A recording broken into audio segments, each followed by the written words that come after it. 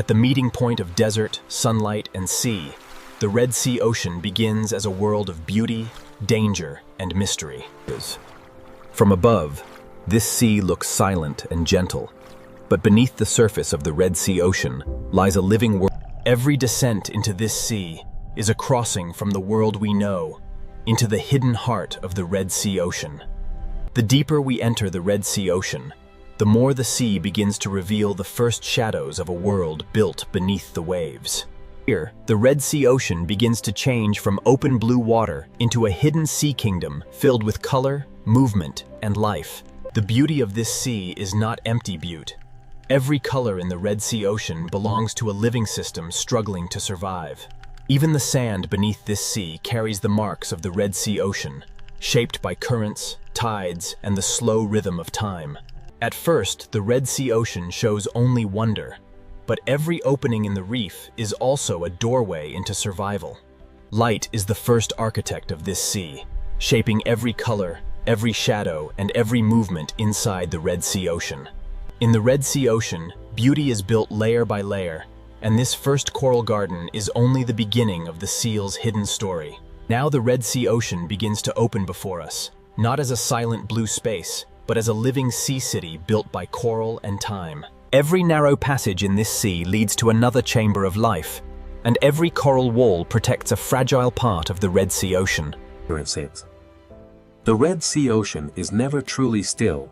Even in silence, the sea is filled with movement. Below the bright reef, the seafloor tells its own quiet story, written by currents, small creatures, and the endless patience of the ocean. From the sand to the coral, every layer of the Red Sea Ocean is connected, and each layer depends on the one beneath it. A single coral tower in this sea can become a home, a shelter, a hunting ground, and a landmark within the Red Sea Ocean. Around this living tower, the Red Sea Ocean shows its first great rule. Every creature must find its place. Above the reef, the sea becomes a moving sky, where schools of fish travel like clouds through the Red Sea Ocean. In the Red Sea Ocean, beauty and danger often move in the same water, separated only by distance, timing, and instinct. This first glimpse of the Red Sea Ocean has shown only the surface of its story, and ahead, the Coral Kingdom will reveal far more. As we move farther into the Red Sea Ocean, the reef begins to unfold like a living map beneath the sea. Every shelf, every crack, and every sandy path in this sea gives shelter to life within the Red Sea Ocean. The closer we move through this sea, the more the Red Sea Ocean reveals that beauty is also a system of hiding places. This wider reef shows the Red Sea Ocean at its most delicate, where thousands of lives depend on balance within the sea. The Red Sea Ocean teaches its lesson quietly. Beauty may fill the sea, but every creature must remain aware. As the fish return to their rhythm, the Red Sea Ocean invites us deeper into the reef, where the true complexity of the sea is waiting. The deeper we follow this movement, the more the Red Sea Ocean becomes a world of hidden roots beneath the sea. Inside this coral passage, the Red Sea Ocean begins to trade open brightness for shadow, depth, and quiet discovery. From above, this sea chamber shows how the Red Sea Ocean builds order from coral, sand, light, and instinct. Even the quiet center of this sea holds signs of movement, proof that the Red Sea Ocean is alive, even where it seems empty. The Red Sea Ocean always leads us from emptiness back to life, from silence back to the crowded pulse of the reef. As the light strengthens again, the Red Sea Ocean reveals its power to turn every reef corner into a new beginning. The Red Sea Ocean is beautiful because it is alive, but life in this sea also means caution, shelter, and constant awareness. This first chapter of the Red Sea Ocean is leading us toward the Coral Kingdom, where the sea's beauty, danger, and mystery begin to collide. The first chapter of the Red Sea Ocean has shown us only the edge of a much greater world beneath the sea. What seemed at first like simple beauty is now becoming a living structure, a sea kingdom built by countless fragile lives. In the Red Sea Ocean, color is not decoration, it is life, warning, camouflage, attraction, and survival within the sea. Every small movement inside this sea has meaning, and every creature in the Red Sea Ocean must understand the rhythm of the reef. The Red Sea Ocean never reveals itself all at once. The sea leads us from one hidden chamber of life into another. Here, beauty gathers in silence, but beyond the light, the Red Sea Ocean still holds danger and mystery. At this boundary, the Red Sea Ocean shows the truth of the sea. Safety and uncertainty often exist only a few meters apart. The opening journey has brought us to the threshold, where the reef begins to tell its deeper story. Before we enter the deeper dangers of the Red Sea Ocean, we must first understand the brilliant sea kingdom that makes this world possible. Next, we enter the coral kingdom of the Red Sea Ocean, where beauty becomes a living city, and every corner of the sea hides a story of survival. Now we enter the coral kingdom of the Red Sea Ocean, where the sea turns beauty into shelter, movement, and life. The Red Sea Ocean is built by lives so small they are almost invisible, yet together they create an entire sea kingdom. Every surface in this sea has a purpose, and every opening in the Red Sea Ocean may become a refuge for life. To follow these fish is to discover that the Red Sea Ocean is filled with secret roads beneath the sea. Inside the Red Sea Ocean, the coral kingdom is a maze where every turn can mean food, shelter, danger, or escape. Beyond the corridor, the Red Sea Ocean opens into a forest of coral, where the sea itself seems to breathe. The Red Sea Ocean is organized in layers, from the coral below to the open sea above, and each layer holds a different kind of life. In this sea, survival is not always a battle. Sometimes the Red Sea Ocean depends on cooperation, but the deeper we observe the Red Sea Ocean, the clearer it becomes that this coral kingdom survives through connection, balance, and constant motion. In this coral kingdom, the Red Sea Ocean survives through connection, and even the smallest fish helps keep the sea alive. The Red Sea Ocean is not only filled with life, it is organized by movement, color, shelter, and instinct. Above the reef, the sea becomes a moving sky, and the Red Sea Ocean fills that sky with thousands of small lives. Every shadow inside this sea has meaning, because in the Red Sea Ocean, darkness can become shelter. Beyond the shadows, the Red Sea Ocean returns to light, where the sea feeds the reef with every passing current. The current is the hidden river of the Red Sea Ocean, carrying food, signals, and change through the sea.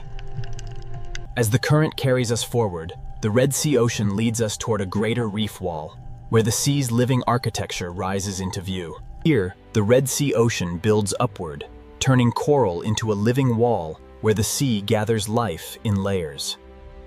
On this wall, the Red Sea Ocean shows how every ledge, crack, and shadow can become a home within the sea.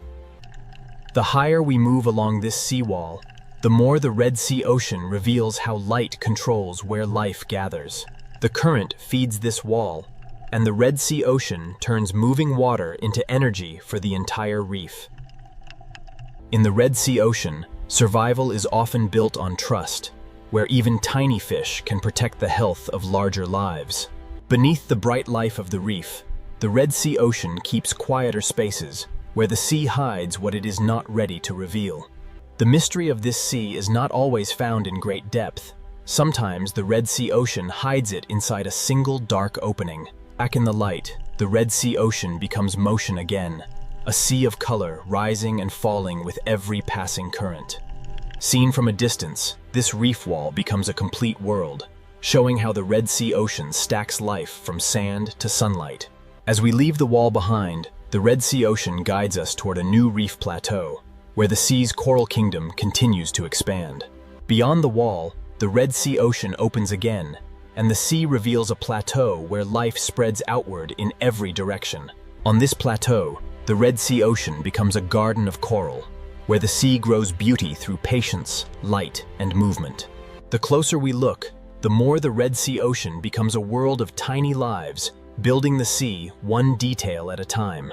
Even across this open sea plateau, the reef creates pathways, and the Red Sea Ocean uses them to connect one shelter to another. This sandy path is more than empty space.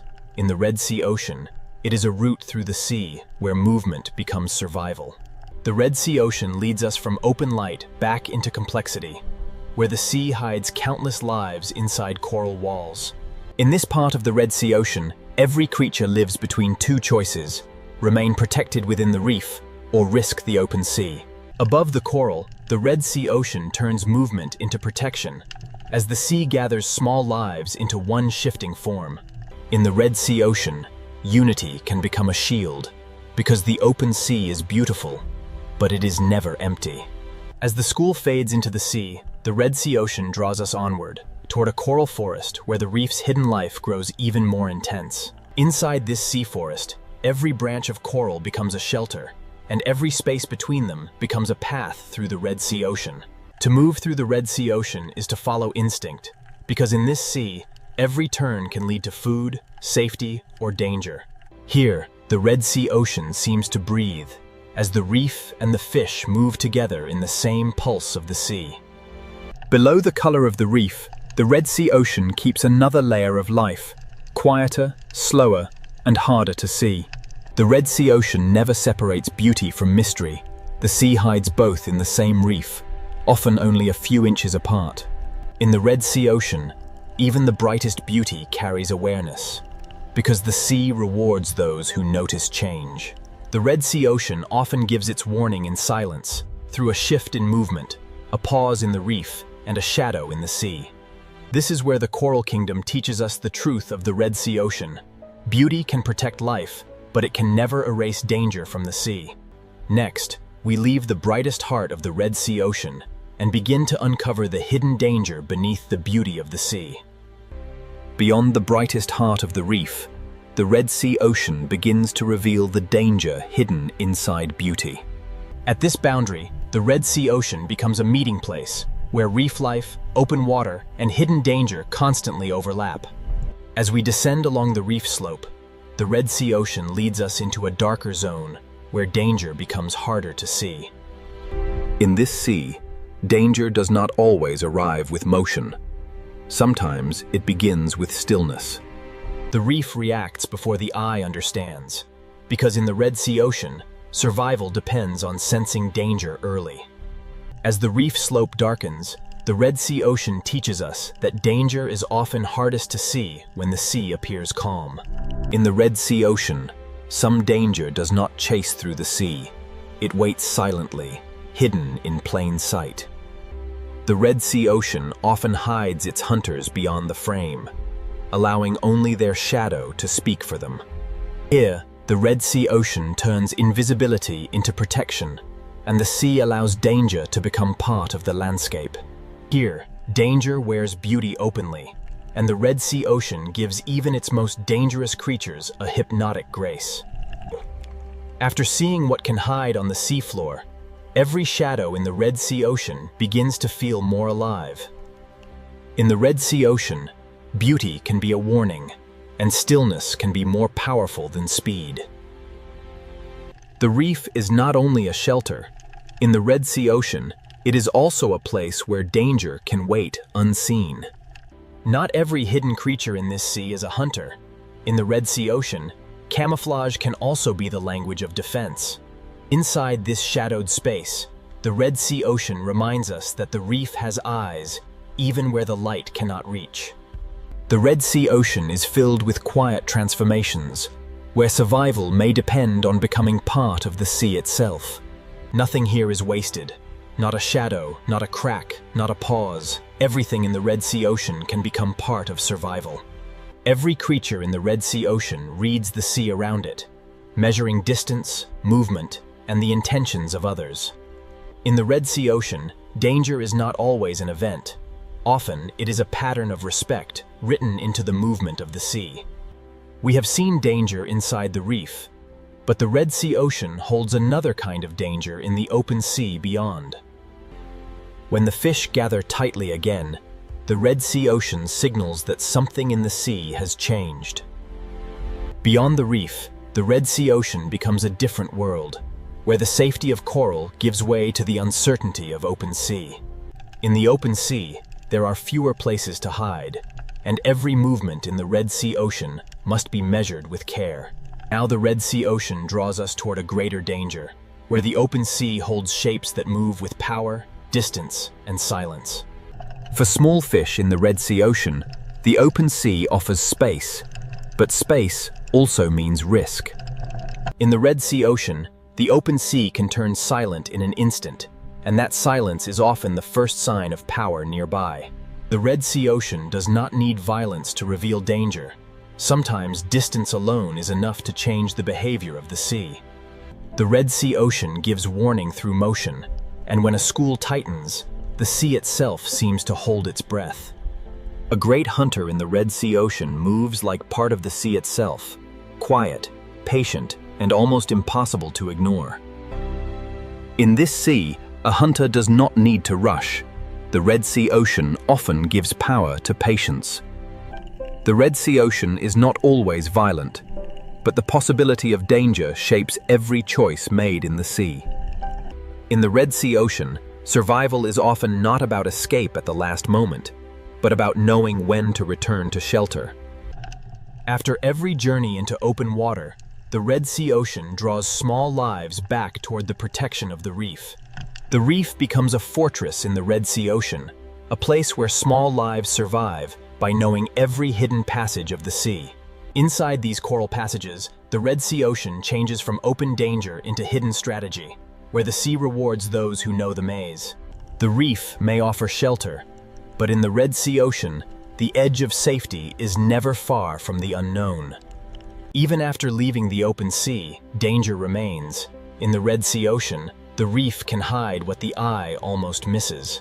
The Red Sea Ocean is full of hidden warnings, and sometimes the most dangerous shape in the sea is the one that looks like stone. As we rise again through the reef, the Red Sea Ocean reminds us that danger and beauty are never separate. They trade places with every turn of the sea. The Red Sea Ocean has shown us danger in the open sea and danger inside the reef, but its deepest warnings still lie ahead. The Red Sea Ocean has shown danger in the open sea and danger inside the reef, but the deepest warnings often arrive. At the edge of the reef, the Red Sea Ocean becomes a border between color and shadow, between shelter and the deep sea beyond.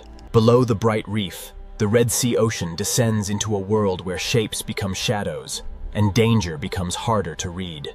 The Red Sea Ocean changes with depth, and every meter downward takes the sea farther from brightness and closer to mystery. In the Red Sea Ocean, survival is written into small decisions: when to move, when to hide, and when to vanish into the sea. Here, danger is not a moment. In the Red Sea Ocean, danger is the endless presence of the unknown sea around every living thing. The farther we drift from the sunlit reef, the more the Red Sea Ocean begins to trade beauty for silence, depth, and uncertainty. This is where the Red Sea Ocean reveals its true nature: beauty behind us, danger around us, and mystery waiting below. Now the Red Sea Ocean begins to lead us away from the reef and into the deep blue mystery, where light slowly disappears. Next, we descend into the deep blue mystery of the Red Sea Ocean, where the sea grows darker, quiet. Now we enter the deep blue mystery of the Red Sea Ocean, where the sea grows darker, quieter, and less familiar with every descent. Above us, light still belongs to the reef, but below us, the Red Sea Ocean begins to belong to shadow. The Red Sea Ocean is not only reefs and color. Beneath the beauty, the sea drops into walls, canyons, and hidden depths. Along this wall, the Red Sea Ocean becomes a border between solid stone and endless water, between what can be seen and what remains unknown. In the deeper Red Sea Ocean, life becomes quieter, slower, and harder to find, but it never truly disappears from the sea. The deeper we travel, the more the Red Sea Ocean offers doorways into places where light can barely follow. Some places in the Red Sea Ocean do not reveal themselves at once. The sea asks for patience before it allows us closer. At this threshold, the Red Sea Ocean becomes a mystery within a mystery, a hidden room inside the deep sea. Inside this hidden passage, the Red Sea Ocean changes again, from wide blue depth into a narrow world shaped by stone, silence, and darkness. Here, where sunlight weakens, the Red Sea Ocean begins to whisper another story, one written in darkness. Here, inside the deeper Red Sea Ocean, light no longer rules the sea. It survives only in fragments. In this sea, even the smallest light becomes a signal, a warning, or a fragile sign of life in the dark. The deeper this passage leads, the more the Red Sea Ocean becomes a place of silence, adaptation, and hidden endurance. Inside the Red Sea Ocean, even darkness has direction, guiding life through hidden corridors carved by time and water. In places like this, the Red Sea Ocean becomes a refuge, where life survives by slowing down and staying close to stone. Every layer of the Red Sea Ocean is connected, and survival in this sea depends on forces moving quietly between darkness and light. The deep sea gives to the reef in ways that are almost unseen, and the Red Sea Ocean depends on this hidden movement to keep life alive. As light returns, the Red Sea Ocean reveals that survival is not sudden. It is built slowly, one reef, one current. This coral may look still, but in the Red Sea Ocean, it is constantly feeding, breathing, building, and surviving against the sea. In this sea, survival is shared, because the Red Sea Ocean holds life together through feeding, cleaning, hiding, and moving. The Red Sea Ocean survives through balance, and even a fish grazing quietly on the reef helps protect the seal's fragile foundation. From the coral floor to the open sea above, the Red Sea Ocean builds survival in layers, and every layer must remain strong. Movement is survival in the Red Sea Ocean, because the sea demands that every creature know when to rise, when to feed, and when to return. In this sea, nothing survives alone. The Red Sea Ocean depends on timing, shelter. As the current carries us forward, the Red Sea Ocean begins to show the fragile strength of life, adapting to a changing sea. As the current reaches brighter water, the Red Sea Ocean reveals how survival depends on adapting to a sea that never stands still. The reef may appear strong, but in the Red Sea Ocean, even the brightest coral survives only when the sea remains in balance. In this sea, survival is not always dramatic. The Red Sea Ocean often tests life through space, shelter, and quiet competition. For a small fish in the Red Sea Ocean, survival can be measured in seconds, in distance, and in the safety of the next coral opening. The Red Sea Ocean is a world of constant choices, where every creature must read the sea before it moves. To feed, life must leave shelter, and in the Red Sea Ocean, every meal comes with a measure of risk. In this ocean, timing is everything, because the Red Sea gives life only brief moments to feed before the sea asks it to return. The reef protects life, but life must also protect the reef, and this is the fragile agreement at the heart of the Red Sea Ocean.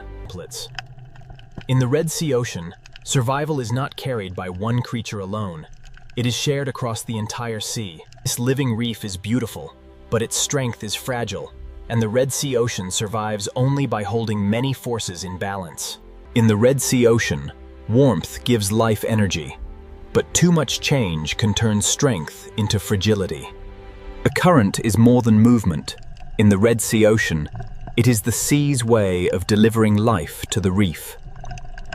In this sea, survival often means choosing the right place to wait, where food arrives but danger stays at a distance. The Red Sea Ocean is never completely still, and every creature here must learn to use the sea's force without being carried away by it.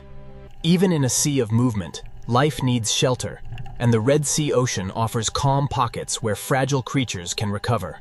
In these protected corners, the Red Sea Ocean gives young life a chance, but even here, survival remains uncertain. From the beginning, life in the Red Sea Ocean must learn the language of shadow, shelter, and sudden silence. The danger passes, the current continues, and the Red Sea Ocean returns to the endless rhythm that holds the reef together. Abundance in the Red Sea Ocean is not guaranteed. It is created every moment by balance between current, coral, fish, and light. The Red Sea Ocean is strong because it is connected, yet fragile, because every connection must keep working for the sea to survive. The Red Sea Ocean survives because every part of the sea is linked, from the smallest shelter to the widest current. In this sea, the current is not background motion. It is the quiet force that carries food, oxygen, and survival through the Red Sea Ocean. The Red Sea Ocean offers life, but it also tests life, because every safe space in the sea has value. In the Red Sea Ocean, the reef protects countless lives, but the reef itself must also be protected by the behavior of the sea. Young life in the Red Sea Ocean begins in small protected spaces, where the sea offers shelter before it demands strength. From the first days of life, the Red Sea Ocean teaches every creature to read the sea through light, shadow, and movement. The Red Sea Ocean is a chain of survival, and every link in the sea depends on another link staying strong. In the Red Sea Ocean, light gives energy, but life must also know when to seek shade, rest, and protection within the sea. Rest is also survival in the Red Sea Ocean, because the sea rewards those that save energy for the moment they truly need it. The Red Sea Ocean is powerful because life adapts, but it remains fragile because every adaptation depends on balance within the sea. The Red Sea Ocean is powerful because life adapts, but every adaptation depends on balance within the sea. In this fragile sea, survival is not one great act, but thousands of small actions repeated every day inside the Red Sea Ocean. Every meal in the Red Sea Ocean requires a choice, because the sea gives life and tests life at the same time. In the Red Sea Ocean, survival belongs to those that understand when to move, when to hide, and when to wait. The Red Sea Ocean looks abundant here, but abundance survives only when the sea's hidden balance remains unbroken. This sea survives because its parts are connected, and the Red Sea Ocean becomes fragile whenever one connection begins to fail. Here, the Red Sea Ocean gathers every lesson of the sea. Beauty to attract life, danger to shape it. The Red Sea Ocean is not one story, but many stories moving together through the same water. From the smallest coral polyp to the widest current, the Red Sea Ocean survives through balance, and that balance is the true strength of the sea. Next, we return to the full Red Sea Ocean, where beauty, danger, and mystery finally collide in one unforgettable sea. Now the Red Sea Ocean gathers every force we have seen, beauty, danger, mystery, and survival, into one living sea. The Red Sea Ocean is not divided into separate worlds. The reef, the open sea, and the deep all breathe through the same water.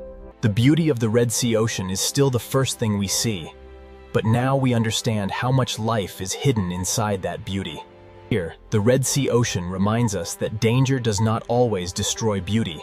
Sometimes it wears beauty as its warning.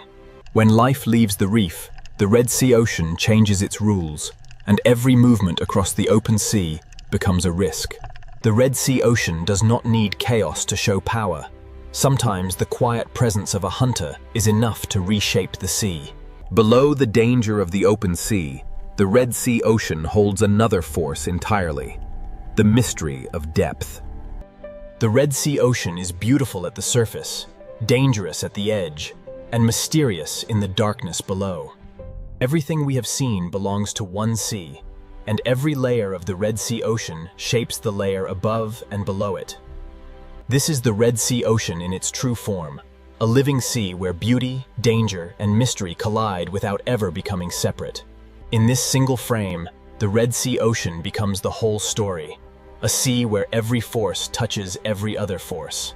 The Red Sea Ocean never separates wonder from risk, because the same sea that feeds life also tests it. Every crossing in the Red Sea Ocean is a choice between the safety of the reef and the opportunity of the open sea. In the Red Sea Ocean, danger may pass without violence, but its presence changes the rhythm of the sea. The reef may seem like a safe kingdom, but the Red Sea Ocean keeps the deep mystery close, even inside its brightest coral. Beneath every bright surface, the Red Sea Ocean holds a quieter world, where the sea keeps its oldest secrets. This is the Red Sea Ocean at its most mysterious, where the sea invites us closer but never gives away everything it holds. The Red Sea Ocean moves between darkness and light, as if both are part of the same breath. Seen from above, the Red Sea Ocean is a living map of connection, where every path leads from beauty toward risk and from risk toward mystery. The Red Sea Ocean is unforgettable because it is never only one thing. The sea is beauty, danger. The Red Sea Ocean is unforgettable Because it is never only one thing. The sea is beauty, danger. Every path through the Red Sea Ocean carries more than motion. It carries the memory of shelter, hunger, caution, and instinct. The great story of the Red Sea Ocean is written in small details, in sand tracks, coral shadows, and the quiet movement of life. In this sea, every doorway is both promise and warning, because the Red Sea Ocean hides mystery inside beauty. The Red Sea Ocean leads us through gateways of coral, each one opening from what we know into what the sea still keeps hidden. Here, the Red Sea Ocean shows balance at the edge, where beauty holds its ground while danger moves quietly in the distance. Below the reef, the Red Sea Ocean keeps its deeper silence, where the sea becomes shadow, pressure, and hidden light. Nothing in the Red Sea Ocean is truly separate. The deep feeds the reef shelters life, and life moves the story of the sea forward. The Red Sea Ocean is a circle of survival, where each return to the reef carries the influence of the deep sea below. As the Red Sea Ocean opens beneath us, the full truth becomes clear. This sea is not only a place to witness, but a world to understand. As the Red Sea Ocean opens beneath us, the full truth becomes clear. This sea is not only a place to witness, but a world to understand. Every path in the Red Sea Ocean connects to another, and every movement in the sea becomes part of a larger design. The Red Sea Ocean holds many worlds close together, and the distance between color and darkness is often only a few meters of sea. In this sea, survival is the art of balance, and the Red Sea Ocean asks every creature to understand the line between safety and risk. The Red Sea Ocean gives life the courage to move, but the sea also reminds life to return before the distance becomes too great. Danger in the Red Sea Ocean does not always strike. Sometimes it simply passes through the sea and changes everything around it. The Red Sea Ocean is filled with doorways, and each doorway leads from light into shadow, from safety into the unknown. The Red Sea Ocean is filled with doorways, and each doorway leads from light into shadow. The Red Sea Ocean does not choose between darkness and light. It carries both, and life must learn to move between them. Now the Red Sea Ocean prepares to leave us with its final lesson. This sea is most powerful when all of its hidden forces collide. The final lesson of the Red Sea Ocean begins here, where every hidden force of the sea comes together in one living world. Beauty is the face of the Red Sea Ocean, but beneath that beauty, the sea is always moving, testing, hiding, and surviving. Every creature in the Red Sea Ocean belongs to the same fragile rhythm, and every rhythm helps the sea continue. Danger is not separate from the Red Sea Ocean. It is one of the forces that shapes the movement, caution, and intelligence of the sea. Mystery is the depth of the Red Sea Ocean, the part of the sea that remains unseen even after the journey has changed us. From darkness to color, from depth to reef, the Red Sea Ocean shows that every layer of the sea belongs to the same story. This is why the Red Sea Ocean is unforgettable, because it does not offer one truth, but many truths moving together beneath the sea. The Red Sea Ocean is a living collision of forces, and its power comes from the way those forces remain connected. As we rise from the reef, the Red Sea Ocean remains below us, still alive, still dangerous, still beautiful, and still filled with mystery. The journey ends here, but the Red Sea Ocean continues, where beauty, danger, and mystery collide beneath the endless sea. This hidden chamber shows another face of the Red Sea Ocean. Not bright, not crowded, but ancient.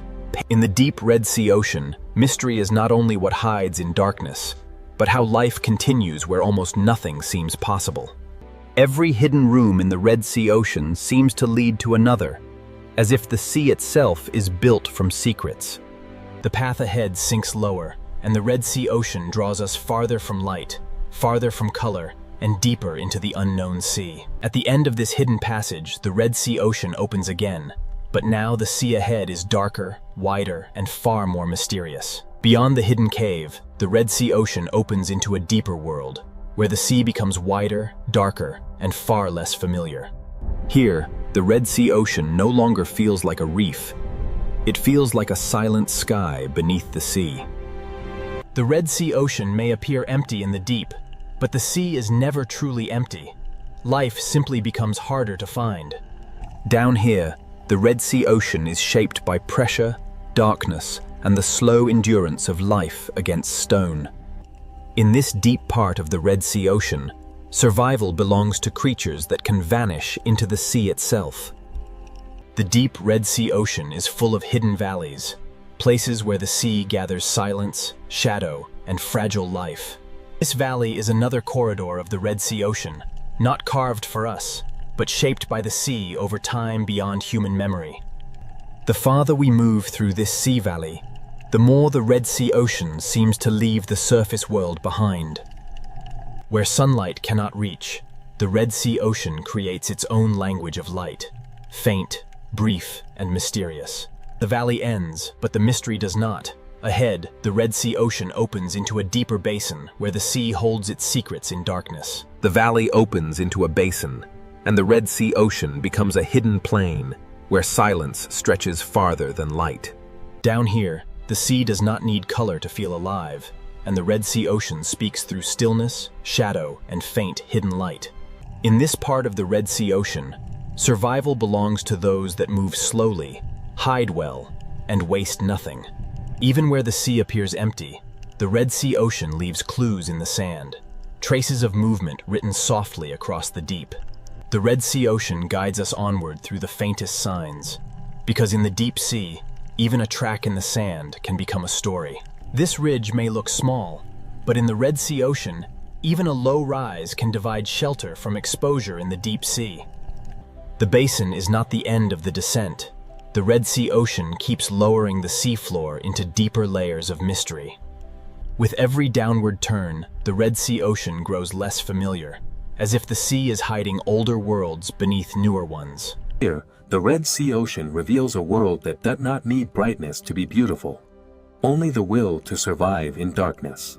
Ahead, another opening waits in the deep Red Sea Ocean, and the sea seems to pull everything slowly toward the darkness beyond. At the edge of this canyon, the Red Sea Ocean feels less like a place and more like a question waiting in the dark. The Red Sea Ocean does not reveal its deepest rooms easily. It hides them behind stone, darkness, and pressure. Inside this canyon, the sea becomes a passage through shadow, where the Red Sea Ocean carries life into places almost untouched by light.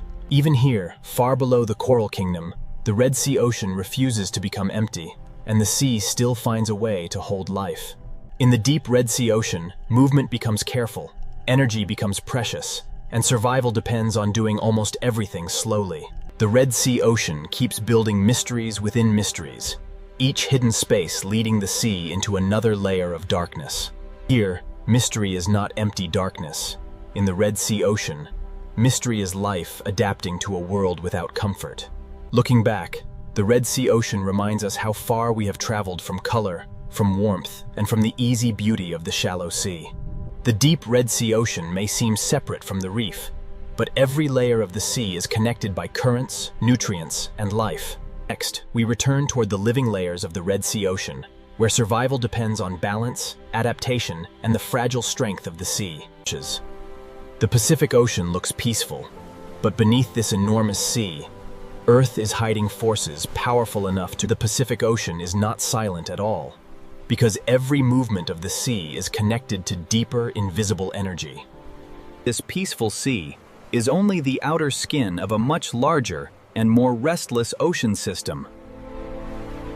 Below the calm sea surface, the Pacific Ocean carries heat, pressure, and geological stress across unimaginable distances. That the Pacific Ocean is both a cradle of life and one of the greatest engines of natural disaster on Earth. To understand where earthquakes, tsunamis, and superstorms begin, we must look beyond the surface of the sea. Beneath the sea surface, the Pacific Ocean becomes a hidden world shaped by pressure, darkness, and time. Most of the Pacific Ocean is hidden beneath light, where the sea begins to reveal its true scale and power. That the deeper the Pacific Ocean becomes, the closer we move toward the forces that shape the planet from below. Beneath the Pacific Ocean Sea lies the restless foundation where the story of earthquakes, tsunamis, and superstorms truly begins. The The Pacific Ocean seafloor is not a quiet, empty plain, but a vast, hidden landscape shaped by pressure, movement, and ancient force.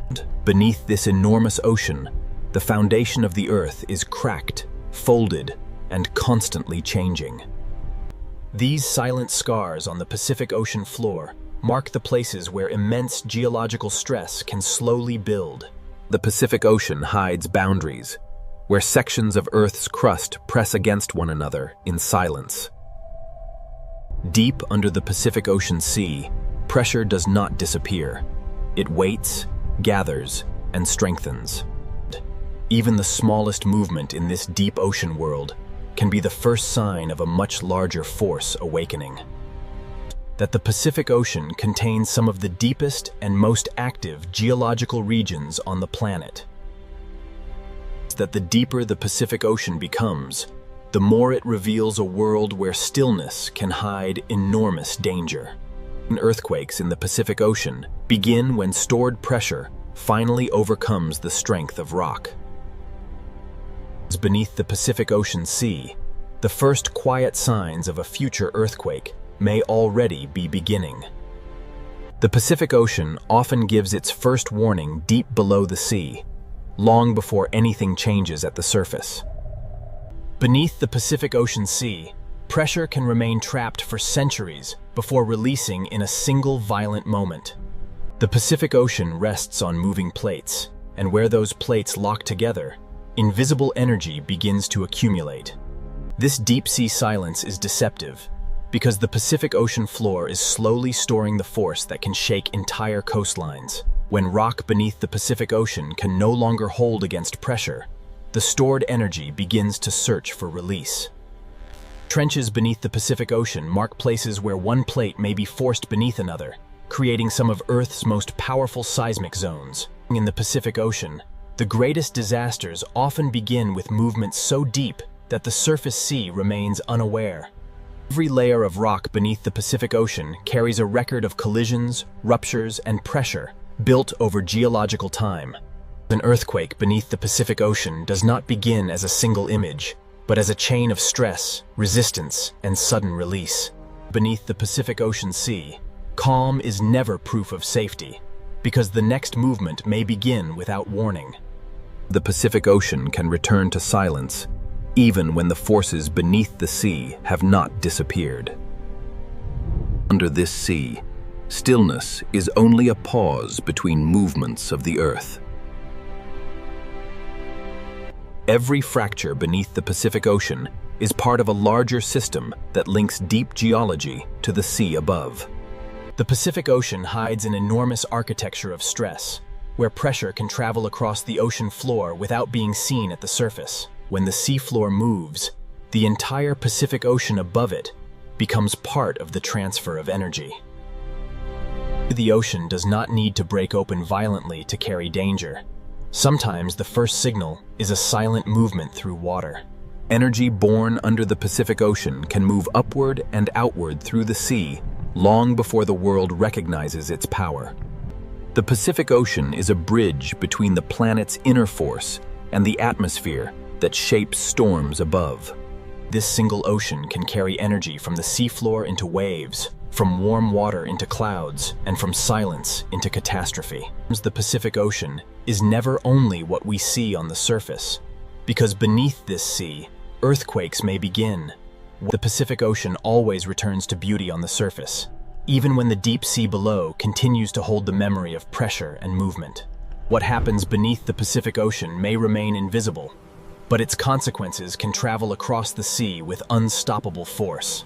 The Pacific Ocean is connected from its deepest trenches to its highest storm clouds. Beneath this sea, the earth can shake. Above this sea, storms can grow. And across this sea, the Pacific Ocean is not one story, but many forces moving together beneath one endless surface. Every calm ocean scene in the Pacific carries the possibility of sudden transformation.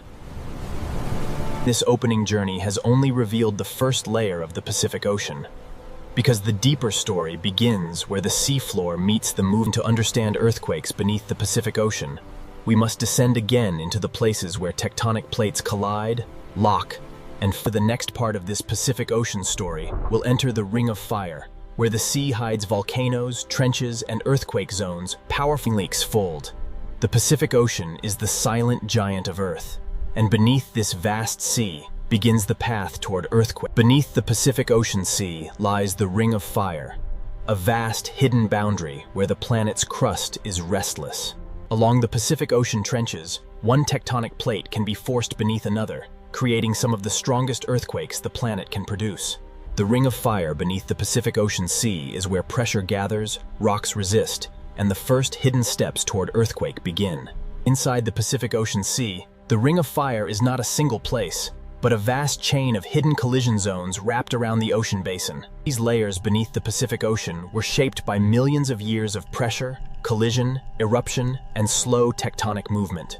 Where tectonic plates meet beneath the Pacific Ocean Sea, the rock does not slide smoothly. It locks, bends, and stores force. This hidden resistance beneath the Pacific Ocean is what allows earthquake energy to build quietly over time. The Ring of Fire beneath the Pacific Ocean is a place where the surface of the planet is constantly being recycled, crushed, and reborn. Volcanoes beneath the Pacific Ocean reveal how closely fire and water exist together in this hidden world.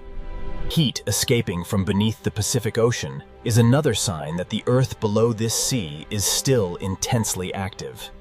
Beneath the Pacific Ocean Sea, tectonic plates do not move freely. They grind, resist, and lock against each other. When one plate is forced beneath another under the Pacific Ocean, the rock can bend under impossible pressure without breaking immediately.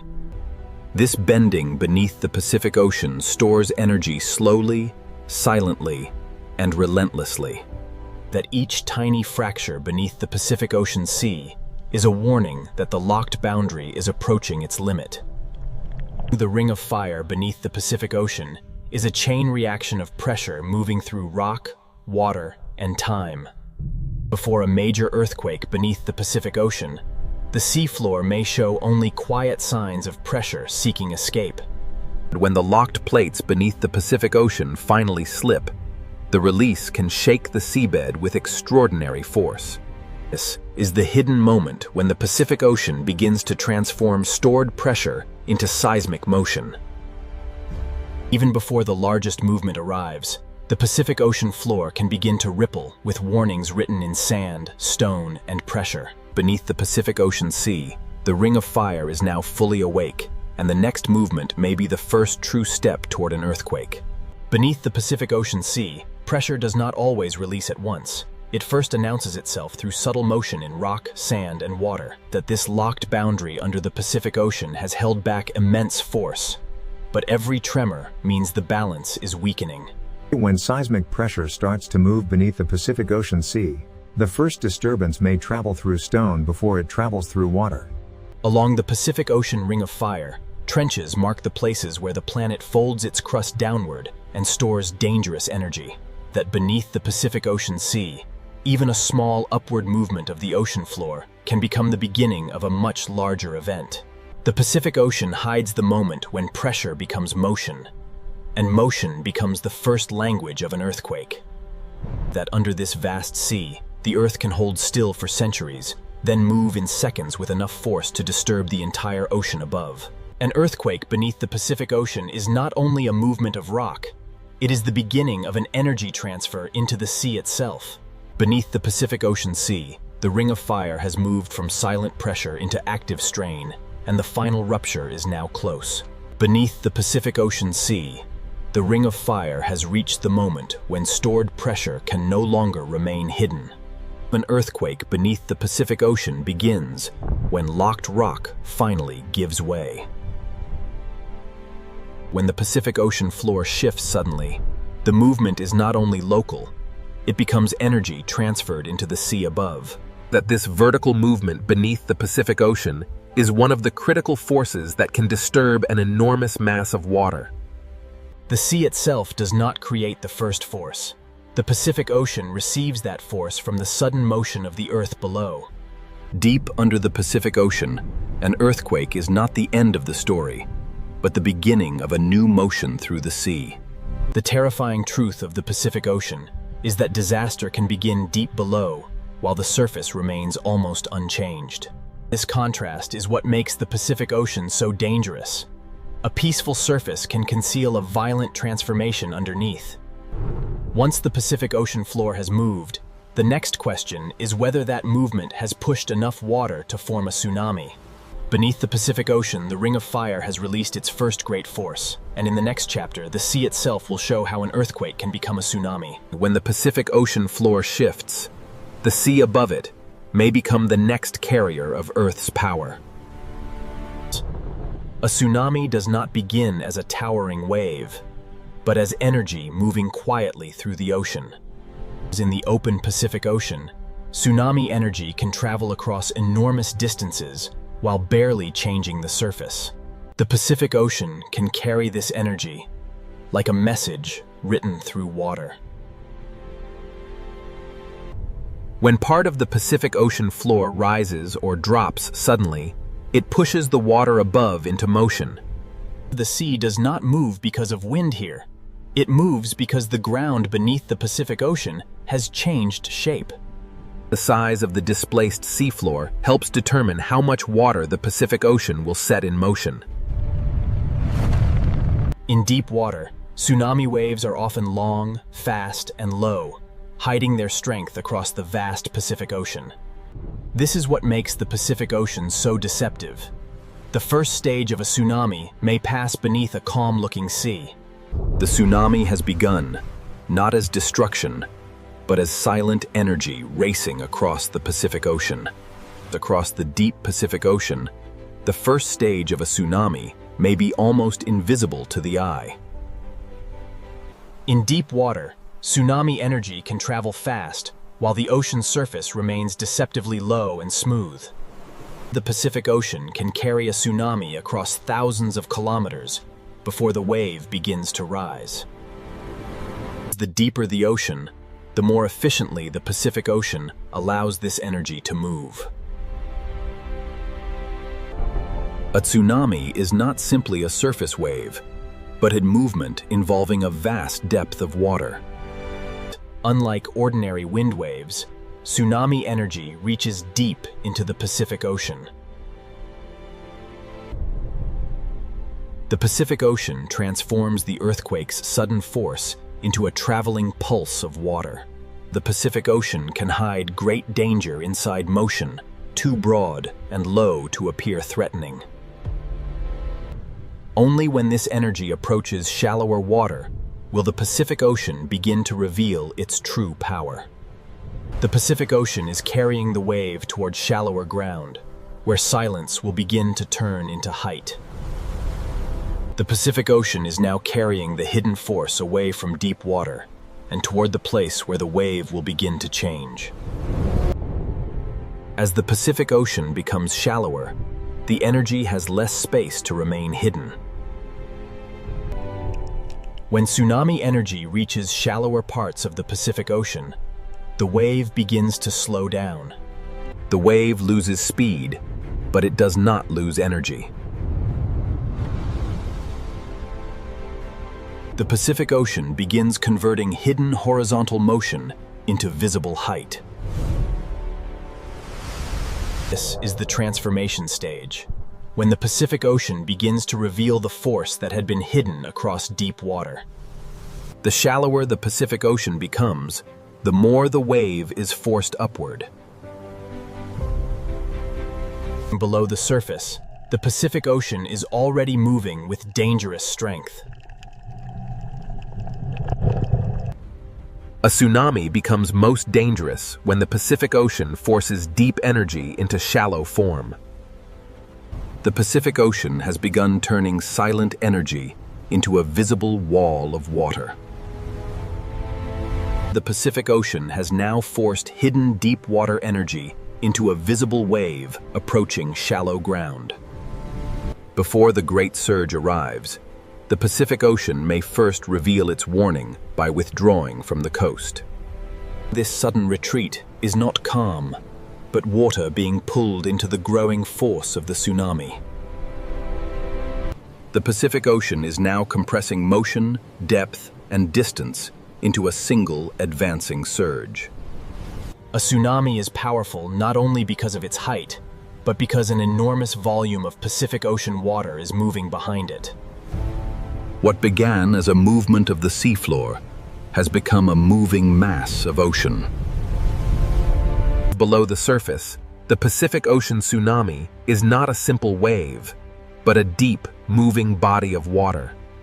As the Pacific Ocean enters the final shallow zone, the wave becomes slower, taller, and far more destructive.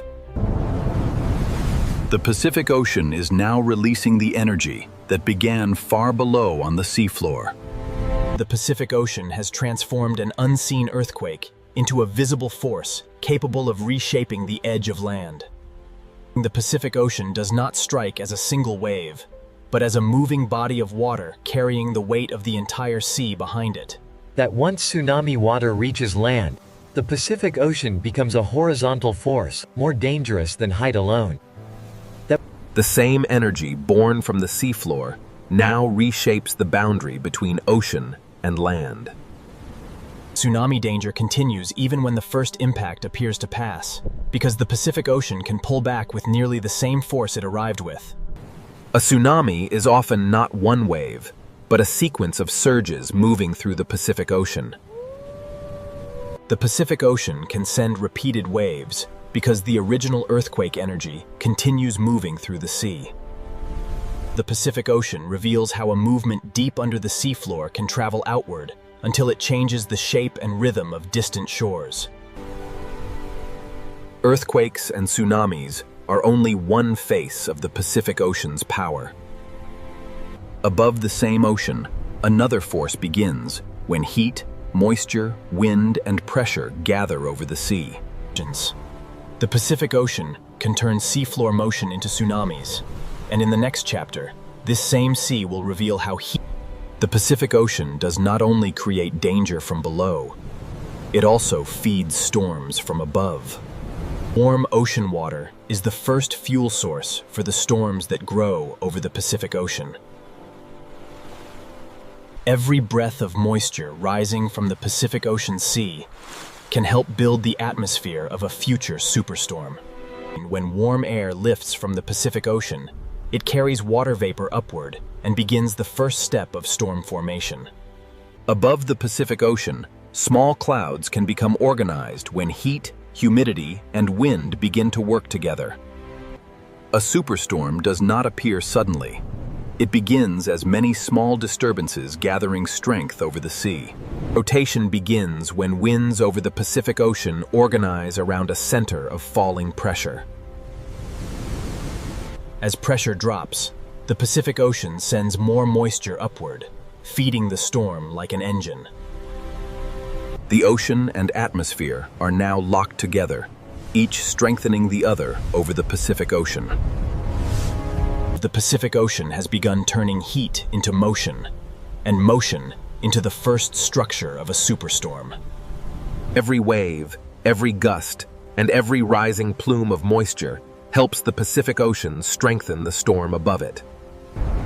The storm begins to tighten as warm air rises and surrounding winds spiral inward over the Pacific Ocean. The Pacific Ocean is now supplying the storm with the moisture it needs to grow taller, wider, and more organized. Falling pressure allows winds to accelerate, and accelerating winds draw even more energy from the Pacific Ocean surface. That the storm is no longer a loose disturbance, because the Pacific Ocean has helped it form a rotating core. As the core strengthens, the Pacific Ocean and atmosphere begin exchanging energy faster than before. Within these rain bands, the storm pulls heat from the Pacific Ocean and releases it upward into the growing atmosphere. This is the stage when the Pacific Ocean begins transforming a tropical disturbance into a dangerous, organized cyclone. Over the Pacific Ocean, the storm has entered a dangerous phase, where heat, moisture, wind, and rotation begin building the foundation of a superstorm. Over the Pacific Ocean, the storm has begun to draw energy from a wider region of warm sea. The warmer the Pacific Ocean surface remains, the longer the storm can continue feeding and intensifying. The storm's rotation forces the sea surface to respond in circles, not straight lines. Inside the storm, warm Pacific Ocean moisture rises, cools, condenses, and releases heat that strengthens the cyclone from within. This release of heat is what allows the Pacific Ocean storm to grow taller and more powerful. When pressure continues to fall over the Pacific Ocean, winds accelerate inward and the storm begins to tighten around its core. The Pacific Ocean is now giving the storm both moisture from below and friction from the sea surface, shaping its destructive structure. That every spiral band is a pathway carrying heat and moisture from the Pacific Ocean into the storm. The Pacific Ocean has now helped transform scattered storms into a single organized atmospheric machine. Over the Pacific Ocean, the storm is nearing the threshold where a powerful cyclone can become a true superstorm. Over the Pacific Ocean, the cyclone is now approaching the threshold where ordinary storm structure becomes extreme atmospheric power. The Pacific Ocean continues feeding the storm from below, sending heat and moisture upward faster than the atmosphere can release it. The stronger the winds become, the more violently the Pacific Ocean transfers energy back into the storm. The more violently the Pacific Ocean transfers energy back into the storm. Inside these cloud towers, the Pacific Ocean releases Symmetry is a sign that the Pacific Ocean storm is concentrating its energy around a powerful core. The eye wall is where some of the most violent winds over the Pacific Ocean begin to concentrate. At this stage, the Pacific Ocean is no longer just beneath the storm. It has become part of the storm's engine. When wind, pressure, and warm sea surface align over the Pacific Ocean, the storm can intensify with terrifying speed. The Pacific Ocean has now helped build a storm powerful enough to organize around a central eye. That over the Pacific Ocean, the superstorm has found its center, and once the eye becomes stable, the storm can reach its most dangerous form. Over the Pacific Ocean, the storm has now entered its most organized and dangerous stage. The eye may look peaceful, but around it, the Pacific Ocean is feeding the storm's strongest winds. The eye wall is the place where heat from the Pacific Ocean becomes violent atmospheric motion. Beneath the storm, the Pacific Ocean is no longer calm water. It is a moving engine of heat, friction, and force. The stronger the winds become, the more the storm extracts energy from the warm Pacific Ocean beneath it. From above, the superstorm appears almost beautiful, but its beauty is built from ocean heat, falling pressure, and destructive wind. The Pacific Ocean gives storms the space and fuel to grow into some of the largest weather systems on Earth. That once a superstorm begins moving across the Pacific Ocean, its power is no longer limited to the open sea. The Pacific Ocean can carry a storm's force outward through waves, surge, rain, and wind, long before the eye reaches land. That the Pacific Ocean has turned heat into a superstorm, and in the next chapter, the sea will reveal what happens when this power reaches. When the Pacific Ocean sends its power toward land, the coast becomes the first place where ocean, wind, rain, and waves collide. The Pacific Ocean does not need cities or people to reveal its force. Even an untouched coast can show the full violence of the sea. Every wave arriving from the Pacific Ocean carries the combined work of wind, pressure, and distance. Storm surge begins when the Pacific Ocean is pushed toward land by powerful winds and falling pressure. The coast is not facing a single wave, but an entire ocean surface being driven forward by the storm. Coastlines are shaped by countless moments like this, when the Pacific Ocean cuts, moves, and rebuilds the edge of land. Beneath the breaking waves, the Pacific Ocean is grinding the shoreline with force that cannot be seen from above. The Pacific Ocean does not strike once and stop. It sends wave after wave, until the coastline is transformed. That this is where the superstorm reveals its reach, turning ocean heat into coastal impact. The Pacific Ocean has carried the storm's power to the shore, and now the coastline must absorb the force of a restless sea. The coastline is now receiving the full combined force of Pacific Ocean waves, wind, rain, and storm surge. Every impact from the Pacific Ocean removes sand, loosens stone, and changes the shape of the shore. Cliffs may look permanent, but the Pacific Ocean carves them through countless storms, impacts, and returning tides. During a powerful storm, the sea does not simply touch the coast. The Pacific Ocean enters every weak point it can find. The force of the Pacific Ocean becomes even stronger when it is compressed into confined coastal spaces. The storm continues to send new waves across the Pacific Ocean faster than the coastline can recover. Storm surge is not a single dramatic moment, but a repeated rise of the Pacific Ocean over the land's edge. That the Pacific Ocean changes coastlines by repetition, not only by one catastrophic strike. After each wave, the shore is slightly different, because the Pacific Ocean removes, deposits, and rearranges everything it touches. The Pacific Ocean is not only attacking the coastline in this moment, it is rewriting the boundary between land and sea. The Pacific Ocean does not only arrive with force, it remains long enough to reshape everything fragile along the coast. Every channel carved by the Pacific Ocean becomes a temporary river of storm water flowing across the coast. Storm surge allows the Pacific Ocean to move beyond its normal edge and temporarily occupy the land. During a major storm, the Pacific Ocean can divide the coastline into shifting zones of impact, retreat, erosion, and return. Natural coastal wetlands can absorb part of the Pacific Ocean's force, but even they bend under repeated storm surge. These living edges can slow the sea, but they cannot stop the Pacific Ocean when a superstorm pushes water relentlessly inland. The coastline is not a fixed line during a storm. It becomes a changing zone where the Pacific Ocean and land overlap. Each new wave from the Pacific Ocean arrives over a coastline already altered by the waves before it.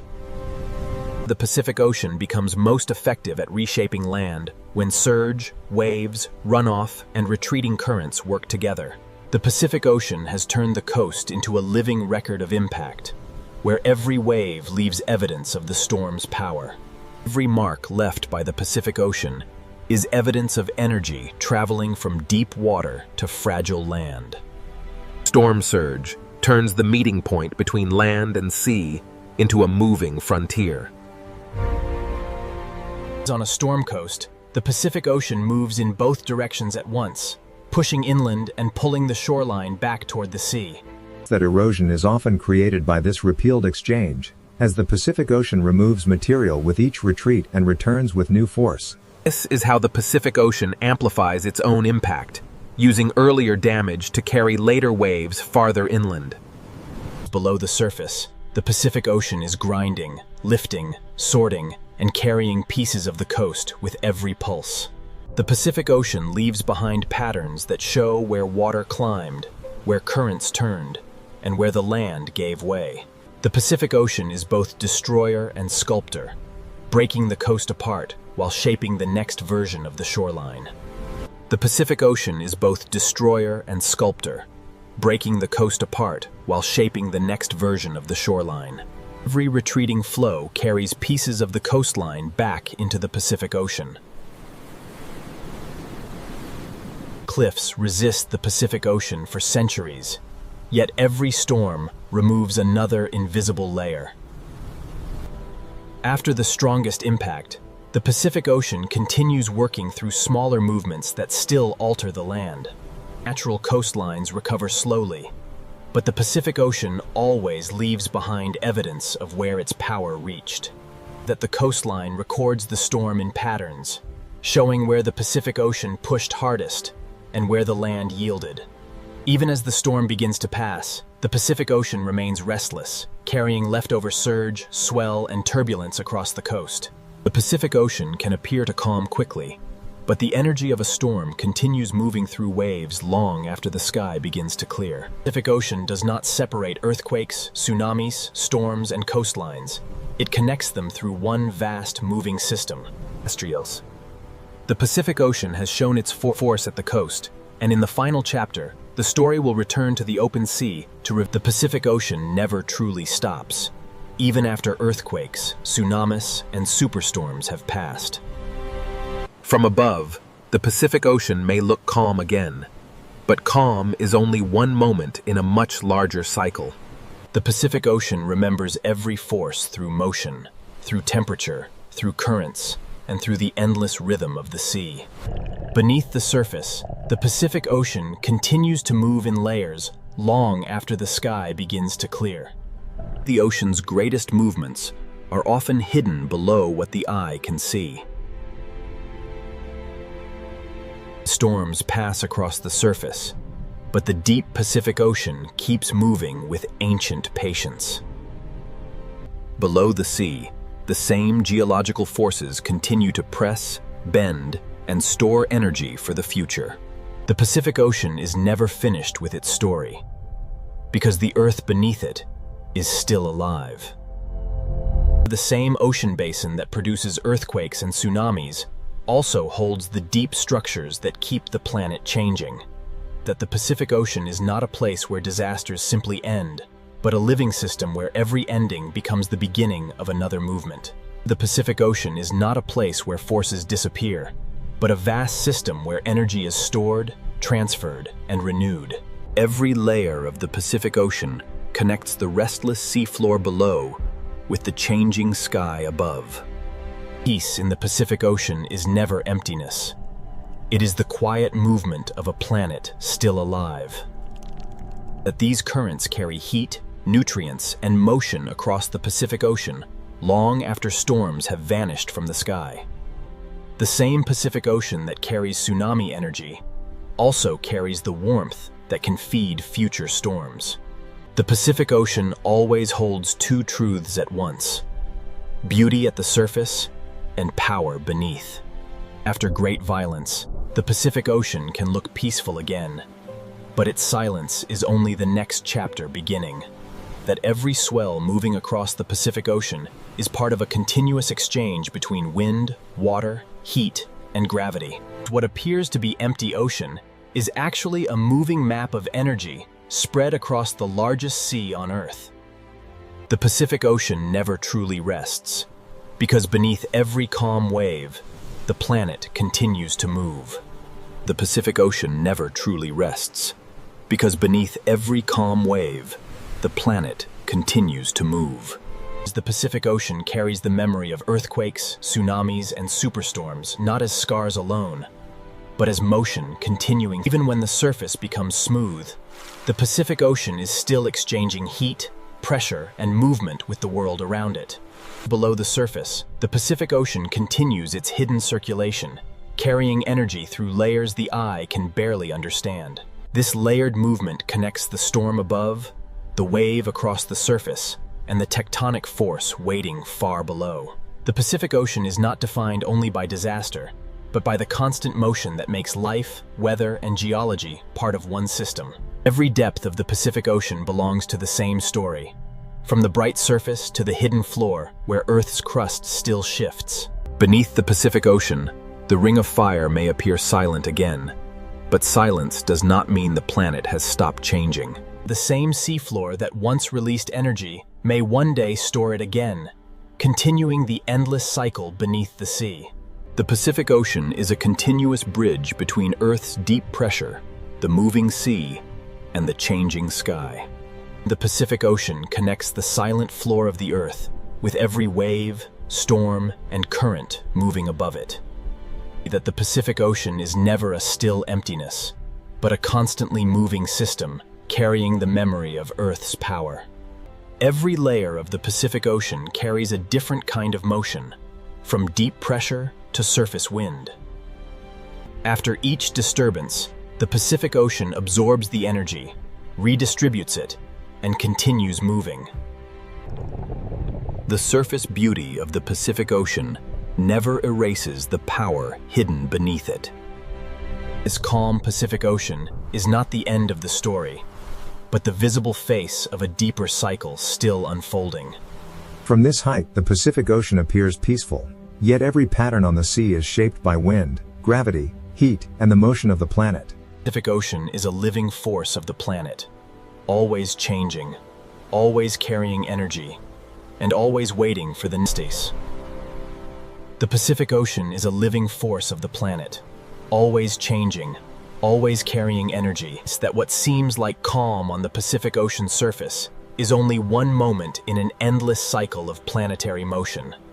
Beneath every wave, the Pacific Ocean still connects deep pressure, surface motion, atmospheric heat, and the coastlines shaped by its force. The Pacific Ocean is not separated into disasters and calmness, but held together by one continuous movement of sea, sky, and earth. The same unseen places that began this story remain beneath the Pacific Ocean, still storing heat, pressure, and possibility.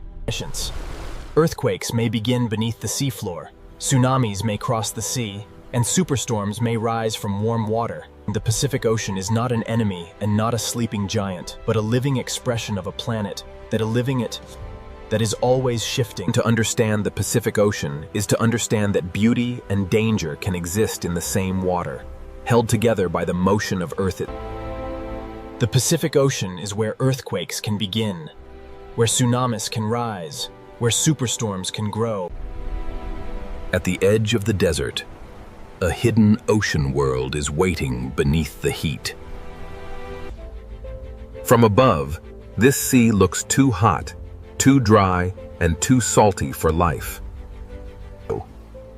But beneath this burning surface, the ocean is not empty.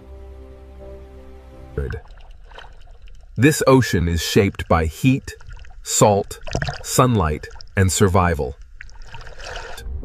Above the surface is desert. Below it, another world begins.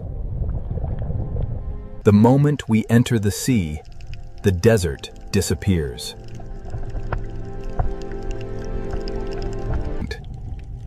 Here, the ocean becomes a city of color, shelter, and movement. Every corner of this sea gives life a place to hide, feed, and survive. In this ocean, survival often begins by moving together. This is the mystery of the Red Sea.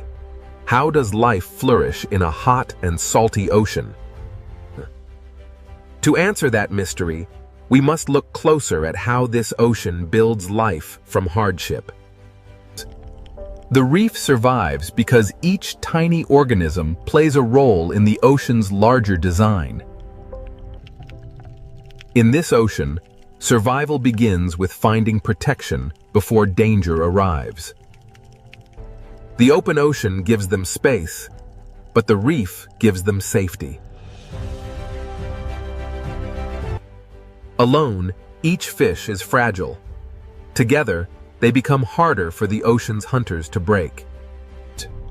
In this sea, every movement is a decision between feeding and being eaten. The reef is more than beauty. It is a fortress built by life itself. After every moment of danger, the ocean returns to its quiet rhythm. Some creatures survive this ocean not by strength, but through ancient partnerships. In the Red Sea, life survives because every small relationship strengthens the entire ocean world. A single partnership may seem small, but in this ocean, small connections hold the reef together. The reef is not one living thing, but thousands of lives woven through the sea.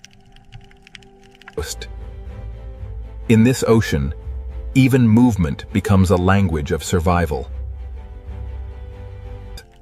Where the open sea is dangerous, the smallest spaces become places of safety. In this ocean, survival is not only about strength, it is also about trust. Even in a harsh sea, cooperation can become a powerful survival strategy. Every creature that moves through this sea depends on the health of the reef around it. The ocean current delivers invisible meals to a world that never stops feeding.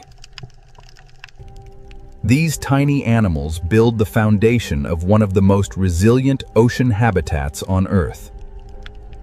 To understand how life survives in this sea, we must follow the reef from its smallest builders to its greatest challenges. Beyond the reef's beauty, the sea begins to test every life that depends on it. Here, the reef stands between safe shelter and the unknown sea. In this ocean, safety can vanish just a few meters from the reef. The sea brings food, but it also brings pressure that never stops. These corals may look fragile, but they are the architects of survival in this sea. Every mouthful in this ocean depends on a reef strong enough to endure heat and salt. When the sea becomes dangerous, darkness can become protection. Some hunters in this sea survive by waiting where the light cannot reach. In this ocean, survival often means knowing when not to move. The Red Sea is beautiful because it is alive. And it is alive because every creature has learned to survive. To survive here, life must understand both the shelter of the reef and the danger of the open sea. Ancient travelers crossed this ocean by instinct, moving through heat, salt, and shifting currents. For some creatures, survival means remembering roots the ocean has held for generations. Others survive this sea by disappearing into the world around them.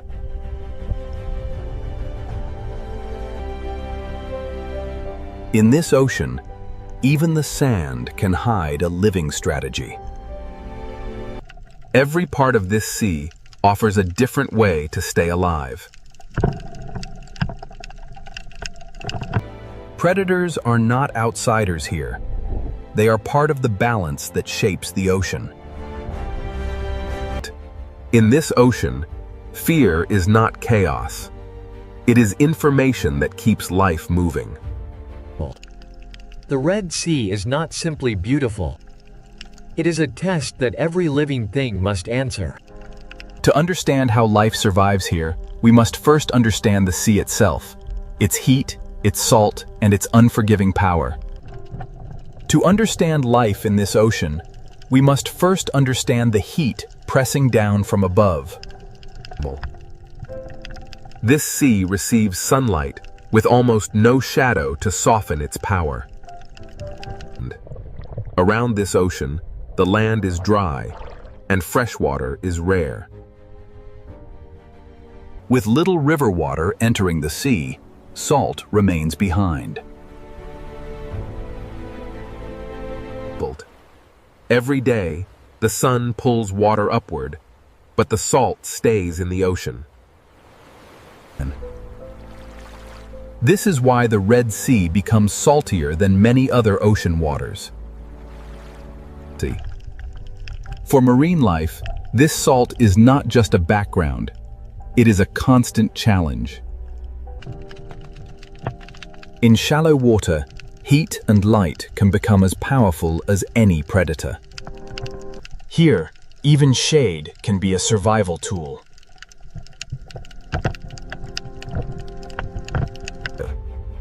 Life survives in this ocean by using every small difference in temperature, light, and shelter. The reef creates micro-worlds inside the sea, each one offering a different chance to live. These corals endure conditions that would weaken many reefs elsewhere. A reef begins with tiny animals that must balance salt, heat, and hunger. Even in clear water, the ocean carries invisible food through the reef. What looks like stone is actually a living structure fighting to remain alive. The reef changes the ocean around it, turning harsh water into habitat. Inside the reef, the sea becomes slower, safer, and easier to survive. Step beyond the shelter, and the ocean becomes demanding again.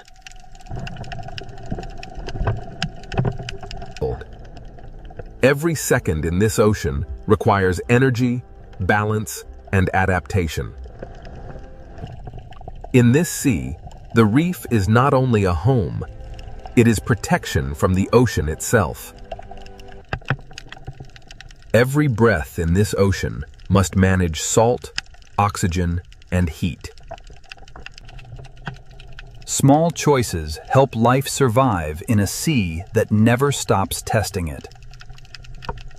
The surface may look calm, but it controls the world below.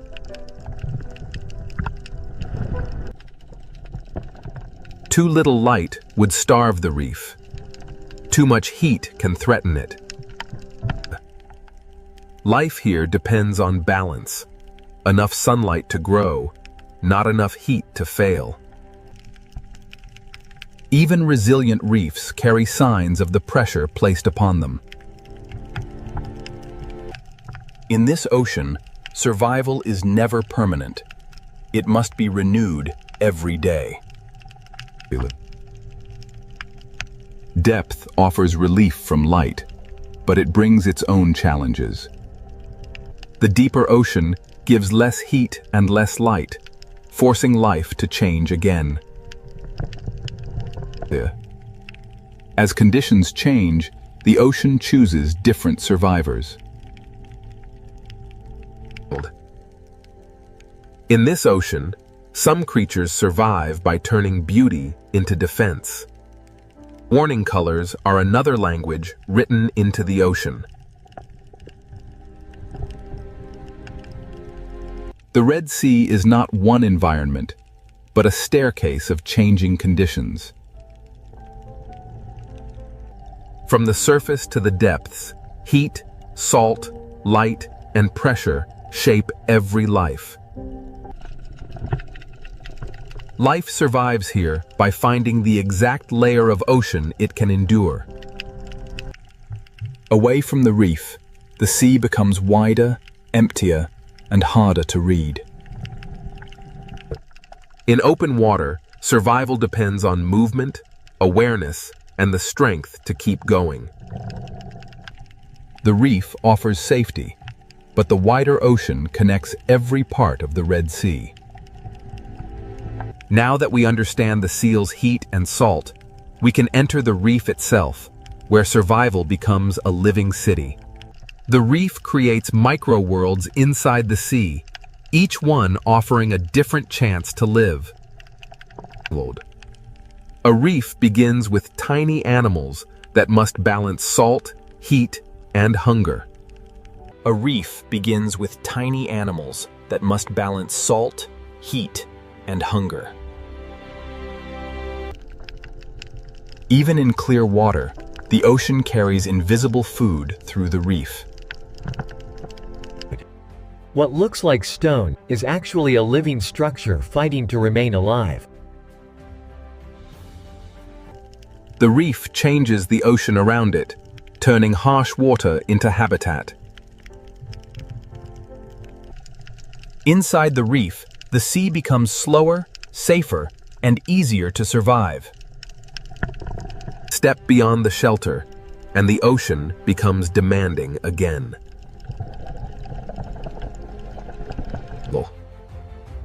Every second in this ocean requires energy, balance, and adaptation. In this sea, the reef is not only a home, it is protection from the ocean itself. Every breath in this ocean must manage salt, oxygen, and heat. Small choices help life survive in a sea that never stops testing it. In this ocean, shade can be as important as food. The surface may look calm, but it controls the world below. Too little light would starve the reef. Too much heat can threaten it. Life here depends on balance. Enough sunlight to grow, not enough heat to fail. Even resilient reefs carry signs of the pressure placed upon them. In this ocean, survival is never permanent. It must be renewed every day. Depth offers relief from light, but it brings its own challenges. The deeper ocean gives less heat and less light, forcing life to change again. As conditions change, the ocean chooses different survivors. Here, life becomes quieter, slower, and harder to find.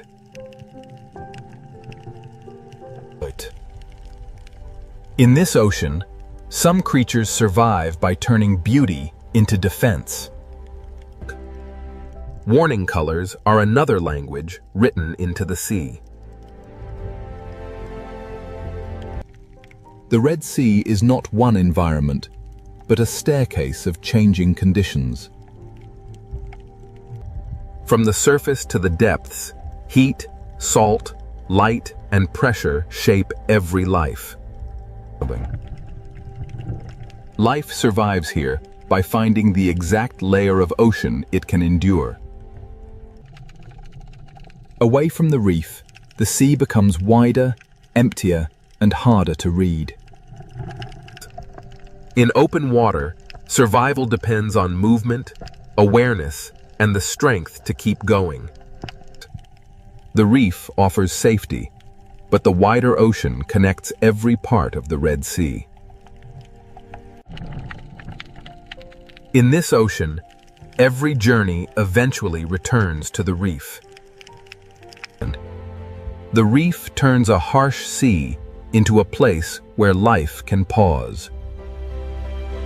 And inside these coral walls, the ocean becomes a shelter built by living animals.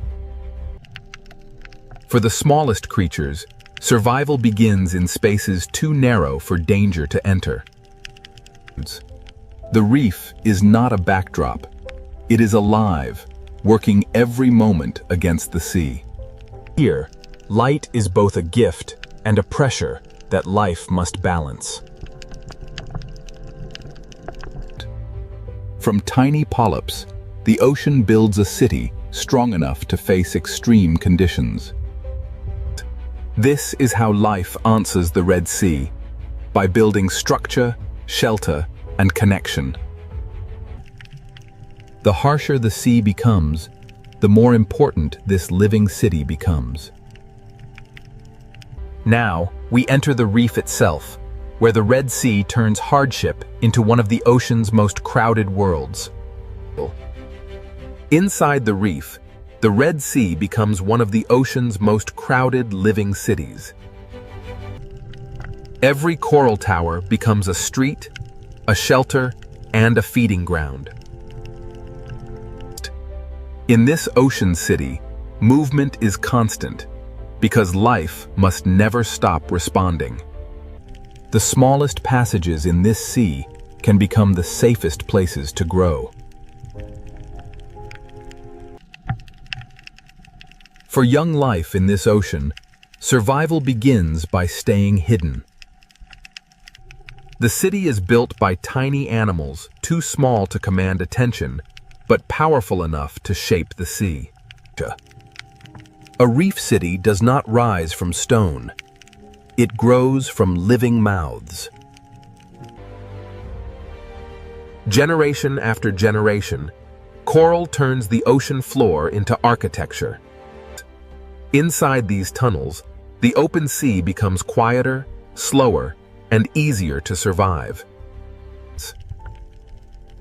Every hidden passage in this ocean leads to another world of life. Color in this ocean is not decoration. It helps life recognize, warn, and belong. In this reef city, some lives survive by staying close to one trusted partner. Even in a crowded ocean, survival can depend on cooperation. Here, trust becomes a service, and service becomes a way to live. The reef city has rules written not in words, but in behavior. In this sea, even stillness is full of motion. Soft corals turn the ocean current into movement, shelter, and food. In this sea, even stillness is full of motion.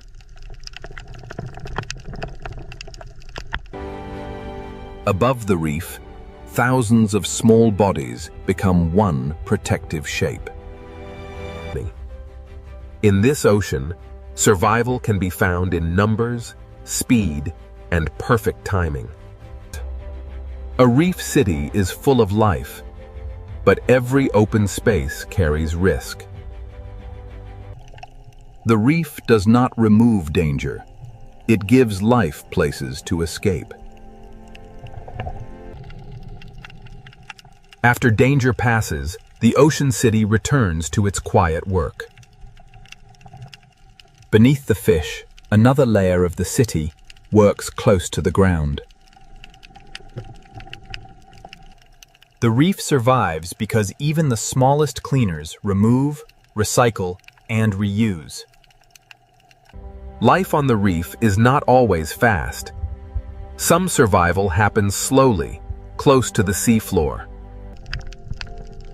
Even the open sand between corals becomes part of the city. A home in this ocean may be a coral tower, a tunnel, or a hole in the sand. The reef city is not built from one habitat, but from many connected shelters. Some fish feed on the reef while also helping keep it in balance. In this ocean, nothing is wasted for long.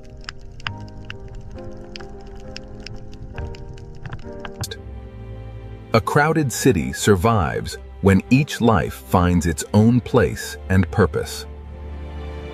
Even in a shared reef, space is valuable.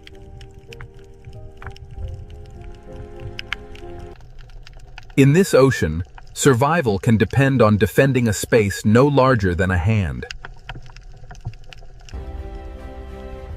Some homes in this ocean are not made of stone, but of living protection.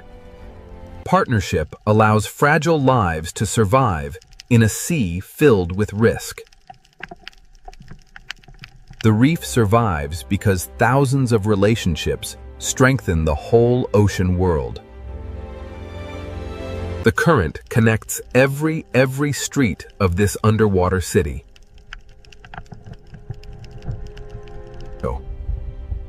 Food moves through this ocean as a hidden river inside the sea. One current can feed animals above the reef and animals fixed to the reef itself. The deeper we look into the reef, the more crowded the ocean becomes.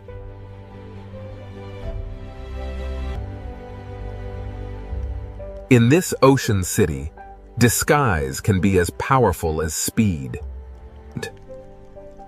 To survive here, some creatures become part of the landscape. Every layer of this city uses a different answer to the same question: how to live. As light changes, the rhythm of the reef city begins to change with it. In this ocean, every change in light signals a change in behavior. The reef city never truly stops. It only changes who is active. Crowded, connected, and constantly changing, this reef is the Red Sea's answer to hardship. This living city shows how life survives in heat and salt, by becoming connected. But every city has borders, and beyond the reef, survival becomes more dangerous. To understand this ocean fully, we must now follow the hunters, the hunted, and the fragile chain that keeps everything alive. At the edge of the reef, the Red Sea reveals another side of survival. Here, open water gives freedom, but it also removes protection.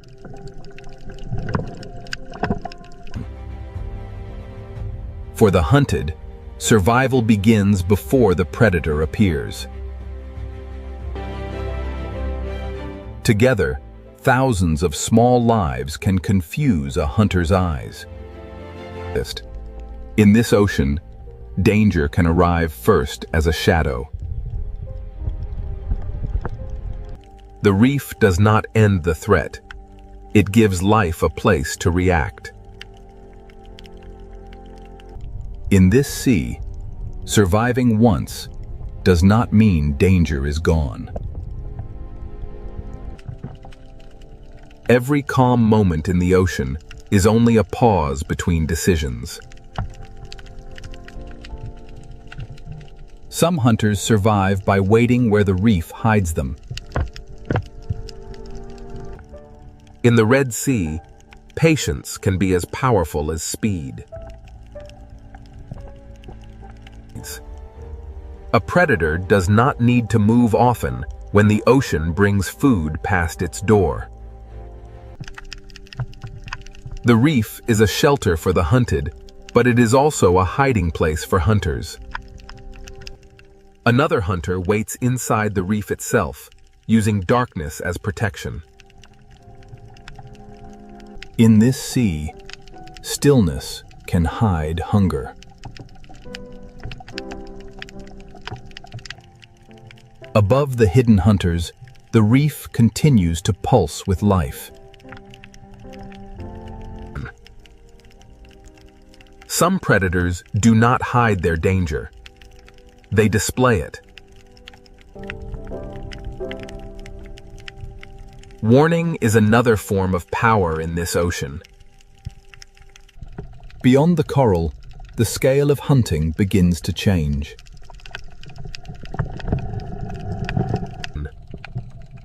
The open ocean often looks empty before it reveals what is moving through it. The shark enters not as a monster, but as part of the ocean's balance. A predator's presence changes the behavior of everything around it. Fear is not chaos here. It is information that keeps life alive. When the predator passes, the reef does not forget. It resets. Life in this ocean survives by returning to motion again and again. Not every survivor in this sea depends on speed. On the ocean floor, invisibility can be the safest defense. Some animals survive by becoming almost invisible until movement is necessary. In the Red Sea, one creature's path can open food for another. The food chain is not a straight line. It is a web moving through the whole ocean. Even leftovers become energy in a sea where nothing can be wasted. In this ocean, a shadow can change everything.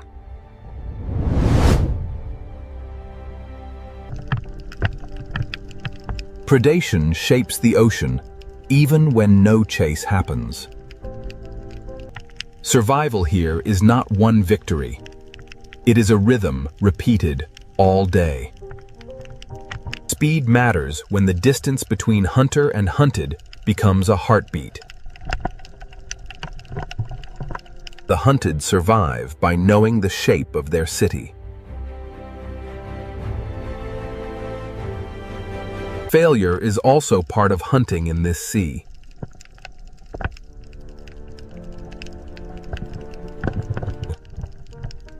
The ocean looks calm because every creature is constantly adjusting. Not every large animal in this ocean is a hunter. Survival also belongs to ancient travelers that cross the reef without rushing. Some lives survive by moving between worlds, carrying the reef's story into open water. The Red Sea food chain is not just about killing. It is about balance. Every layer of this ocean feeds another, protects another, or challenges another. Balance is held not by peace, but by constant pressure. The smallest lives keep the reef working, even while larger animals shape its fear. Food, fear, and movement connect this ocean more tightly than it first appears. The reef survives because every hunter, every prey, and every hidden cleaner has a place. This chain of survival begins on the reef, but it reaches far beyond it.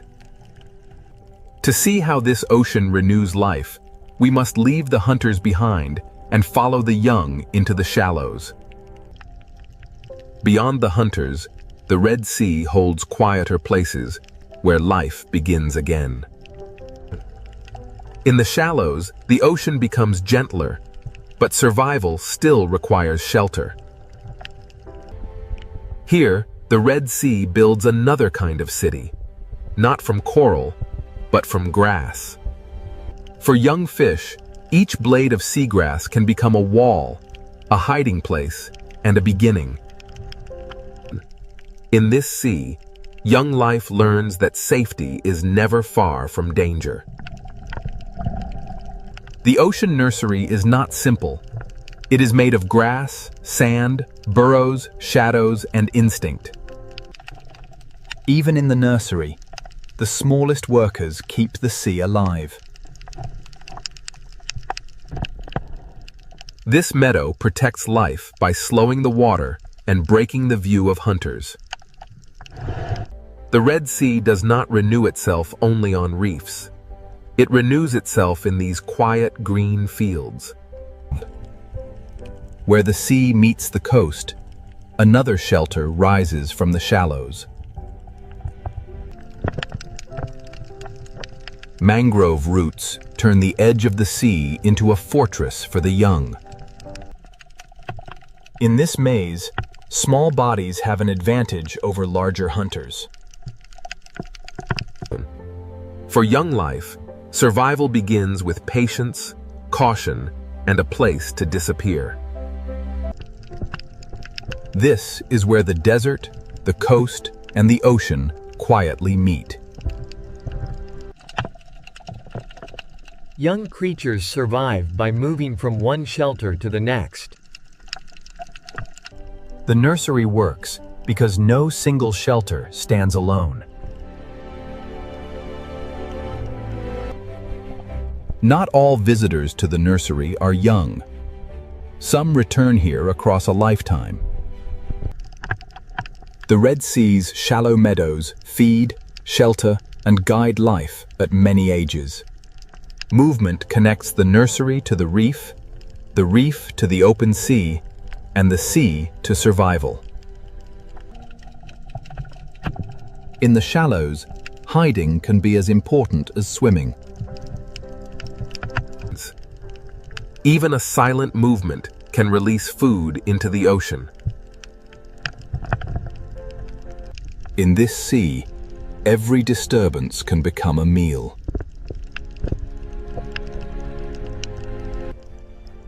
The shallows may look quiet, but they are one of the ocean's busiest beginnings. For the young, the ocean is not yet a wide world. It is a narrow shelter. The nursery protects life not by removing danger, but by giving the young places to vanish. After danger passes, the nursery begins again. As young creatures grow, the path toward the reef begins to open. The journey from nursery to reef is not one leap, but many careful crossings. Here, young life begins to trade grass for coral.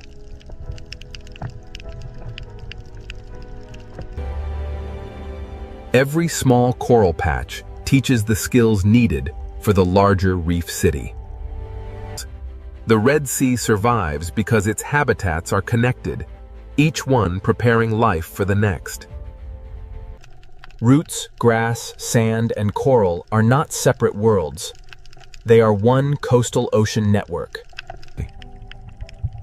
The mangroves catch what the sea carries and turn it into shelter and food. At the edge of the sea, fallen life becomes food for new life. The young do not grow in one place. They move through a chain of protection. Every crossing teaches the young how to read the sea. When the young reach coral, they enter a world more crowded, more complex, and more dangerous. The nursery does not stand apart from the reef. It feeds the reef with new life. Life survives here because the sea gives it more than one chance to grow. This is how the Red Sea renews itself, through connected habitats that protect the next generation.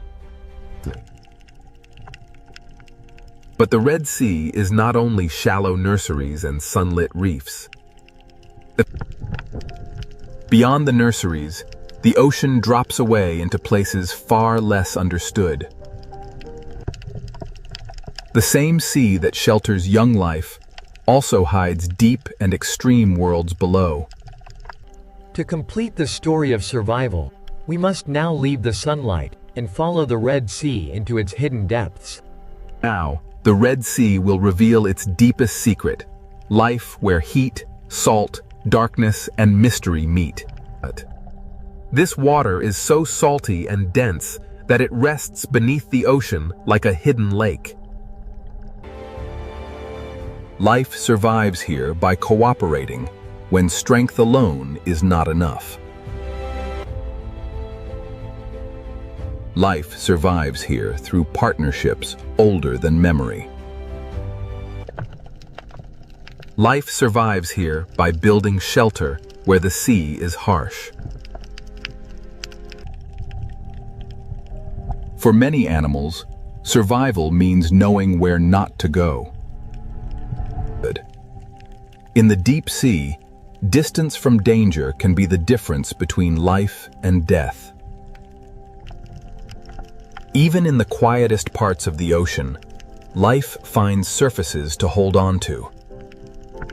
The farther we descend, the less the ocean looks like the world above.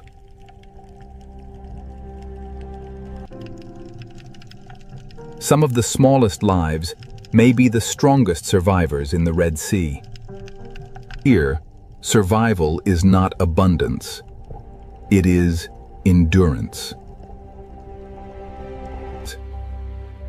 Life survives here by moving together when danger is near. Here, survival may mean surrendering to the movement of the sea. At the bottom, the Red Sea becomes another world entirely. This deep ocean is not crowded like the reef, but it is not lifeless. Around these extreme pools, life must adapt to chemistry that would overwhelm many creatures.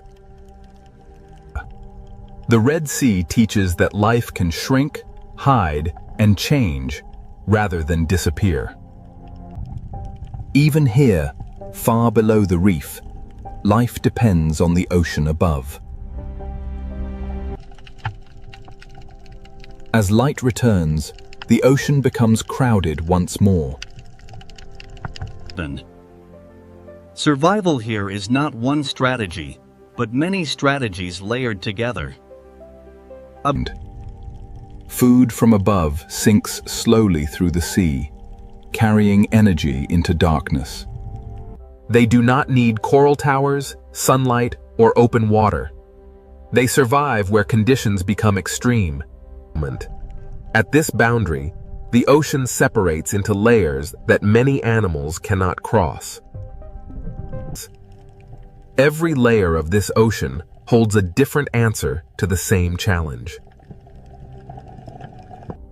Even in this dark ocean, life is still present, only smaller and harder to see. Here, salt is no longer just a challenge. It becomes a boundary of life. Now, the Red Sea carries us away from sunlight and into its hidden depths. To understand survival, we must connect the deepest darkness back to the sunlit sea. Then, the Red Sea reveals one of its greatest mysteries, a pool of water beneath the sea. Where light is stronger, the Red Sea builds complexity from color and movement. Down here, the sea becomes quieter, darker, and harder to understand. From the deep floor to the reef wall, life changes shape with every meter. Down here, life survives by using less energy, moving less often, and hiding more completely. Now the reef no longer looks simply beautiful. It looks resilient. Every relationship strengthens the ocean world around it.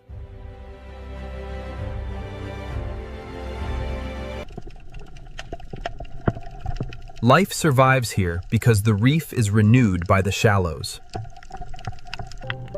Life survives here by giving the young protected places to begin. Life survives here because habitats are connected, not isolated. At the edge of the desert, the ocean protects its future.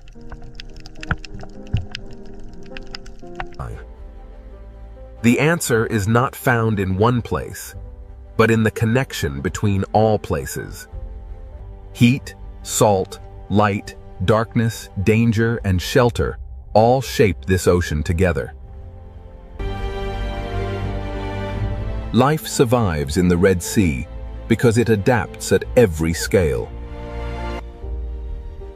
Some lives endure by moving through the ocean with ancient patience. Some survive by blending with the seafloor and moving only when the moment is right. Some survive by hunting and by keeping the entire ocean in balance. The Red Sea is alive because every creature responds, adjusts, and continues. This is how life survives in a hot and salty sea, not alone, but connected.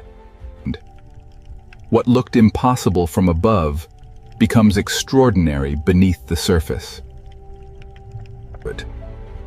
The Red Sea is not life in comfort. It is life shaped by challenge. Above, the desert is silent. Below, the ocean continues to live. The Red Sea survives because life here has learned to use every layer of the ocean. Heat does not end the story. Salt does not end the story. Life finds a way through both. From above, the ocean seems peaceful. But beneath this endless sea lies a wild kingdom ruled by hunters. The deeper we enter the ocean, the more the sea reveals a world where every movement can mean survival or death. In the ocean, beauty and danger live side by side, because even the safest reef can become a hunting ground. Small fish survive in the ocean by becoming one body, because in the open sea, a single mistake can expose them to the hunter. In the ocean, prey often feel danger before they can see it, because the sea carries pressure, movement, and fear. Some ocean predators do not need to be giants. In the sea, speed, silence, and timing can be just as deadly. In the ocean, survival can depend on a gap in the reef, a turn of the current, or one moment of perfect stillness. Long before humans explored the ocean, sharks were already shaping the balance of the sea with silence, patience, and instinct. A shark does not rule the ocean through chaos, but through senses refined by millions of years beneath the sea. Beyond the reef, the ocean opens into a greater arena, where the sea gives no shelter and only the fastest hunters can survive. Out here in the open ocean, the sea belongs to creatures built for distance, speed, and relentless pursuit. In the ocean, speed is not only movement. In the sea, speed is survival, power, and control. Across the open sea, there are no walls, no caves, and no coral branches. Only speed can decide who escapes.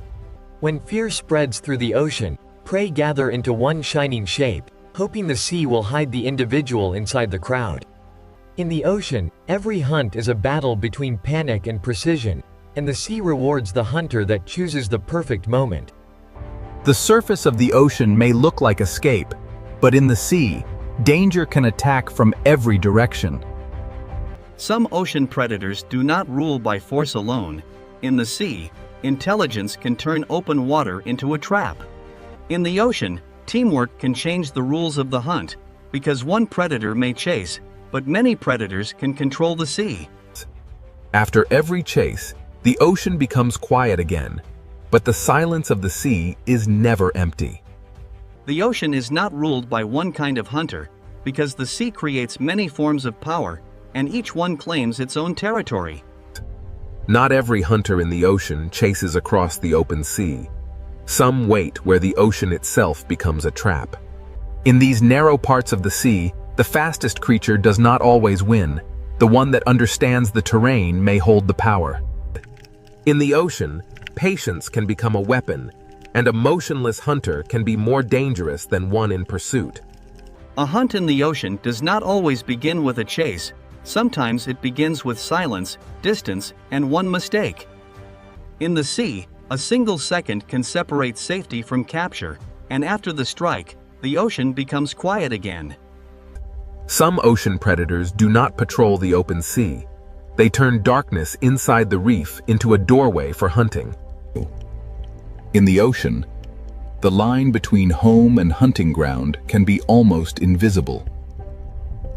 The ocean does not hide every threat in shadow. Sometimes the sea displays danger in color, shape, and stillness.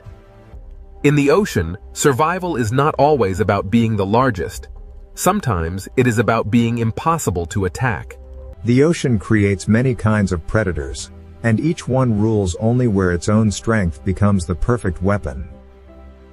Even in the gentle corners of the ocean, the sea never stops testing the young, the weak, and the careless.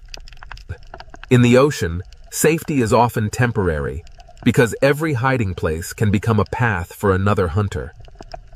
Every ruler of the ocean begins as a survivor, learning how the sea moves, hides, and reveals life. The ocean teaches patience before power, because even predators must grow into their place in the sea. The ocean is not only a battlefield, the sea is a living balance where predator, prey, and wanderer share the same blue world. In the sea, calm does not mean safety. It only means the next movement has not yet begun. Where the reef ends and the open ocean begins, the sea changes its rules, and every creature must choose how far it dares to go. In the ocean, power is sometimes felt before it is seen. because the sea remembers the shape of danger. The farther we move from the reef, the more the ocean becomes a place of distance, pressure, and hidden strength. Some ocean predators seem shaped by another age, built to read the invisible signals of life moving through the sea. In the ocean, true power is not always loud. Sometimes the sea gives authority to those that move with perfect control. Every predator leaves a mark on the ocean, but the sea quickly hides its secrets again. Even in a sea of hunters, the ocean depends on moments of trust, pause, and delicate balance. When light fades in the ocean, the sea does not sleep. It simply gives power to different hunters. At dusk, the ocean becomes a world of outlines, where the sea favors hunters that can sense more than they can see. In darkness, the ocean speaks through vibration, scent, pressure, and flashes of light. Far below the sunlit ocean, the sea creates hunters shaped by darkness, pressure, and patience. Some ocean rulers live so far from the surface that the sea allows us to know them only through shadows. To ask which creature rules the sea, we must first understand that the ocean is not one kingdom, but many. This is the wild ocean, a sea of predators, and the search for the creature that truly rules the water has only just begun. Now the ocean opens into a world ruled by speed, where every second can decide who lives and who becomes the next meal. In the open sea, protection disappears, and the ocean belongs to creatures built to chase across the blue. Among the ocean's speed hunters, tuna are built for endurance, crossing the sea with power that almost never rests. The ocean does not only reward the strongest body, the sea rewards the body that can turn energy into endless motion. In the ocean, speed becomes strategy when many hunters move as one force through the sea. When prey gather in the ocean, the sea turns fear into shape, and every predator searches for the weakest opening. In the open ocean, a bait ball is not safety. It is a signal that the hunt has entered its most dangerous stage. The ocean measures speed not only by how fast a hunter moves, but by how quickly it can change direction when the prey changes the story. But the sea has many kinds of speed, and some ocean hunters are designed to strike alone. A sailfish moves through the ocean like a blade of speed, turning the sea itself into a path of attack.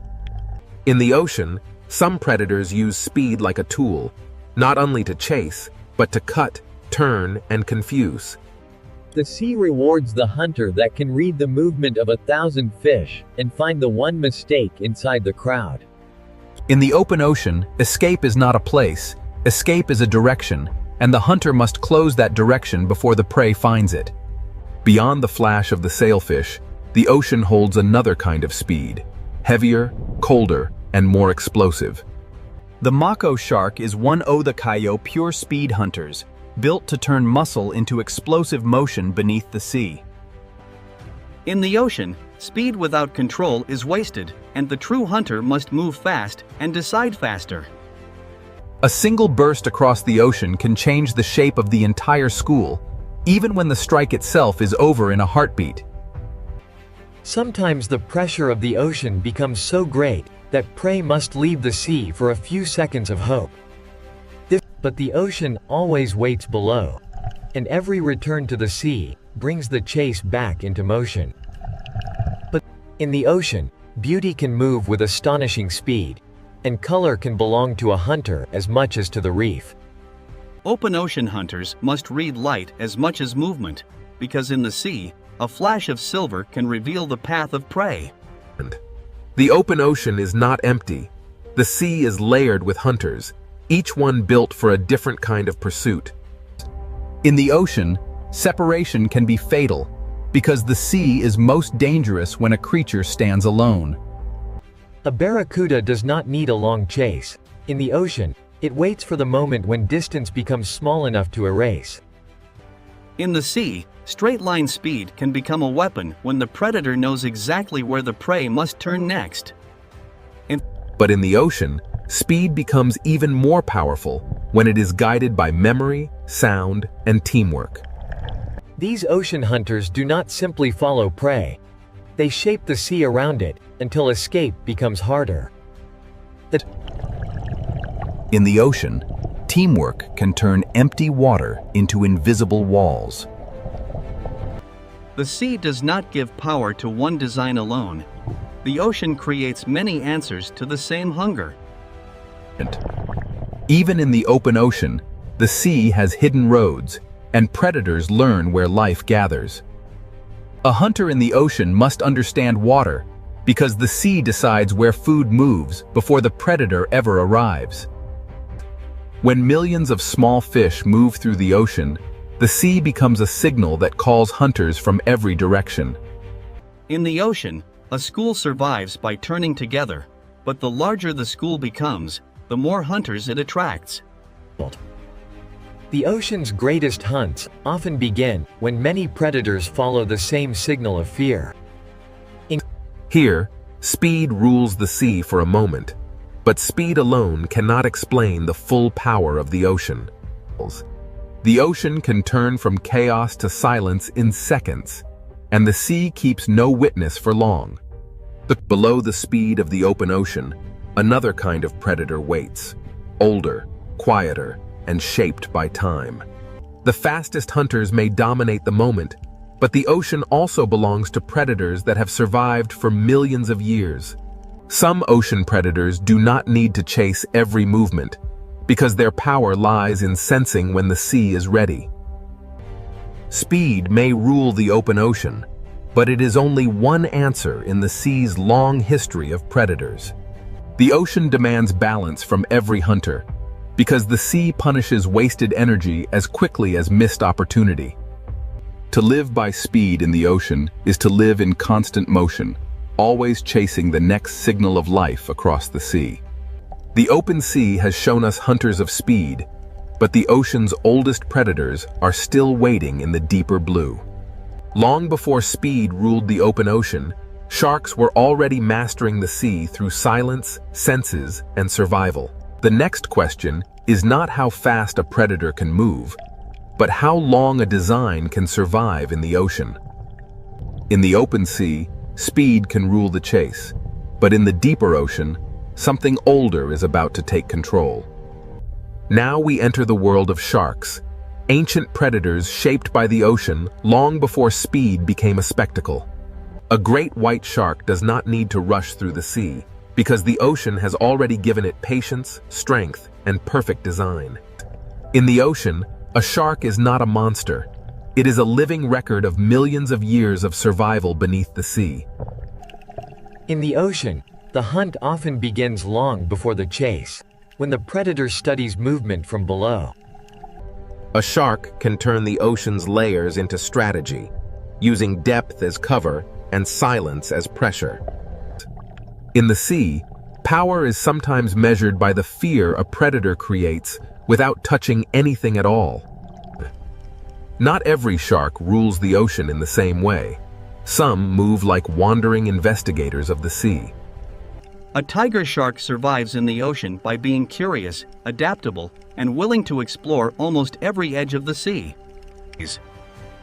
In the ocean, an apex predator can reshape a place simply by passing through it.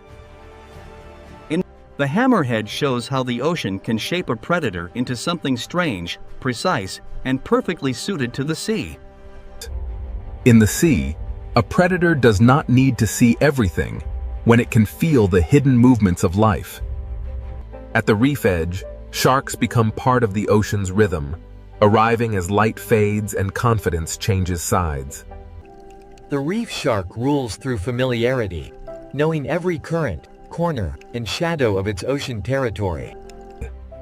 Even sharks, the ocean's ancient hunters, are not separate from the balance of the sea. Some sharks carry the ocean's power into murkier borders, where the sea becomes harder to read. In unclear water, the ocean favors predators that can sense what others cannot see. Here, the ocean rewards agility, because a hunter must turn as quickly as the reef changes shape. A shark's power in the ocean is not only in motion, it is also in knowing when to remain still. In the sea, energy is precious, and the best predators spend it only when the ocean gives them reason. Not every shark dominates the ocean with speed. Some survive through persistence, smell, and careful searching. The ocean has room for many kinds of shark, because survival in the sea is never one single strategy. Far from land, the ocean becomes a desert of blue, and the patient predator may be the one that survives. In the open ocean, a shark must become both hunter and traveler, crossing the sea with calm endurance. In shallow ocean waters, smaller sharks prove that size is not the only path to control. The blue shark shows another face of ocean power, light, graceful, and built to roam the sea for extraordinary distances. In the ocean, endurance can be as powerful as speed, because the sea belongs to those that can keep moving. Every curve of a shark's body is an answer to the ocean, shaped by pressure, hunger, and motion. Sharks are not one story in the ocean, they are many stories, written across reefs, coasts, open seas, and darkness. Some sharks carry the ancient ocean into the deep, where speed gives way to pressure, darkness, and patience. In the deeper sea, a shark may not need to move quickly, because time itself becomes part of the hunt. Some ocean predators seem to belong to another time, surviving not through speed, but through endurance beyond imagination. Every ancient hunter of the ocean begins small, learning the sea before it can command it. The ocean teaches every shark the first law of survival. Understand the water before trusting your strength. When night enters the ocean, sharks gain an older advantage, moving through a sea of senses beyond sight. In darkness, the ocean becomes a network of pressure, scent, and vibration, and the shark knows how to read it. A shark changes the ocean around it, even when it does not strike, because every creature understands what its presence means. In the sea, predators do more than take life. They shape where life moves, hides, feeds, and survives. Sometimes the ocean reveals a shark, not by showing the shark, but by showing the fear that moves ahead of it. A shark's shape is one of the ocean's most recognizable symbols, because the sea has repeated its success for ages. The teeth of a shark are famous, but in the ocean, teeth are only one part of a far greater design. The ocean does not fear sharks as outsiders. The sea depends on them as part of its ancient order. Speed can dominate the chase, but sharks remind us that the ocean also rewards patience, senses, and time. If the sea were ruled by age, survival, and design, sharks would stand among the strongest contenders. But the ocean is too vast for one kind of power, and even sharks share the sea with rivals that hunt in different ways. Beyond the ancient hunters, the sea holds predators whose greatest weapon is not teeth alone, but the mind.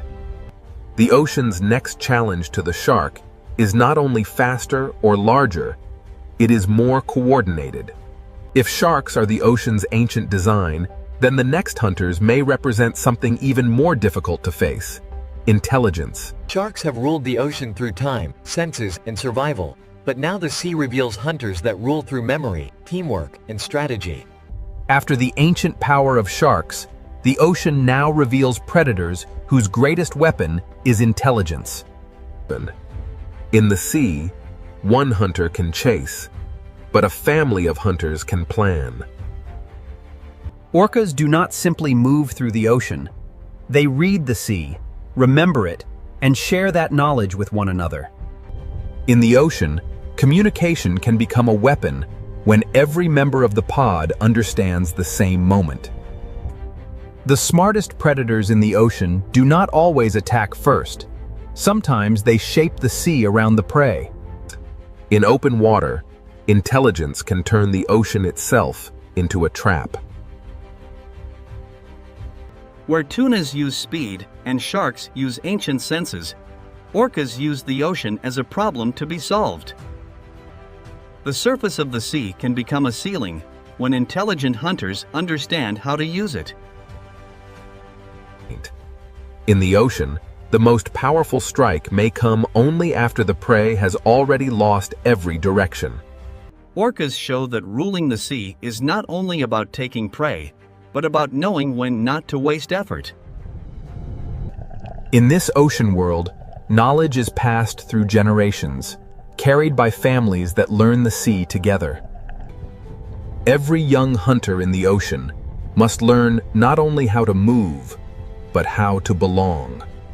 In the vast ocean, a pod becomes more than a group. It becomes memory, protection, and strategy moving through the sea. Dolphins prove that in the ocean, speed becomes far more dangerous when guided by cooperation. In the sea, teamwork can make open water feel smaller, closing escape routes that the prey cannot see. Across the ocean, intelligence appears in many forms, but some hunters carry it with a scale few others can match. Where the ocean grows colder and rougher, orcas carry their knowledge into hunts that require patience and planning. Some hunts in the sea begin from below, where patience turns the ocean surface into a window. The strength of a pod is not only in each body, but in the way every body understands the plan. In the ocean, intelligence can strike through timing, making one shared movement stronger than 100 separate chases. After the hunt, the pod returns to order, because in the sea, survival depends on unity beyond the moment of attack. In this ocean world, sound can travel farther than sight, carrying intention through the sea. Intelligent hunters do not only watch prey, they watch the ocean itself, because the sea decides where life gathers. To rule a moment in the ocean, a predator must understand not only the prey, but the water that carries it.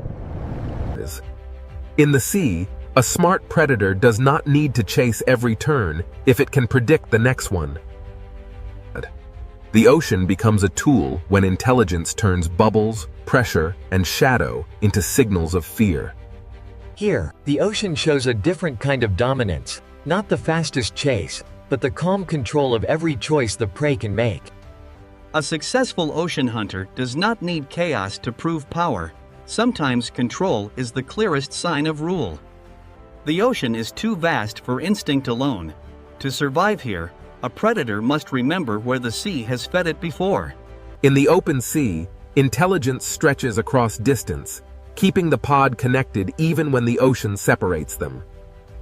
A pod survives by sharing attention, because in the ocean, one set of eyes is never enough. Sharks carry the old power of the ocean, but orcas bring a new kind of challenge: coordinated minds moving as one. The sea does not crown a ruler easily, because every predator dominates only where its strength becomes perfect. What makes orcas extraordinary is not only what they can hunt, but how they choose, learn, and adapt across the ocean. In the ocean, memory can become territory, and experience can become a map no human eye can see. The greatest hunters in the sea do not only react to the ocean, they anticipate it. When intelligence meets landscape, the ocean floor itself becomes part of the hunt. In the sea, a smart predator lets the ocean do part of the work. Even when prey escapes, the lesson remains, because every hunt teaches the pod more about the sea. To look at an orca in the ocean is to see power joined with awareness, strength guided by relationship. Their world is not silent to them. The ocean is filled with signals we can barely imagine. The ocean has shown us speed, senses, and strength, but intelligence may be the force that connects them all. But even the smartest hunters of the sea do not rule every depth of the ocean. Below the pod, the ocean changes again, and intelligence must give way to darkness, pressure, and strange forms of survival. The ocean's most intelligent hunters have shown their power, but the sea still hides predators that rule by secrecy. If orcas challenge the ocean with intelligence, the next hunters challenge it with patience, camouflage, and life in darkness. The search for the creature that rules the sea now descends into the hidden ocean, where the strangest hunters wait in silence. After traveling through speed, teeth, intelligence, and darkness, the ocean leaves us with one question: who truly rules the sea? The answer is not hidden in one place, because the ocean itself is made of many worlds. In the deep sea, survival belongs to patience, camouflage, and forms of life shaped by pressure. Some ocean predators rule by remaining unseen, holding power in the places where sunlight never reaches. But the ocean is not only darkness. Above the deep, another kind of power waits in the open blue. In the open sea, speed can rule the moment, because the ocean gives no shelter to the slow. The speed hunters command the chase, but even they cannot rule every depth, every reef, and every darkness of the sea. Speed is one answer to the ocean, but it is an answer that must be repeated every day.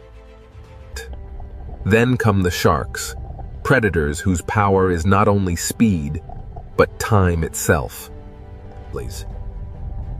Sharks have survived by becoming almost perfectly matched to the ocean's demands. From reefs to open water, sharks shape where life moves, hides, and feeds in the sea. A shark can change the ocean without striking, because every creature understands what its shape means. Sharks are not a single answer. They are many ocean solutions refined across millions of years. But if sharks are the ancient power of the sea, orcas challenge the ocean with something different. Orcas bring intelligence, memory, and teamwork into the ocean's struggle for power. Their strength is not held in one body, but in the knowledge shared through the pod. In open water, orcas can turn the sea itself into a trap. Where many predators chase, orcas calculate, and that makes them one of the strongest contenders for the ocean's crown. Their power is not only in what they hunt, but in how carefully they choose each movement. The sea does not offer one simple throne, because every layer rewards a different kind of hunter. To rule the ocean completely, a creature would need to master speed, strength, patience, senses, darkness, and cooperation all at once. On the reef, the ruler may not be the largest, but the one that knows every shadow and escape route. On the seafloor, power belongs to those that understand vibration, scent, and the quiet language of sand. In the open ocean, the ruler of one moment may be the creature that reaches the prey first. But even the fastest hunter depends on the ocean's currents, because the sea decides where life will concentrate. When night enters the ocean, vision loses power, and the sea gives advantage to those that can hunt through darkness. In darkness, the ocean belongs to creatures that can turn uncertainty into survival. In the deep sea, the question of rule becomes harder, because the strongest hunters are often the least visible. Here, power may belong to the creature that waits longest and spends the least. The ocean has shown us that dominance is not one thing. It changes with depth, light, current, and hunger. The sea is not ruled like a kingdom on land. It is ruled in moments, zones, and strategies. Every predator shapes the ocean, but none stands outside the balance that supports it. The sea survives because predators prevent weakness from becoming collapse, keeping life moving through the system. Fear is part of the ocean, but so is renewal, because every hunt returns energy to the sea. If one creature comes closest to ruling the sea, the orca stands among the strongest answers. With strength, strategy, family, and intelligence, orcas combine many forms of ocean power into one living force. Yet even the orca cannot rule every trench, every reef, every current, and every darkness of the sea. Perhaps the true ruler is not one creature, but the ocean itself, shaping every hunter that tries to survive within it. The sea creates speed in one place, patience in another, intelligence in another, and mystery in the deepest dark. For the small creatures of the ocean, the ruler is whichever predator appears in the next shadow. Every decision in the ocean is shaped by risk, and every risk is shaped by the hunters waiting beyond sight. The ocean does not need one ruler to remain powerful. It is powerful because every layer has its own master. To understand the sea is to accept that power here is shared, contested, and constantly changing. From above, the ocean may look peaceful, but now we know what moves beneath that calm blue skin. No single creature owns the ocean completely, but every great predator reveals one part of what it takes to rule the sea. The tuna rules the chase, the shark rules through ancient design, the orca rules through intelligence, and the deep sea rules through mystery. Among them, the orca may stand as the strongest contender, but even it remains a child of the sea. The ocean does not stop for any ruler. It moves, changes, hides, and begins again. To rule the sea is not to conquer it, but to survive inside its endless changes. Every hunter in the ocean depends on something greater than itself: the current, the prey, the darkness, and the balance of the sea. The sea is beautiful because it is alive. And it is alive because every creature must find its place within the hunt. So which creature rules the sea? The answer depends on where in the ocean you are, and what kind of power the moment demands. In one place, speed rules. In another, teeth. In another, intelligence. In another, darkness. But above them all, the ocean rules them together, shaping every predator and every prey beneath its endless surface.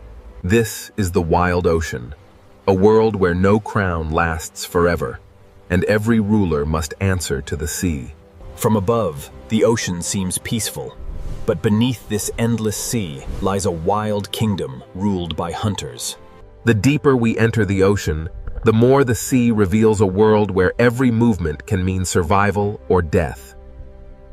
In the ocean, beauty and danger live side by side, because even the safest reef can become a hunting ground. Small fish survive in the ocean by becoming one body, because in the open sea, a single mistake can expose them to the hunter. In the ocean, prey often feel danger before they can see it, because the sea carries pressure, movement, and fear. Some ocean predators do not need to be giants. In the sea, speed, silence, and timing can be just as deadly. In the ocean, survival can depend on a gap in the reef, a turn of the current, or one moment of perfect stillness. Long before humans explored the ocean, sharks were already shaping the balance of the sea with silence, patience, and instinct. A shark does not rule the ocean through chaos, but through senses refined by millions of years beneath the sea. Beyond the reef, the ocean opens into a greater arena, where the sea gives no shelter and only the fastest hunters can survive. Out here in the open ocean, the sea belongs to creatures built for distance, speed, and relentless pursuit. In the ocean, speed is not only movement. In the sea, speed is survival, power, and control. Across the open sea, there are no walls, no caves, and no coral branches. Only speed can decide who escapes. When fear spreads through the ocean, prey gather into one shining shape, hoping the sea will hide the individual inside the crowd. In the ocean, every hunt is a battle between panic and precision, and the sea rewards the hunter that chooses the perfect moment. The surface of the ocean may look like escape, but in the sea, danger can attack from every direction. Some ocean predators do not rule by force alone. In the sea, intelligence can turn open water into a trap. In the ocean, teamwork can change the rules of the hunt, because one predator may chase, but many predators can control the sea. After every chase, the ocean becomes quiet again, but the silence of the sea is never empty. The ocean is not ruled by one kind of hunter, because the sea creates many forms of power, and each one claims its own territory. Not every hunter in the ocean chases across the open sea. Some wait where the ocean itself becomes a trap. In these narrow parts of the sea, the fastest creature does not always win. The one that understands the terrain may hold the power. In the ocean, patience can become a weapon, and a motionless hunter can be more dangerous than one in pursuit. A hunt in the ocean does not always begin with a chase. Sometimes it begins with silence, distance, and one mistake. In the sea, a single second can separate safety from capture, and after the strike, the ocean becomes quiet again.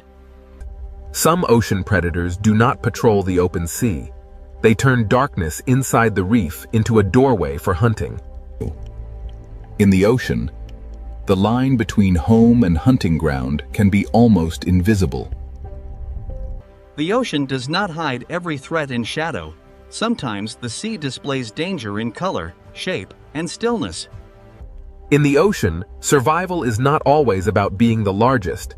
Sometimes it is about being impossible to attack.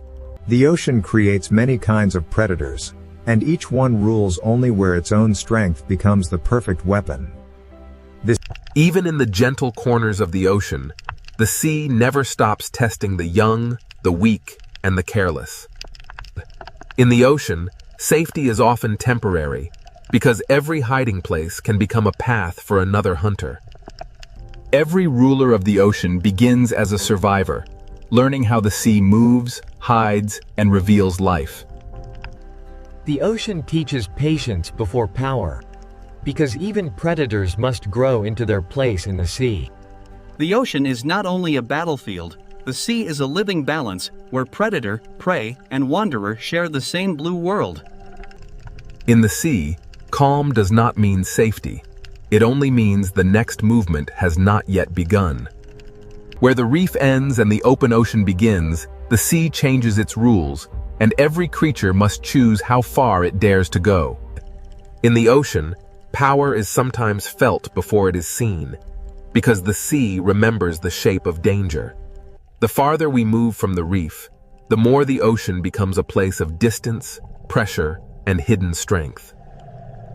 Some ocean predators seem shaped by another age, built to read the invisible signals of life moving through the sea. In the ocean, true power is not always loud. Sometimes the sea gives authority to those that move with perfect control. Every predator leaves a mark on the ocean, but the sea quickly hides its secrets again. Even in a sea of hunters, the ocean depends on moments of trust, pause, and delicate balance. When light fades in the ocean, the sea does not sleep.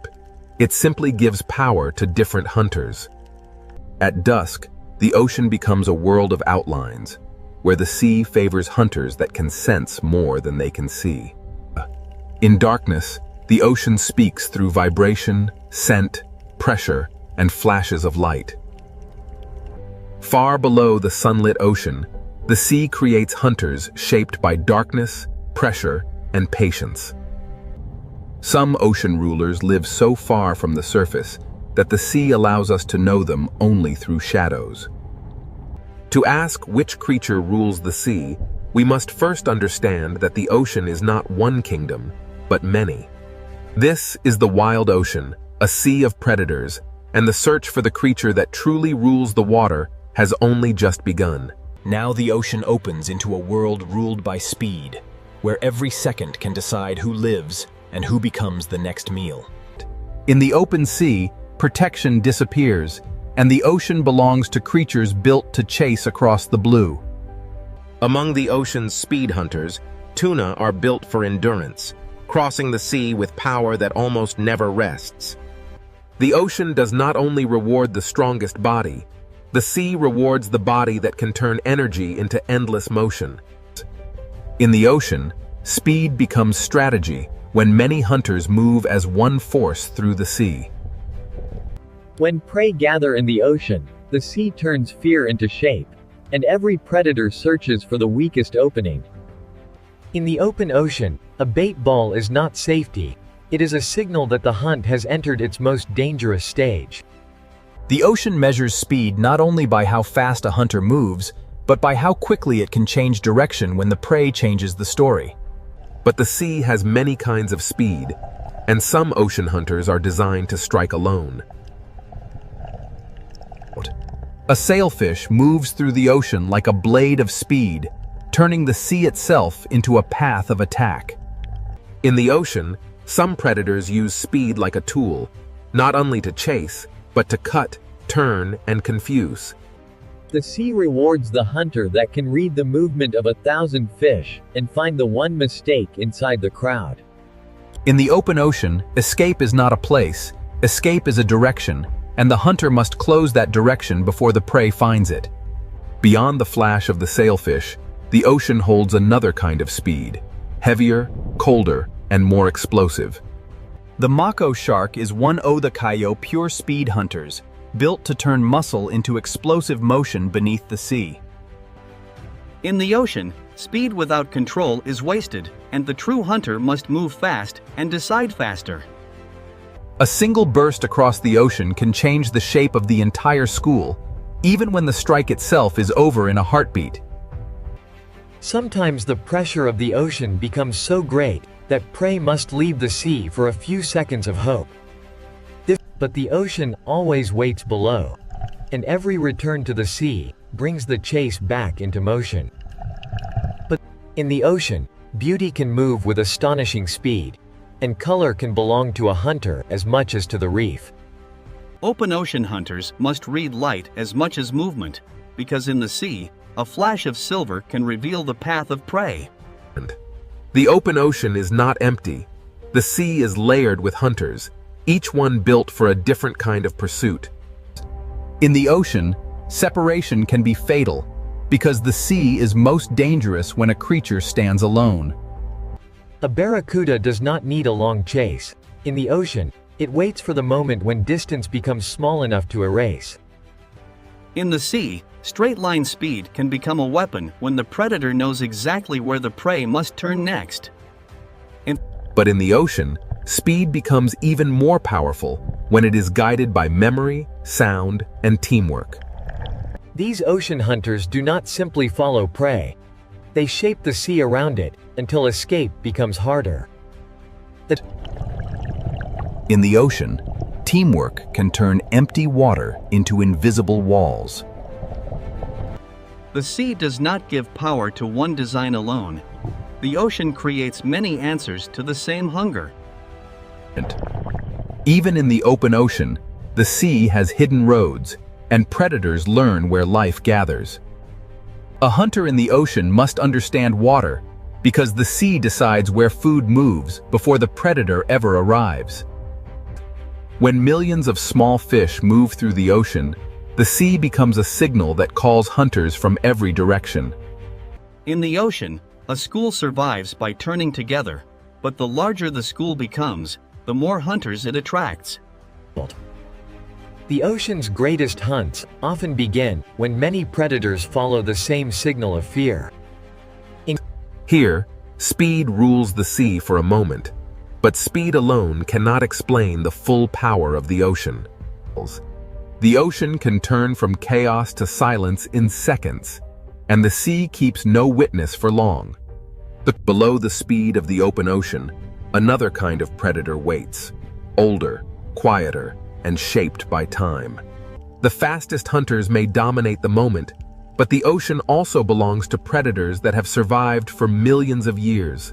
Some ocean predators do not need to chase every movement, because their power lies in sensing when the sea is ready. Speed may rule the open ocean, but it is only one answer in the sea's long history of predators. The ocean demands balance from every hunter, because the sea punishes wasted energy as quickly as missed opportunity. To live by speed in the ocean is to live in constant motion, always chasing the next signal of life across the sea. The open sea has shown us hunters of speed, but the ocean's oldest predators are still waiting in the deeper blue. Long before speed ruled the open ocean, sharks were already mastering the sea through silence, senses, and survival. The next question is not how fast a predator can move, but how long a design can survive in the ocean. In the open sea, speed can rule the chase, but in the deeper ocean, something older is about to take control. Now we enter the world of sharks, ancient predators shaped by the ocean long before speed became a spectacle. A great white shark does not need to rush through the sea, because the ocean has already given it patience, strength, and perfect design. In the ocean, a shark is not a monster. It is a living record of millions of years of survival beneath the sea. In the ocean, the hunt often begins long before the chase, when the predator studies movement from below. A shark can turn the ocean's layers into strategy, using depth as cover and silence as pressure. In the sea, power is sometimes measured by the fear a predator creates without touching anything at all. Not every shark rules the ocean in the same way. Some move like wandering investigators of the sea. A tiger shark survives in the ocean by being curious, adaptable, and willing to explore almost every edge of the sea. In the ocean, an apex predator can reshape a place simply by passing through it. The hammerhead shows how the ocean can shape a predator into something strange, precise, and perfectly suited to the sea. In the sea, a predator does not need to see everything when it can feel the hidden movements of life.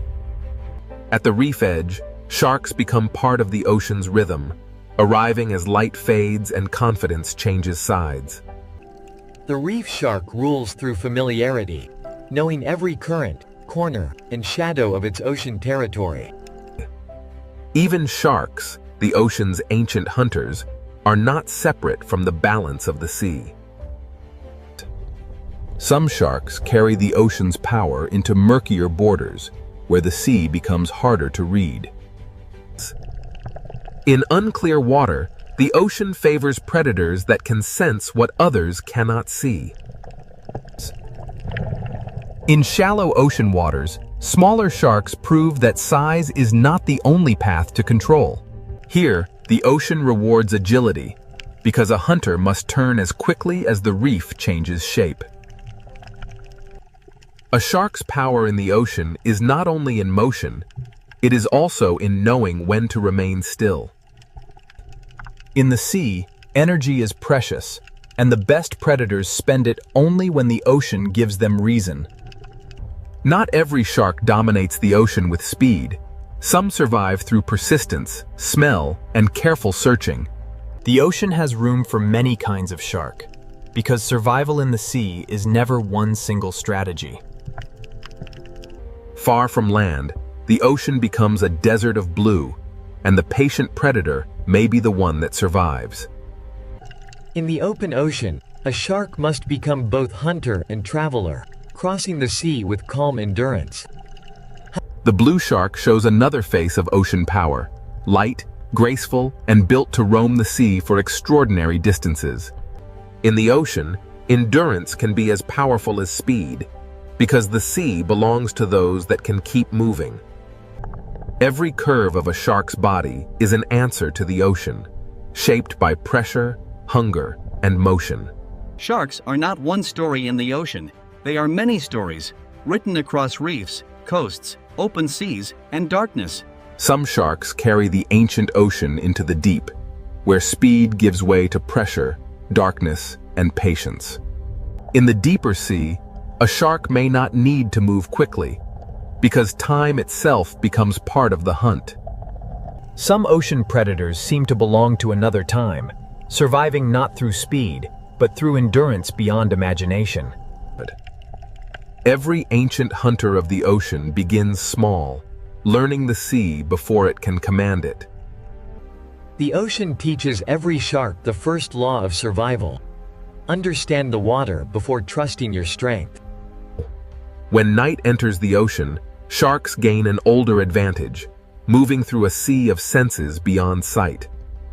In darkness, the ocean becomes a network of pressure, scent, and vibration, and the shark knows how to read it. A shark changes the ocean around it, even when it does not strike, because every creature understands what its presence means. In the sea, predators do more than take life. They shape where life moves, hides, feeds, and survives. Sometimes the ocean reveals a shark, not by showing the shark, but by showing the fear that moves ahead of it. A shark's shape is one of the ocean's most recognizable symbols, because the sea has repeated its success for ages. The teeth of a shark are famous, but in the ocean, teeth are only one part of a far greater design. The ocean does not fear sharks as outsiders. The sea depends on them as part of its ancient order. Speed can dominate the chase, but sharks remind us that the ocean also rewards patience, senses, and time. If the sea were ruled by age, survival, and design, sharks would stand among the strongest contenders. But the ocean is too vast for one kind of power, and even sharks share the sea with rivals that hunt in different ways. Beyond the ancient hunters, the sea holds predators whose greatest weapon is not teeth alone, but the mind. The ocean's next challenge to the shark is not only faster or larger, it is more coordinated. If sharks are the ocean's ancient design, then the next hunters may represent something even more difficult to face: intelligence. Sharks have ruled the ocean through time, senses, and survival, but now the sea reveals hunters that rule through memory, teamwork, and strategy. After the ancient power of sharks, the ocean now reveals predators whose greatest weapon is intelligence. In the sea, one hunter can chase, but a family of hunters can plan. Orcas do not simply move through the ocean. They read the sea, remember it, and share that knowledge with one another. In the ocean, communication can become a weapon when every member of the pod understands the same moment. The smartest predators in the ocean do not always attack first. Sometimes they shape the sea around the prey. In open water, intelligence can turn the ocean itself into a trap.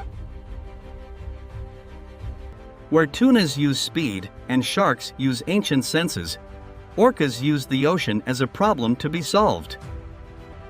The surface of the sea can become a ceiling when intelligent hunters understand how to use it. In the ocean, the most powerful strike may come only after the prey has already lost every direction.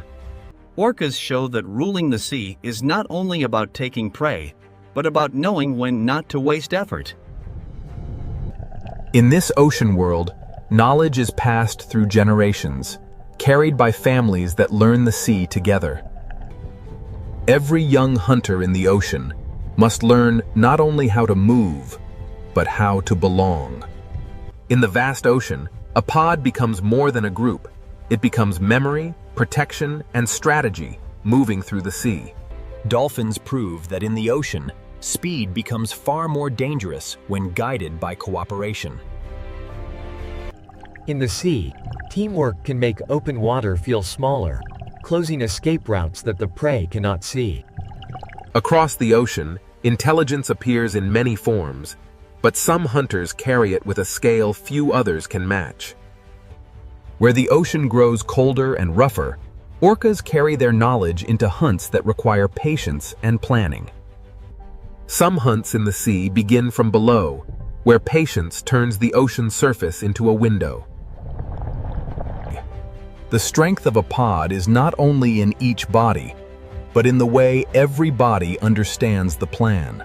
In the ocean, intelligence can strike through timing, making one shared movement stronger than 100 separate chases. After the hunt, the pod returns to order, because in the sea, survival depends on unity beyond the moment of attack. In this ocean world, sound can travel farther than sight, carrying intention through the sea. Intelligent hunters do not only watch prey, they watch the ocean itself, because the sea decides where life gathers. To rule a moment in the ocean, a predator must understand not only the prey, but the water that carries it. In the sea, a smart predator does not need to chase every turn if it can predict the next one. The ocean becomes a tool when intelligence turns bubbles, pressure, and shadow into signals of fear. Here, the ocean shows a different kind of dominance, not the fastest chase, but the calm control of every choice the prey can make. A successful ocean hunter does not need chaos to prove power. Sometimes control is the clearest sign of rule. The ocean is too vast for instinct alone. To survive here, a predator must remember where the sea has fed it before. In the open sea, intelligence stretches across distance, keeping the pod connected even when the ocean separates them. A pod survives by sharing attention, because in the ocean, one set of eyes is never enough. Sharks carry the old power of the ocean, but orcas bring a new kind of challenge: coordinated minds moving as one. The sea does not crown a ruler easily, because every predator dominates only where its strength becomes perfect. What makes orcas extraordinary is not only what they can hunt, but how they choose, learn, and adapt across the ocean. In the ocean, memory can become territory, and experience can become a map no human eye can see. The greatest hunters in the sea do not only react to the ocean, they anticipate it. When intelligence meets landscape, the ocean floor itself becomes part of the hunt. In the sea, a smart predator lets the ocean do part of the work. Even when prey escapes, the lesson remains, because every hunt teaches the pod more about the sea. To look at an orca in the ocean is to see power joined with awareness, strength guided by relationship. Their world is not silent to them. The ocean is filled with signals we can barely imagine. The ocean has shown us speed, senses, and strength, but intelligence may be the force that connects them all. But even the smartest hunters of the sea do not rule every depth of the ocean. Below the pod, the ocean changes again, and intelligence must give way to darkness, pressure, and strange forms of survival. The ocean's most intelligent hunters have shown their power, but the sea still hides predators that rule by secrecy. If orcas challenge the ocean with intelligence, the next hunters challenge it with patience, camouflage, and life in darkness. The search for the creature that rules the sea now descends into the hidden ocean, where the strangest hunters wait in silence. After traveling through speed, teeth, intelligence, and darkness, the ocean leaves us with one question: who truly rules the sea? The answer is not hidden in one place, because the ocean itself is made of many worlds. In the deep sea, survival belongs to patience, camouflage, and forms of life shaped by pressure. Some ocean predators rule by remaining unseen, holding power in the places where sunlight never reaches. But the ocean is not only darkness. Above the deep, another kind of power waits in the open blue. In the open sea, speed can rule the moment, because the ocean gives no shelter to the slow. The speed hunters command the chase, but even they cannot rule every depth, every reef, and every darkness of the sea. Speed is one answer to the ocean, but it is an answer that must be repeated every day. Then come the sharks, predators whose power is not only speed, but time itself. Sharks have survived by becoming almost perfectly matched to the ocean's demands. From reefs to open water, sharks shape where life moves, hides, and feeds in the sea. A shark can change the ocean without striking, because every creature understands what its shape means. Sharks are not a single answer. They are many ocean solutions refined across millions of years.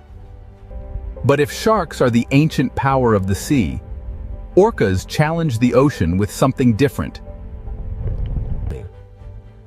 Orcas bring intelligence, memory, and teamwork into the ocean's struggle for power.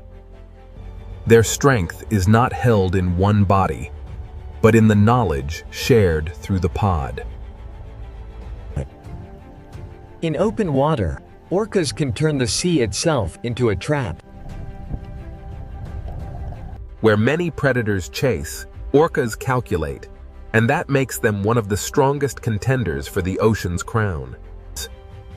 Their power is not only in what they hunt, but in how carefully they choose each movement.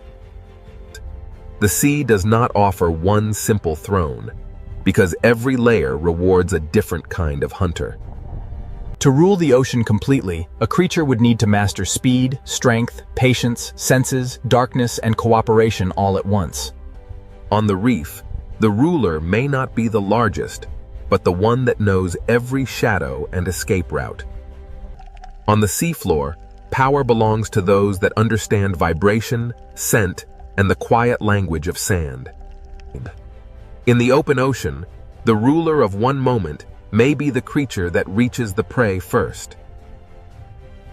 But even the fastest hunter depends on the ocean's currents, because the sea decides where life will concentrate.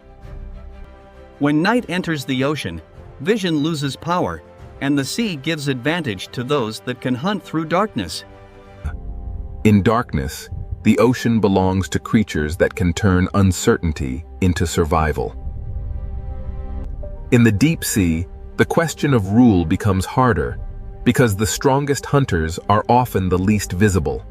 Here, power may belong to the creature that waits longest and spends the least. The ocean has shown us that dominance is not one thing. It changes with depth, light, current, and hunger. The sea is not ruled like a kingdom on land. It is ruled in moments, zones, and strategies. Every predator shapes the ocean, but none stands outside the balance that supports it. The sea survives because predators prevent weakness from becoming collapse, keeping life moving through the system.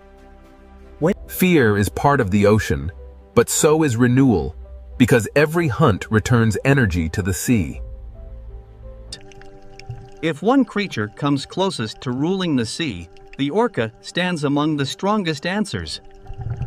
With strength, strategy, family, and intelligence, orcas combine many forms of ocean power into one living force. Yet even the orca cannot rule every trench, every reef, every current, and every darkness of the sea. Perhaps the true ruler is not one creature, but the ocean itself, shaping every hunter that tries to survive within it. The sea creates speed in one place, patience in another, intelligence in another, and mystery in the deepest dark. For the small creatures of the ocean, the ruler is whichever predator appears in the next shadow. Every decision in the ocean is shaped by risk, and every risk is shaped by the hunters waiting beyond sight. The ocean does not need one ruler to remain powerful. It is powerful because every layer has its own master. To understand the sea is to accept that power here is shared, contested, and constantly changing. From above, the ocean may look peaceful, but now we know what moves beneath that calm blue skin. No single creature owns the ocean completely, but every great predator reveals one part of what it takes to rule the sea. The tuna rules the chase, the shark rules through ancient design, the orca rules through intelligence, and the deep sea rules through mystery. Among them, the orca may stand as the strongest contender, but even it remains a child of the sea. The ocean does not stop for any ruler. It moves, changes, hides, and begins again. To rule the sea is not to conquer it, but to survive inside its endless changes. Every hunter in the ocean depends on something greater than itself: the current, the prey, the darkness, and the balance of the sea.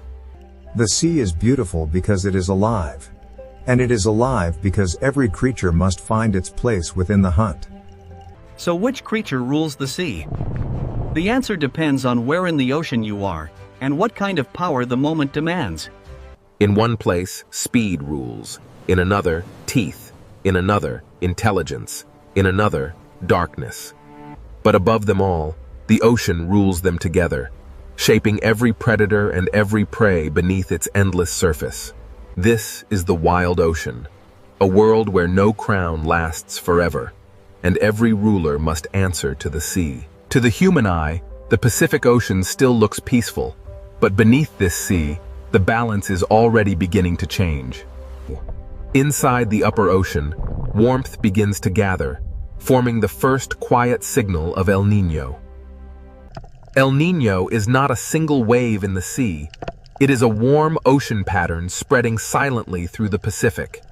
The Pacific Ocean is layered like a living system, and when the surface sea grows too warm, the deeper balance begins to weaken. This warmth does not crash through the sea. It expands quietly, changing the Pacific Ocean one layer at a time. In this 4K Pacific Ocean Sea, the smallest coral movements reveal how warmth begins to press against life. In the sea, behavior changes before disaster becomes visible, and the Pacific Ocean records every movement. Before storms shift across the planet, the first signal begins here, among the smallest life in the Pacific Ocean Sea. The Pacific Ocean Sea is warming from above, but the next question is what this warmth will do to the winds above the water. The Pacific Ocean Sea is no longer only storing heat, it is beginning to guide the air above the water. The warmer the Pacific Ocean Sea becomes, the more the sky above it begins to build new patterns. Even beneath the surface, the Pacific Ocean Sea reflects the change above it, as warmth connects water, sky, and life. In this 4K Pacific Ocean Sea, life begins to adjust before the full force of El Niño is seen. From this 4K Pacific Ocean Sea, the signal is no longer hidden underwater. It is now rising into the sky and moving outward. In this 4K Pacific Ocean Sea, life is still moving, but the rhythm of the water has already begun to slow. In this 4K Pacific Ocean Sea, warm water is no longer trapped where it once belonged. A clear sea can look peaceful, but in the Pacific Ocean, fewer nutrients can mean less life. The Pacific Ocean Sea releases heat into the air, and the air begins building new weather. When the sea changes, the sky does not remain still. The ocean engine has not stopped, but across this Pacific Ocean Sea, its rhythm has changed. Inside this 4K Pacific Ocean Sea, life follows currents that are no longer behaving as they once did. What begins below the 4K Pacific Ocean sea surface now reaches into the sky above it. The warm Pacific Ocean Sea has become a signal, and the atmosphere has begun to respond. This 4K Pacific Ocean Sea is now shaping the first chapter of global disruption. The weakened winds above have changed the water below, and the Pacific Ocean Sea now carries that stress through life itself. As this 4K Pacific Ocean Sea warms and spreads, the next impact will be felt by the life that depends on it. The trade winds have weakened, the warm sea has spread, and now the Pacific Ocean's living world must face the pressure. Now the warm Pacific Ocean Sea reaches the living world, and the first pressure is felt beneath the waves. In this 4K Pacific Ocean Sea, coral survives by balance, and El Niño begins to press against that balance. The sea still glows with color, but the Pacific Ocean is no longer feeding the reef with the same strength. Across this 4K Pacific Ocean Sea, small fish begin to move because the water around them has changed. In the Pacific Ocean Sea, clear water can hide a dangerous truth when the smallest life begins to disappear. Before the larger animals suffer, the first change begins here, in the smallest drifting life of the 4K Pacific Ocean Sea. When warm Pacific Ocean seawater reduces the rising nutrients, the food chain begins to weaken from the bottom. In this 4K Pacific Ocean Sea, hunger does not arrive as a single moment. It spreads through movement. The Pacific Ocean Sea is one connected system, and a change at the surface reaches life below. Even near the reef floor, this 4K Pacific Ocean Sea carries the pressure of warming water. As the Pacific Ocean Sea warms, life searches for shade, depth, and every small refuge the reef can offer. In this 4K Pacific Ocean Sea, when small fish scatter, larger hunters must follow the change. The Pacific Ocean Sea begins rearranging the paths of hunters, prey, and every creature between them. In this 4K Pacific Ocean Sea, warmth changes not only where life feeds, but where life can remain. The ocean is becoming divided, and every layer of the Pacific Ocean Sea now carries a different risk. Coral does not need to vanish overnight. In this 4K Pacific Ocean Sea, stress can begin with a fading color. The Pacific Ocean Sea is still alive, but El Niño begins to lower the energy of the reef. When the sea changes, survival may mean leaving familiar waters behind. In this 4K Pacific Ocean Sea, even a school can begin to lose its shape when the ocean's rhythm changes. The living sea below and the changing sky above are now part of the same El Niño story. Across this 4K Pacific Ocean Sea, the absence of movement becomes as important as the movement itself. The Pacific Ocean Sea changes slowly, but every animal moving through it must respond immediately. In this 4K Pacific Ocean Sea, beauty remains, but abundance begins to thin. A reef inside the 4K Pacific Ocean Sea depends on movement, and when movement weakens, life waits. The open Pacific Ocean Sea can look endless, but during El Niño, it can also become strangely empty.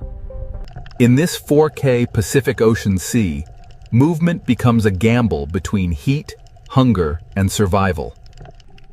Even when life finds another reef, the Pacific Ocean Sea carries the same warm pressure with it. The stress of the 4K Pacific Ocean Sea reaches into places the eye almost misses. When the sea holds less food, every feeding movement costs more energy. In this 4K Pacific Ocean Sea, the food web does not break all at once. It loosens strand by strand. The Pacific Ocean Sea reveals the chain of life through layers, and every layer now feels the warmth. This 4K Pacific Ocean Sea remains beautiful, but beauty does not mean the system is safe. The Pacific Ocean Sea carries stress below and sends signals above.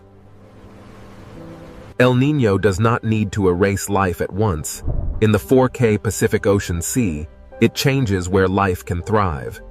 The deeper sea may offer cooler water, but it also changes the rules of feeding and survival.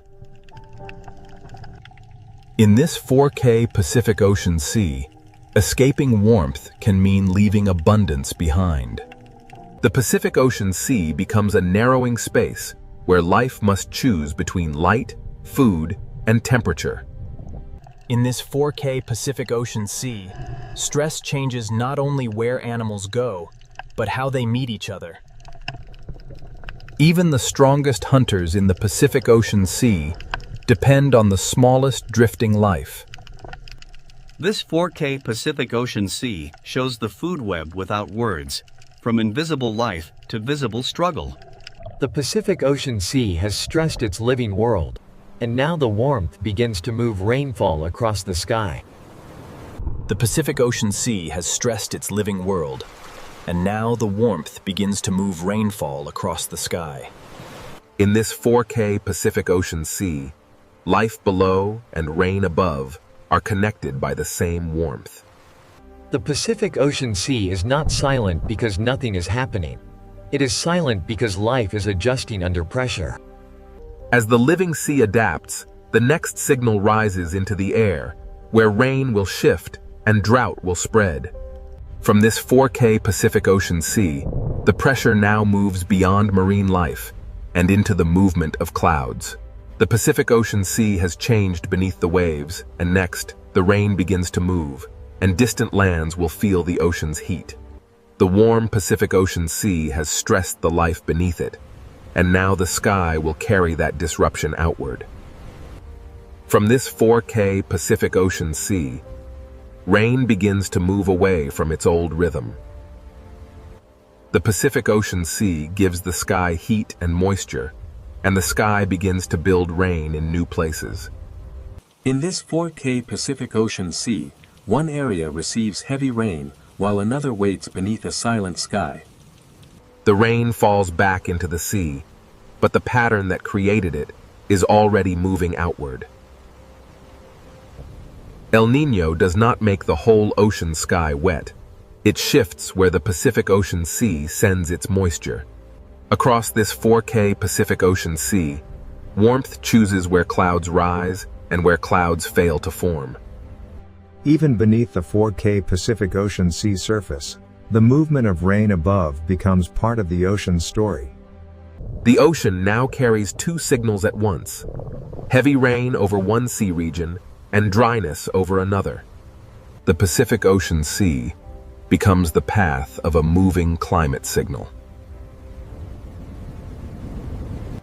In this 4K Pacific Ocean Sea, the shadows of clouds reveal where the atmosphere is being rearranged. The warmer Pacific Ocean Sea feeds stronger clouds, but it also pulls rainfall away from its usual places. Over this 4K Pacific Ocean Sea, rain is no longer evenly shared by the sky. A few miles across the sea can separate a flooded sky from an empty one. In the dry side of this 4K Pacific Ocean Sea, even the water column feels still and exposed. The living sea moves through the same boundaries that shape rain above it. Where the Pacific Ocean Sea gives warmth to the sky, rain can fall harder and longer. The 4K Pacific Ocean Sea becomes a reservoir of energy for clouds that grow beyond their normal limits. El Niño can make one sky overflow while another sky is left waiting. In this 4K Pacific Ocean Sea, drought begins not with dust, but with clouds that fail to form. The sea remains full of water, yet the sky above it can still become dry. Across the 4K Pacific Ocean Sea, one connected body of water can create very different skies. Even underwater, the Pacific Ocean Sea can reveal where rain gathers and where dryness remains. The 4K Pacific Ocean Sea does not separate climate from life. It carries both through every current. Rain moves across this Pacific Ocean Sea like a shifting line between abundance and absence. This 4K Pacific Ocean Sea shows the pattern without words. Rain moves, and dryness spreads behind it.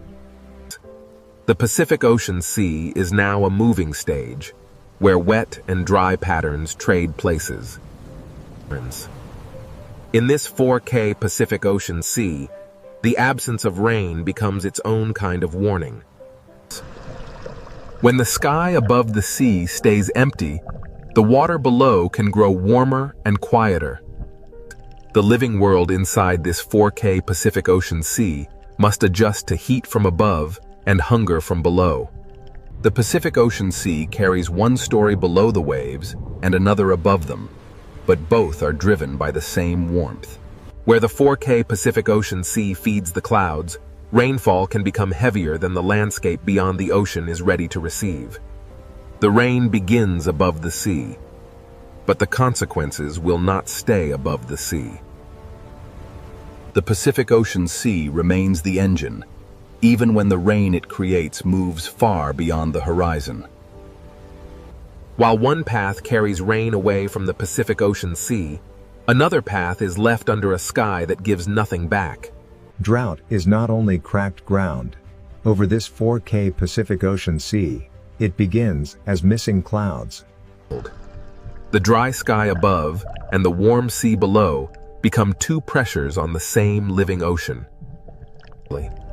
In this 4K Pacific Ocean Sea, dryness above the water can deepen the stress within the water.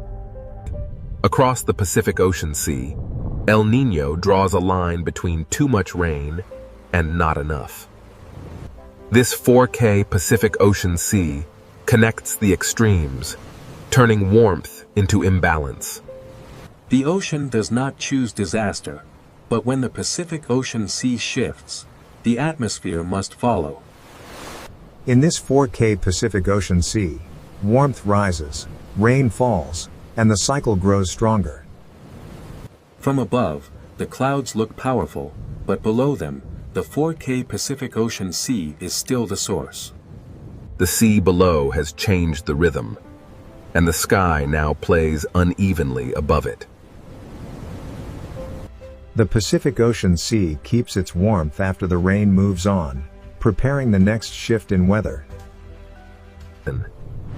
Every rainfall pattern above this 4K Pacific Ocean Sea leaves a trace beneath the surface. The ocean current carries heat, the sky carries rain, and El Niño connects them both. Now the shifting rain becomes only part of a larger disruption rising from the Pacific Ocean Sea. This 4K Pacific Ocean Sea is no longer only moving rain, it is feeding larger atmospheric consequences. Rain moves, drought spreads, and the Pacific Ocean Sea continues sending heat into a restless planet. The 4K Pacific Ocean Sea now holds the full chain: warm water, weak winds, stressed life, and moving rain. From this Pacific Ocean Sea, the rain has shifted and drought has spread. Next, the heat will rise into storms and global consequences. From this 4K Pacific Ocean Sea, the heat now rises into storms, temperature, and global consequences. The Pacific Ocean Sea has stored the heat, and now the sky begins to use it. In this 4K Pacific Ocean Sea, warmth becomes energy, and energy begins to build storms. The storm above the sea is not separate from the ocean below. It is born from the heat rising out of the Pacific. Even beneath this 4K Pacific Ocean Sea, the storm leaves its pressure in light, current, and movement. The living world inside the Pacific Ocean Sea moves deeper as heat and weather intensify above. The 4K Pacific Ocean Sea feeds the rain, and the rain returns to the sea with greater force. Across this Pacific Ocean Sea, the storm expands because the warmth beneath it does not fade. In this 4K Pacific Ocean Sea, extremes can exist side by side, connected by the same warm pattern. The Pacific Ocean Sea may calm between storms, but the heat remains, waiting beneath the surface. Inside this 4K Pacific Ocean Sea, beauty hides the accumulated heat that keeps the disturbance alive. The Pacific Ocean Sea is not only warmer at the surface, it is reorganized from the surface downward. In this 4K Pacific Ocean Sea, storms above and hunger below are part of the same chain. The Pacific Ocean Sea does not need to destroy a reef at once. Sustained heat can weaken it day by day. In this 4K Pacific Ocean Sea, the cost of heat is written in small fading colors. When the Pacific Ocean Sea changes, even the hunters must follow a food web that no longer holds its old shape. This 4K Pacific Ocean Sea still looks endless, but endless water does not always mean endless life. The living sea below and the changing storm sky above are locked in one Pacific Ocean pattern. Above this 4K Pacific Ocean Sea, The atmosphere grows more restless as heat continues to rise. The Pacific Ocean Sea has moved from silence into force, and the consequences are expanding. In this 4K Pacific Ocean Sea, heat, rain, wind, and cloud now move as one disturbed system. The sea gives energy to the storm, and the storm gives motion back to the sea. Beneath this 4K Pacific Ocean sea storm, life continues, but every movement becomes more demanding. The Pacific Ocean Sea carries the storm downward, turning surface violence into underwater stress. Even away from the storm, this 4K Pacific Ocean Sea remains part of the same heat-driven pattern. The Pacific Ocean Sea does not only move storms, its warmth can lift the temperature of the planet. In this 4K Pacific Ocean Sea, heat rises quietly, but its reach can extend far beyond the water. For life inside the Pacific Ocean Sea, warmth changes where safety, food, and survival can be found. This 4K Pacific Ocean Sea is still living, but its living systems are working harder than before. As the Pacific Ocean Sea warms, movement becomes survival for creatures that once stayed close to home. In this 4K Pacific Ocean Sea, one pressure rarely travels alone. The Pacific Ocean Sea keeps feeding the sky, and the sky keeps answering with stronger signals. Across this 4K Pacific Ocean Sea, the consequences spread in waves of cloud, rain, heat, and wind. What began as shifted rain over the Pacific Ocean Sea now grows into larger atmospheric force. The 4K Pacific Ocean Sea carries the storm above into the behavior of life below. In the Pacific Ocean Sea, the consequences of El Niño are felt as heat, shadow, hunger, and caution. This 4K Pacific Ocean Sea changes the rules for prey and predator alike. When the sea becomes less predictable, even power must travel farther. The storm moves on, but the Pacific Ocean Sea keeps the heat that helped create it. In this 4K Pacific Ocean Sea, calm is no longer an ending, it is only a pause before the next response. The Pacific Ocean Sea now holds many futures at once: storm, heat, drought, and shifting life. This 4K Pacific Ocean Sea teaches that quiet water can still carry deep disruption. The global story returns to the Reef, where the Pacific Ocean Sea records heat in living color. Every chapter of El Niño remains connected inside this 4K Pacific Ocean Sea. The Pacific Ocean Sea is beautiful, but during El Niño, beauty and danger share the same horizon. This 4K Pacific Ocean Sea has sent its warmth into the sky, into life, and into the planet's wider climate. From one warm ocean pattern, the Pacific Ocean Sea has disturbed wind, rain, storms, heat, and life. Beneath the 4K Pacific Ocean sea surface, the living world continues under the weight of a changed climate rhythm. After the force of storms and heat, the Pacific Ocean Sea becomes quieter, but the consequences remain. The Pacific Ocean Sea has shown its power, and now the question becomes what this connected planet can learn from it. The storms have risen, the heat has spread, and the Pacific Ocean Sea has revealed one truth. This 4K Pacific Ocean Sea shows that climate is not a single event, but a moving connection between water, wind, cloud, and life. The Pacific Ocean Sea does not forget heat quickly. It carries warmth through time, current, and weather. Beneath this 4K Pacific Ocean Sea, life continues, not untouched, but still moving through change. In the Pacific Ocean Sea, survival is not only resistance, it is adjustment, movement, and patience.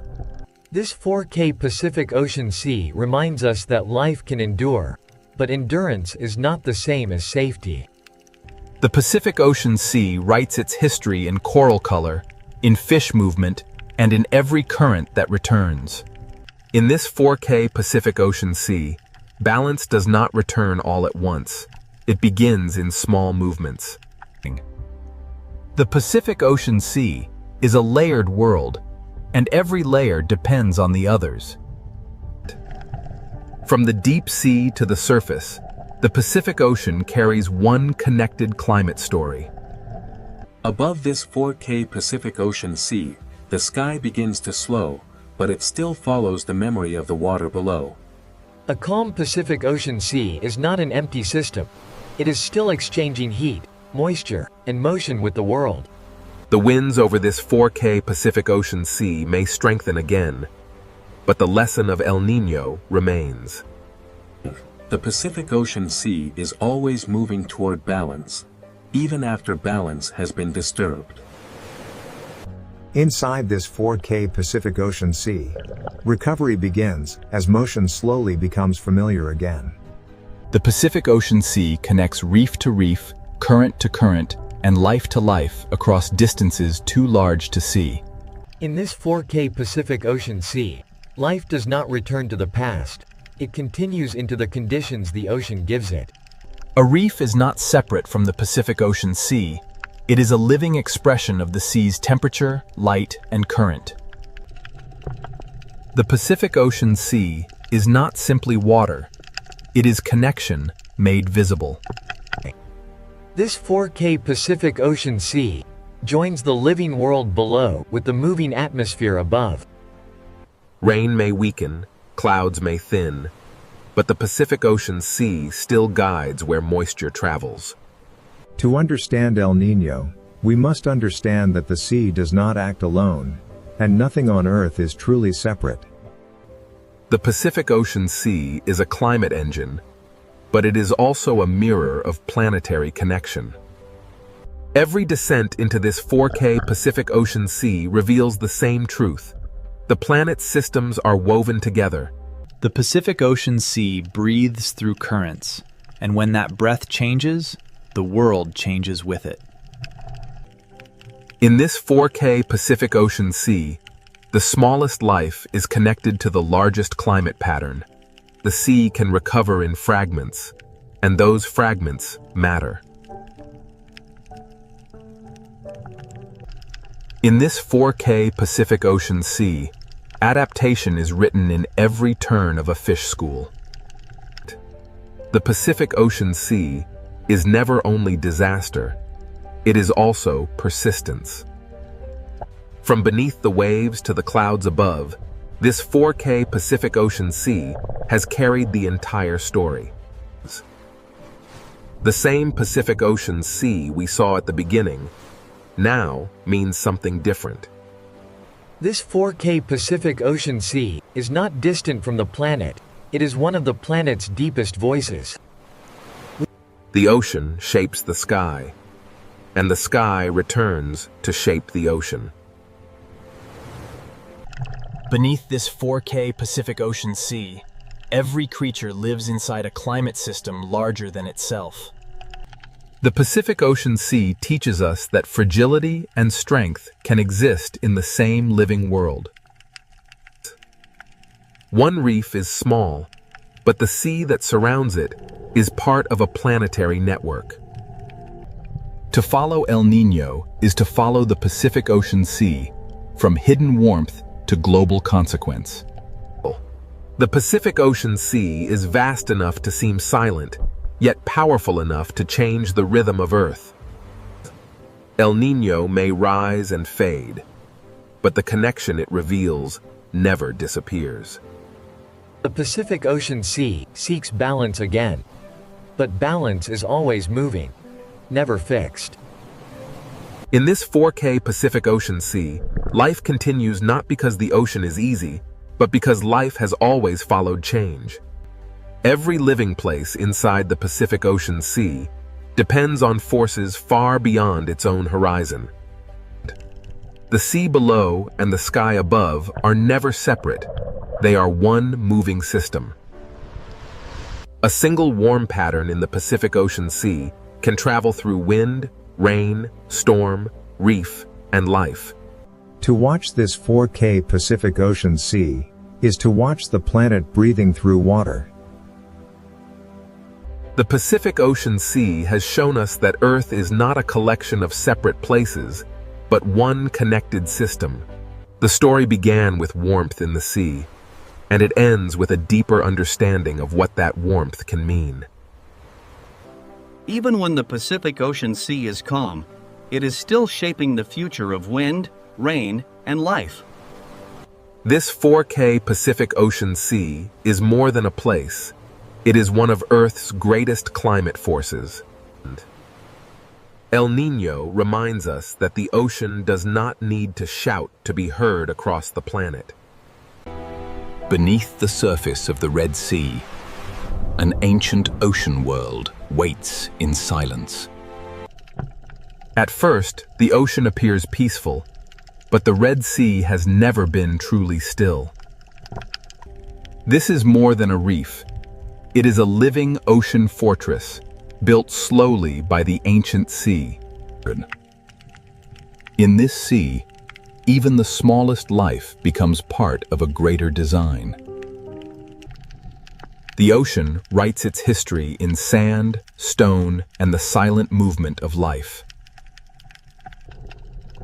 Where small fish gather in the open sea, unseen hunters are never far away.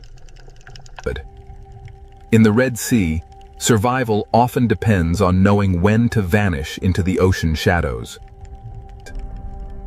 Every creature in this ocean listens through movement, sensing danger before it appears. The Red Sea does not always reveal its predators. Sometimes, the ocean only reveals their silence. In the Red Sea, silence is not emptiness. It is the language of survival. Every reef in this ancient ocean is both shelter and trap. To rise into open water is to trade darkness for exposure. In this sea, the smallest movement can travel farther than sound. The ocean often reveals danger through those who fear it first. Before a hunter appears, the Red Sea often becomes strangely calm. Here, beauty is camouflage, and color can hide both fear and hunger. The ancient ocean is built from thousands of hiding places, and each one has a story. To follow the reef inward is to enter the older memory of the sea. And in the quiet heart of the Red Sea, the first silent hunters begin to wake. The Red Sea ocean does not rush its stories. It lets the darkness speak first. In this ancient sea, every shadow belongs to the reef, and every reef belongs to the hunt. Peace returns quickly in the ocean, but never completely. The Red Sea is a world of openings, shelters, edges, and unseen paths. Where the reef begins to fall, the rules of the sea begin to change. Even the sand of this ocean is alive with movement, warning, and escape. Some predators in the Red Sea do not chase. They become part of the ocean itself. In this ancient sea, the difference between stone and hunter can disappear. The ocean teaches every creature to read shape, shadow, and silence. And beyond the reef, the Red Sea ocean begins to reveal the shape of its hunters. The Red Sea ocean gives only glimpses, never answers too soon. Out here, away from the reef, The ocean becomes a place of distance, patience, and hidden movement. A school survives because many eyes become one mind inside the sea. When the ocean suddenly opens around them, the warning has already begun. In the Red Sea, the first sign of a predator is often the silence it leaves behind. Every crack in this ocean wall can become a doorway for hunger. The ocean does not need noise to create fear.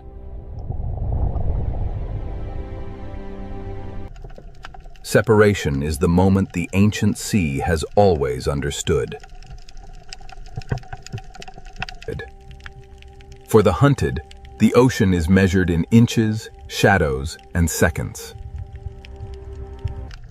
And ahead, where the Red Sea bends into darkness, the hunters wait without a sound. The deeper the Red Sea ocean draws us in, the more its silence begins to feel alive. In this ancient sea, the hunter does not need to be seen to be felt. The Red Sea records every movement, even when the creature that made it has already vanished.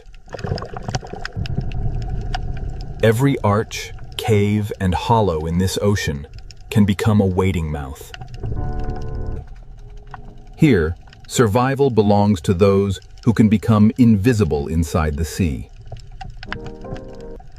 The Red Sea does not separate beauty from danger. It weaves them into the same silence. The hunted may escape one shadow, but the ocean is filled with many. This ancient ocean is not random. Every ledge, current, and shadow shapes the lives within it. In the Red Sea, peace is only a pause between movements. And now, beneath the beauty of this ancient sea, the silent predators of the Red Sea begin to emerge. Beneath the beauty of the Red Sea ocean, the hunters are already in position. Some predators in this ancient sea do not chase. They wait beautifully. In the Red Sea, danger can be graceful enough to be mistaken for beauty. Inside the reef, the Red Sea shelters hunters built for patience. The ancient ocean gives even its fiercest hunters a place to remain unseen. Every hollow in this sea may be empty, or it may be waiting. Strength in the Red Sea ocean is often hidden beneath stillness. A hunter does not always need speed. Sometimes it only needs the perfect place. On the ocean floor, the Red Sea teaches predators how to become stone. In this sea, survival may depend on seeing what does not wish to be seen. The Red Sea ocean has hunters that hide not in darkness, but beneath the sand. What looks like empty sand may rise and move with the patience of the sea itself. Beyond the Coral Kingdom, the Red Sea holds hunters made for open water. Here, the reef ends, and the open ocean begins to choose its victims. Some predators carry the authority of the ocean in their movement alone. The Red Sea ocean is divided between those who hide and those who patrol. Among the silent hunters of this sea, some survive by changing who they appear to be. In the Red Sea, camouflage is not only disguise, it is a language written across living skin. Even in the smallest openings of this ocean, power can wait in silence. The coral kingdom hides its hunters beneath color, texture, and time. The Red Sea Ocean is not ruled by one hunter, but by many forms of patience. Some hunters wait at the edge of traffic, where the reef forces life to pass close. For small life in the Red Sea, every shortcut may pass through danger. The ancient sea rewards those who can wait longer than fear can last. In this ocean, shape can become a mask. The reef does not need cages. It builds its traps from current, shelter, and habit. The Red Sea hides power inside narrow spaces. In this ancient sea, the hunters do not need to gather. The reef gathers prey for them. The coral kingdom is beautiful because it is alive, and dangerous because everything alive must feed. To leave the reef is to enter another kind of silence. Some hunters are built for the moment when stillness breaks. In the ocean, fear travels faster than the hunter itself. The Red Sea turns beauty into a wall and patience into a weapon. Here, the line between animal and landscape becomes almost impossible to draw. Below the coral, the Red Sea holds a second world of tunnels and teeth. Not all hunters in this ocean hide in shadow. Some hide beneath light. The ancient sea is full of hunters too small to cast a shadow. In this ocean, intelligence can hide inside a changing shape. The Red Sea does not always show the hunter leaving. Sometimes, it simply closes around it. At the edge of the reef, silence becomes distance, and distance becomes threat. The Red Sea Ocean is a kingdom of levels, and each level has its own hunter. Each predator holds one piece of the ancient sea's balance.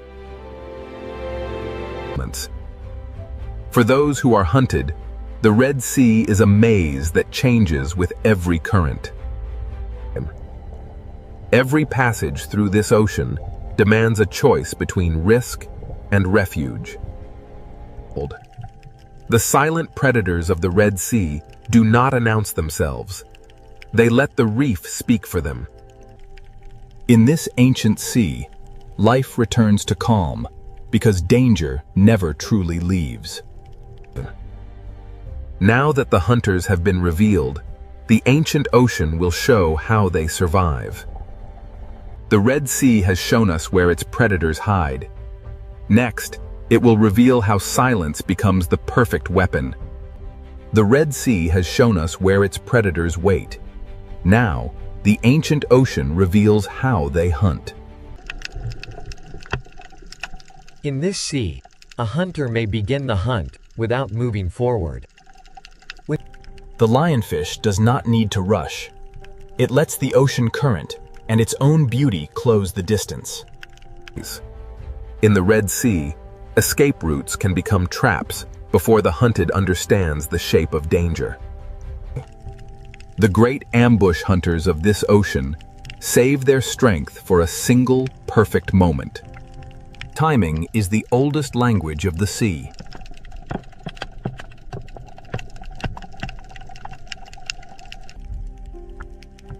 Some hunters in the Red Sea survive by becoming the place where they wait.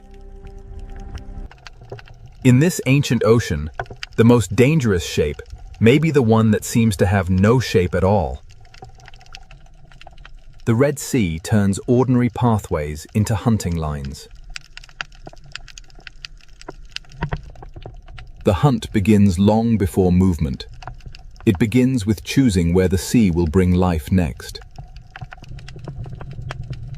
In the coral kingdom, even a body shape can become camouflage.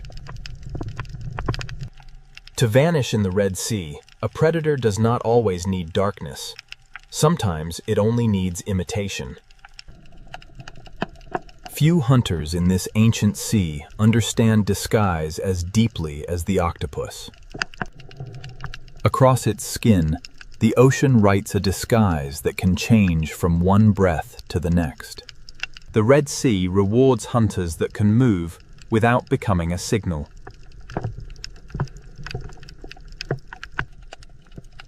Even the smallest chambers of this ocean can hold sudden power. Here, silence is not weakness. It is control. The reef is not only a home, it is a strategy built from stone, current, and instinct. A cave hunter turns darkness into territory. In this ocean, even fear must share the reef with delicate life. For prey, the Red Sea is not a landscape. It is a sequence of decisions. The seafloor watches upward, with eyes the reef has taught us to miss.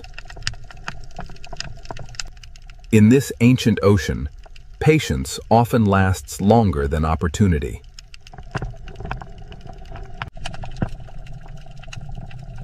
Open water hunters use distance the way reef hunters use shadow. A predator can control a place without touching anything inside it. When stillness breaks, the ocean becomes a storm of decisions. The hunt does not end when the hunter disappears. It remains in the memory of movement. The Red Sea hides danger by making it look old. When everything moves except one thing, the ocean asks us to look again. Ambush in the Red Sea is not always sudden. Sometimes it is arranged slowly. The predator is only half the trap. The other half is the reef. In this ocean, one wrong path can bring the hunted into another hunter's patience. The Red Sea is full of moments where survival depends on stopping in time. Some hunters hide inside the reef. Others let the entire ocean announce their path. In the ancient sea, fear connects lives that never meet. The art of silence belongs not only to giants, but to the smallest hunters of the reef. The Red Sea does not rely on one kind of predator.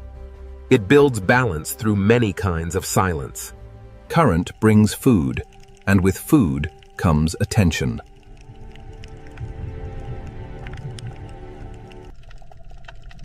Every feast in this sea has an audience. When the moment finally comes, the ocean barely has time to notice. The Red Sea closes over every hunt, leaving only movement where fear had been.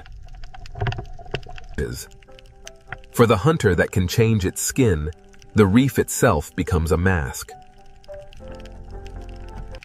Not every opportunity is taken. The Red Sea teaches its hunters to choose carefully.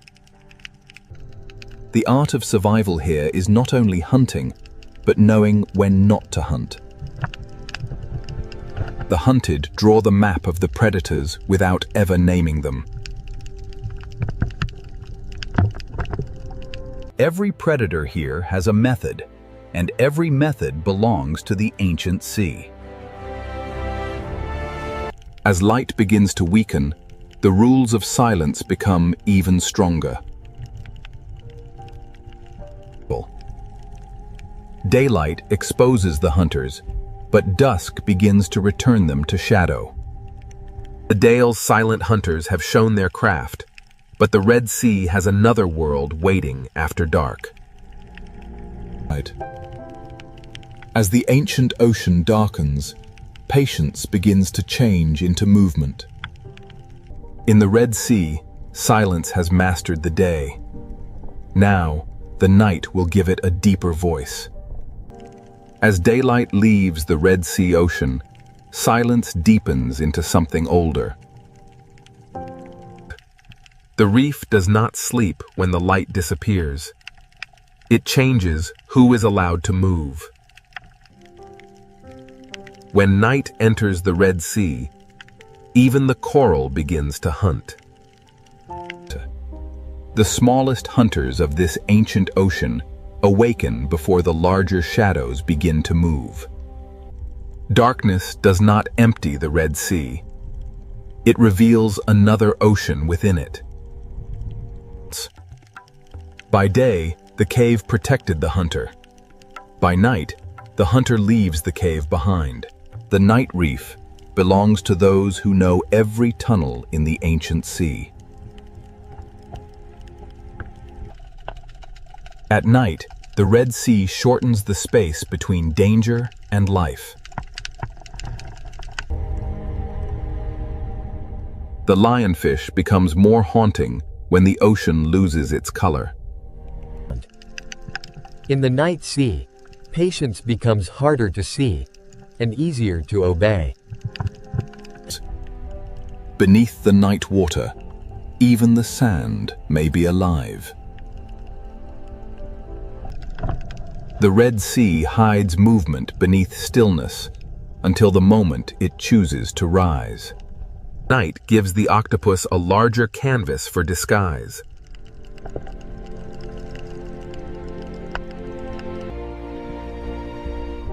In this ancient sea, intelligence moves without footsteps.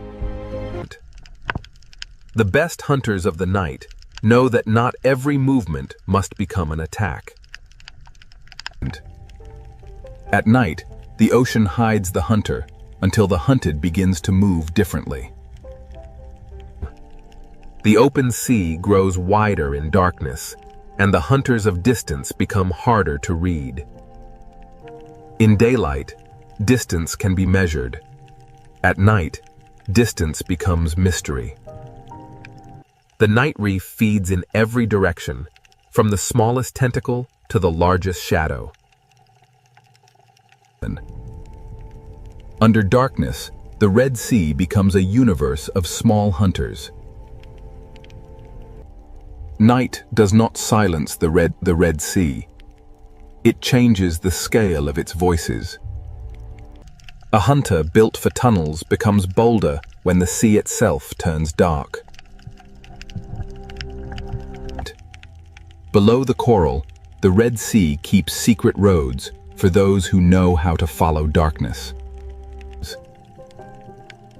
Some hunters do not need to roam far. They let the night bring life toward them. At night, the reef becomes a map of angles, openings, and mistakes.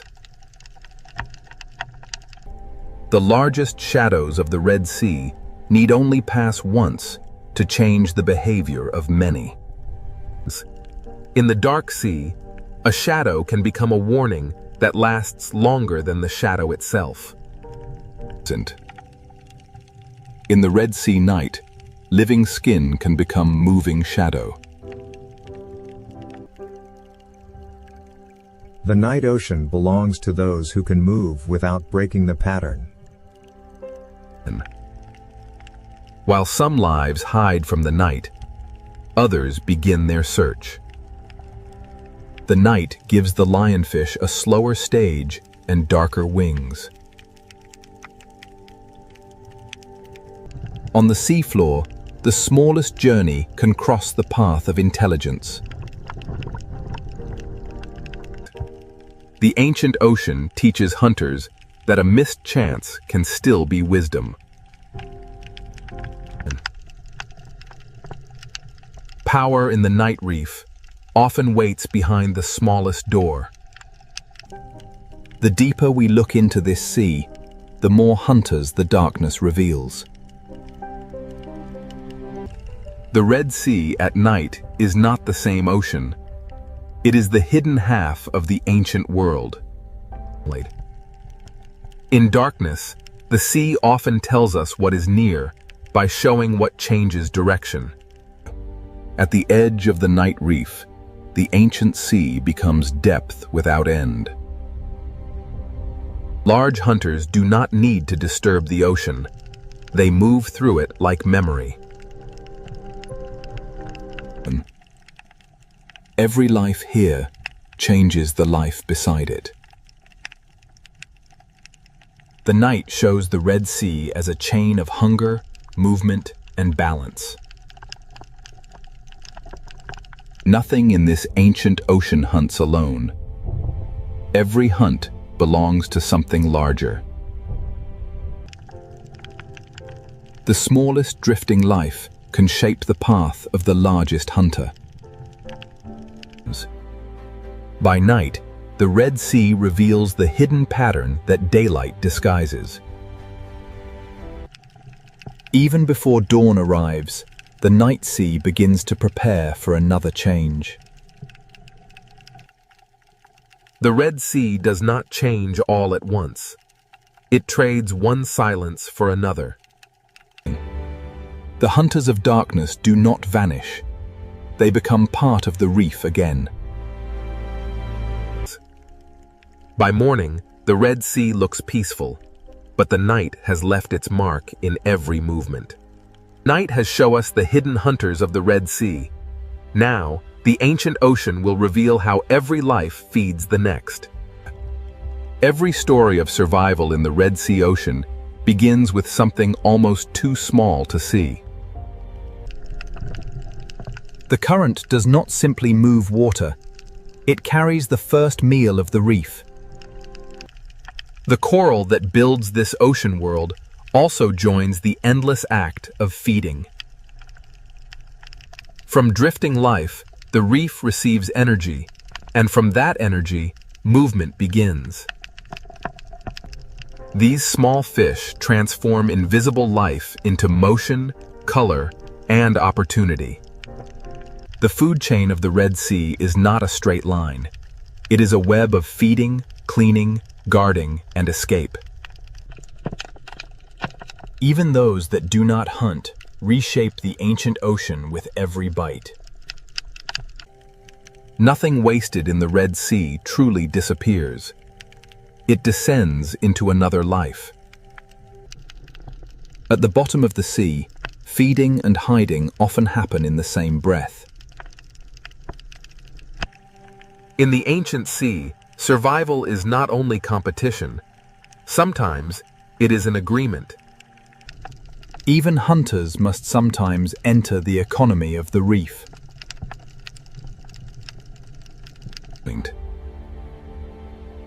Where food gathers life, life gathers danger. The same current that feeds the small also guides them past the patient. The Red Sea turns feeding routes into hunting routes.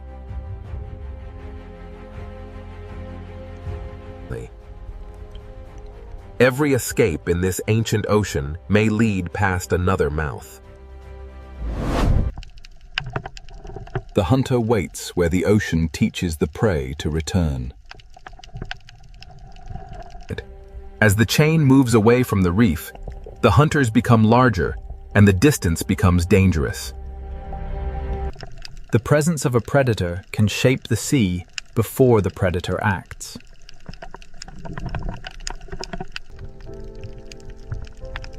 Hunger pulls life outward. Fear pulls it back. The chain does not end when food falls. It begins again on the ocean floor.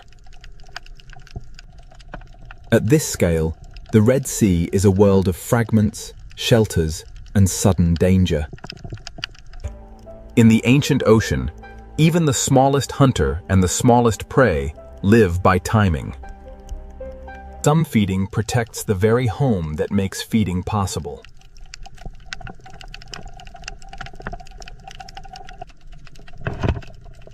The reef feeds the grazers, and the grazers feed the watchers.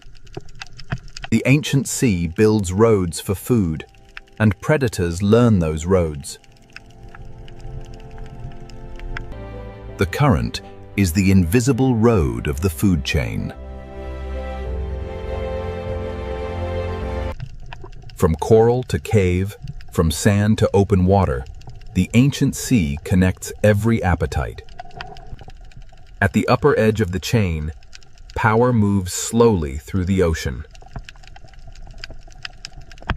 A single shadow can reorganize an entire reef.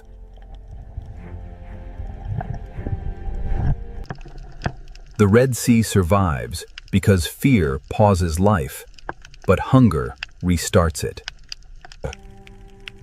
This is the architecture of hunger beneath the Red Sea.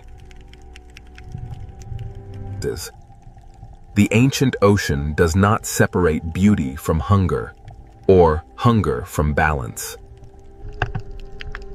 In the Red Sea, endings often become places for new life to begin. Every hunter is also part of a larger pattern, and no creature stands outside the chain. The rules of the reef can change with a single body moving away. When one creature moves through the sea, others follow the changes it leaves behind. Opportunity in the ocean rarely belongs to only one life. The ancient reef is not a battlefield alone. It is a living arrangement. The hunted are not passive in this sea. Their movement helps shape the hunt. Survival is not only escaping the strike, it is learning the shape of pressure. Some lives move in bursts. Others keep the reef alive through constant work. The foundation of the ancient ocean is built from lives that pass unnoticed. The farther life moves from shelter, the more the ancient ocean tests it. The Red Sea is not ruled by hunger alone. It is held together by the balance hunger creates. The silent predators of the Red Sea are not outside the reef's balance. They are part of what keeps it alive. Now that the chain of life has been revealed, the Red Sea will show us why its silent hunters are guardians of an ancient marine world. Now, the Red Sea ocean shows us why its silent predators are not destroyers, but guardians of balance. To understand this ocean, we must see every life as part of one long rhythm. The smallest life in the Red Sea carries the strength of the largest hunters. The ancient sea begins with delicate mouths, reaching into the current. The reef gives them food, and the predators teach them movement. The lionfish waits in beauty, and through that waiting, the reef remains alert. Even the teeth of the Red Sea have a place inside the reef's fragile order. The great reef hunters preserve their strength, and the ocean learns their patience. Beneath the sand, the Red Sea keeps another layer of balance.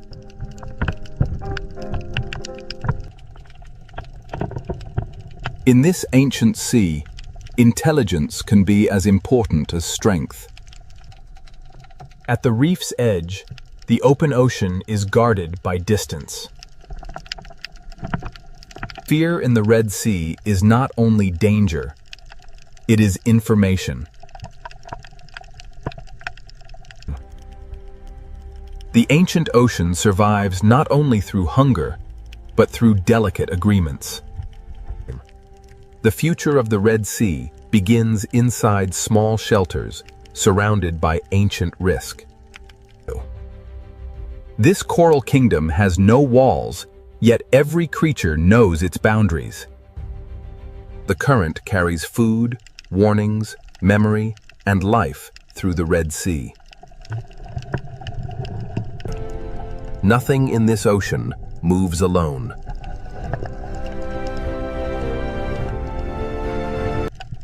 The Red Sea carries the memory of night into the daylight. Day and night trade the reef between them, but the ocean remains one.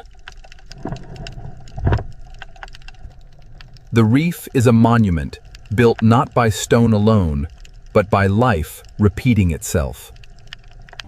One coral tower can hold an entire history of hunger and shelter.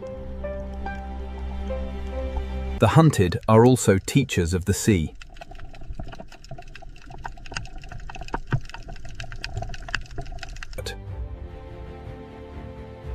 Every turn they make records where danger waits.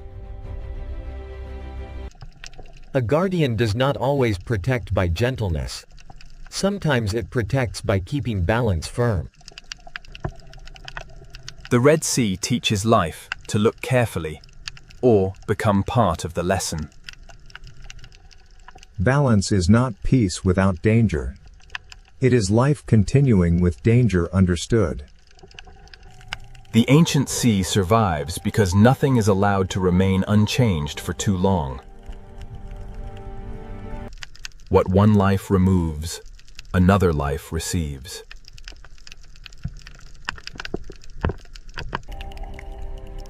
The ancient ocean survives not only through hunger, but through delicate agreements. The future of the Red Sea begins inside small shelters surrounded by ancient risk. This coral kingdom has no walls, yet every creature knows its boundaries. The current carries food, warnings, memory, and life through the Red Sea.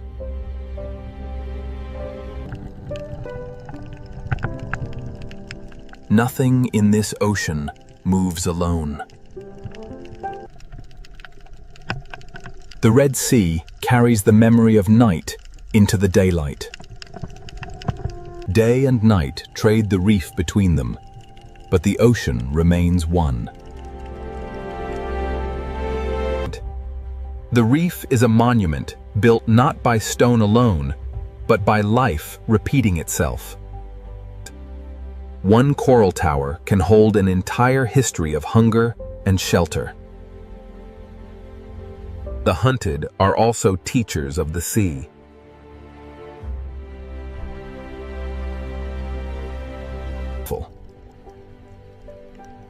Every turn they make records where danger waits. A guardian does not always protect by gentleness. Sometimes it protects by keeping balance firm. The Red Sea teaches life to look carefully or become part of the lesson. Balance is not peace without danger. It is life continuing with danger understood. The ancient sea survives because nothing is allowed to remain unchanged for too long. What one life removes, another life receives. The guardians of the reef are not only the large hunters, they are also the tiny workers beneath them. The Red Sea is built in layers of dependence.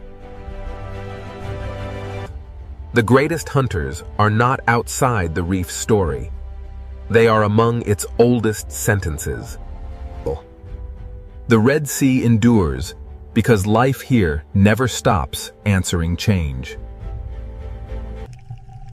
This current has carried us through beauty, fear, hunger, and renewal. The silent predators remain, not as interruptions, but as part of the music of the sea. In the Red Sea, even darkness has a role in keeping the reef alive. A school of fish is not only many lives, it is one answer to the ancient question of survival. Between shelter and open water, the Red Sea keeps its balance. The strength of this ocean begins in forms too delicate to command attention. To see the Red Sea clearly, we must see the small and the great together. After every night, every hunt, and every shadow, the reef returns to color. The silent hunters are always near, and because they are near, the reef stays awake. The ancient passages of the Red Sea are not empty corridors. They are memory carved into the sea.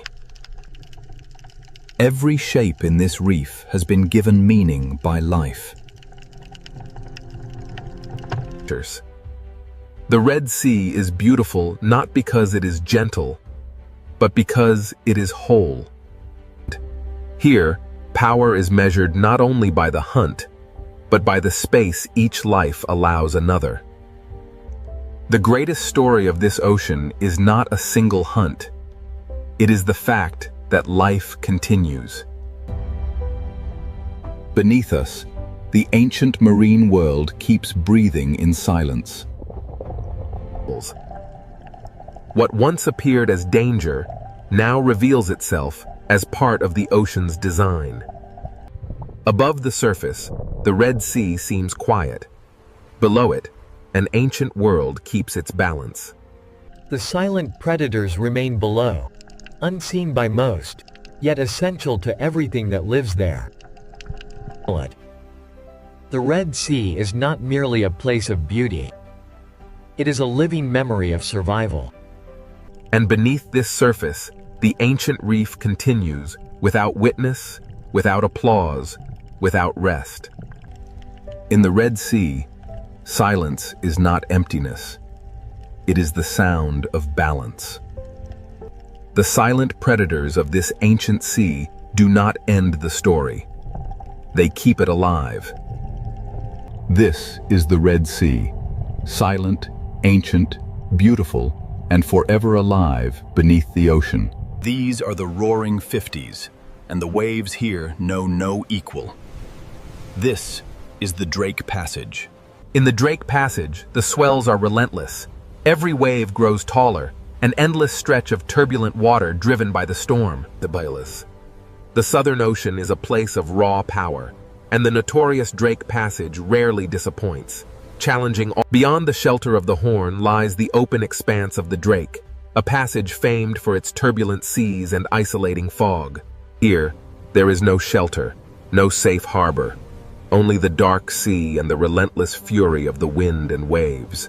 The swell builds relentlessly, a living machine of water and wind, culminating in the chaotic fury of the Drake Passage. The ocean corridor between Cape Horn and Antarctica is enormous and exposed, with waves moving in several directions beneath the heavy clouds. The sea becomes a doorway into the deeper story of Cape Horn. Ahead lies the violent Drake Passage, ruled by southern winds and hidden currents. The tiny research vessel provides a stark reminder of humanity's place in this immense wilderness. The Drake Passage, leaving the faint shadow of Cape Horn behind, we enter the unforgiving waters of the Drake Passage, where the ocean swells dominate everything. The gray waves roll endlessly here, propelled by the fierce winds of the deep south, a raw and untamed wilderness of water. From this height, the ocean reveals itself as a moving corridor, vast to human eyes, yet narrow when measured by the planet's forces. Beneath the gathering storm clouds, the ocean stirs, a vast engine waking, its power unleashed by the relentless wind. Here, in the infamous Drake Passage, the true force of the Southern Ocean is unleashed as massive swells rise and collapse with unimaginable power. The powerful swell dissipates into churning foam, only to be met by a fierce gust, scattering the spray across the relentless currents. Away from the sight of land, the waves themselves form a continuous chain, pulling us deeper into the profound blue-black heart of the ocean. As the camera glides forward, a low cloud bank rolls over the sea. The waves below move in long, parallel ridges. Below the surface turbulence of the Drake Passage lies an immense force, a hidden current, powerful and unrelenting, shaping the ocean depths. The Drake Passage. Its turbulent waves hint at a power far greater than the surface reveals. The chaotic surface yields to a powerful system. Long, dark ridges begin to form, revealing the hidden forces below the Drake Passage. From this height, the true scale of the Southern Ocean reveals itself. A relentless, rhythmic breathing machine powered by global winds. This is the Drake Passage, a violent gateway where two great oceans converge in a freezing chaos. The westerly winds assert their dominance, tearing at the surface of the frigid sea. The ocean responds with a raw, untamed power. An invisible force pulls at the water, stretching the sea itself across the infamous Drake Passage. Below the rolling waves, hidden currents exert their force, shaping the violent scene on the surface and pulling the ocean into its depths. Here, in the unforgiving waters of the Drake Passage, the sheer scale of the Southern Ocean becomes overwhelmingly clear. This is the Drake Passage, a volatile stretch of water where the visible storm gives way to the unseen forces below. Below the mist lies the true heart of the Southern Ocean, a vast and dangerous realm where wind meets current in an eternal struggle. Beneath these waves lies a pressure few vessels can withstand. This is the Southern Ocean, and it demands respect. This is the Drake Passage, where the Atlantic and Pacific converge, creating towering waves and chaotic currents far below the surface. The sea no longer looks random. Every ridge and trough is connected to the wind, distance, and invisible currents flowing through the Drake Passage. Beneath the violent surface, a deeper engine moves, folding the dark water into itself. A powerful gust tears across the surface, transforming the ocean into streaks of silver-white motion. But this is the Drake Passage, where the sea itself rises like a dark wall, unleashing the raw energy stored within its depths as it breaks into foam. As the chaos of the impact subsides, the true scale of the Antarctic waters is revealed, stretching endlessly towards the ice. Here, where the continents end and the true ocean begins, the Drake Passage guards the gateway to the deep unknown.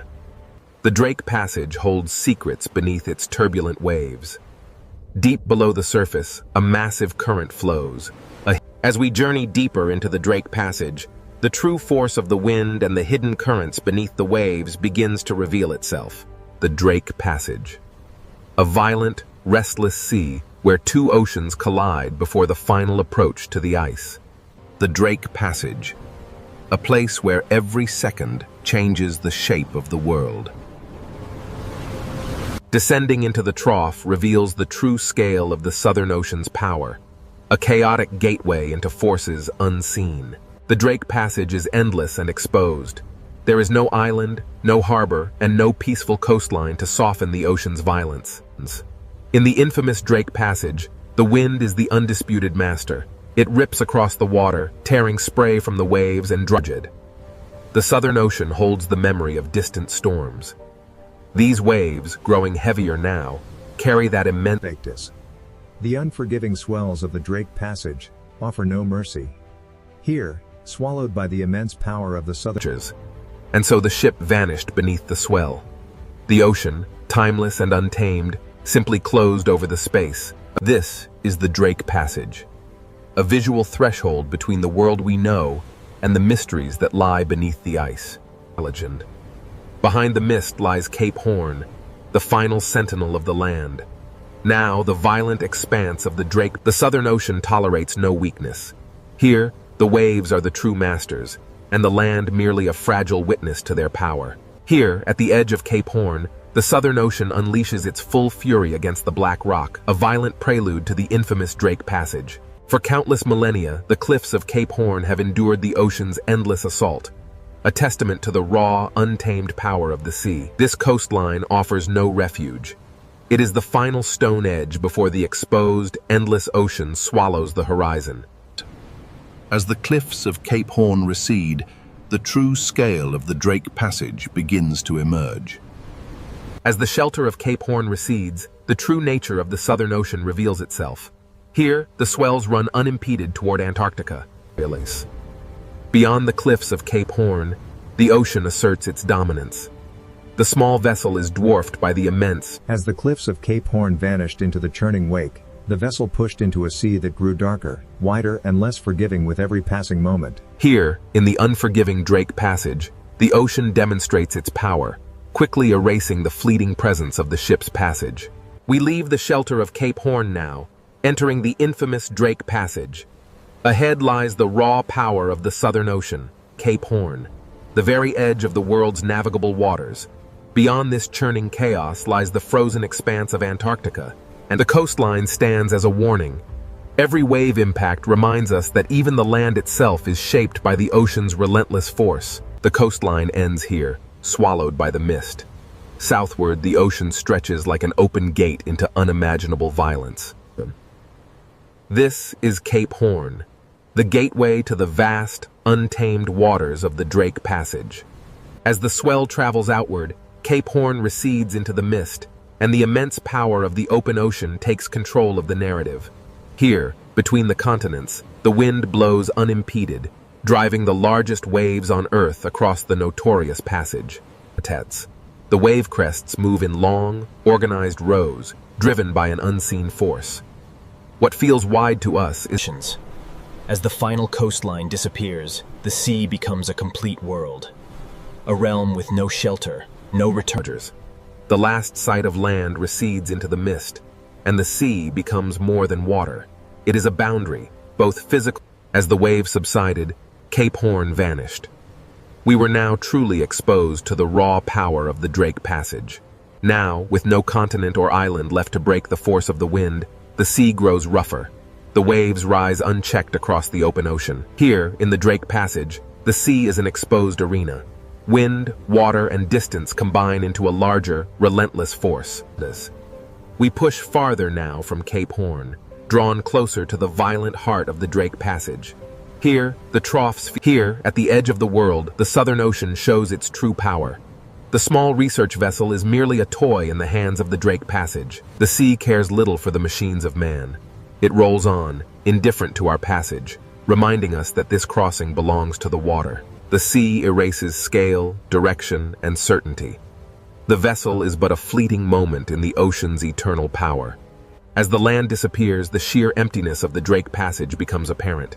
Nothing but water, wind, and the humbling scale of the open ocean. Below the waves, the water turns to an impenetrable black.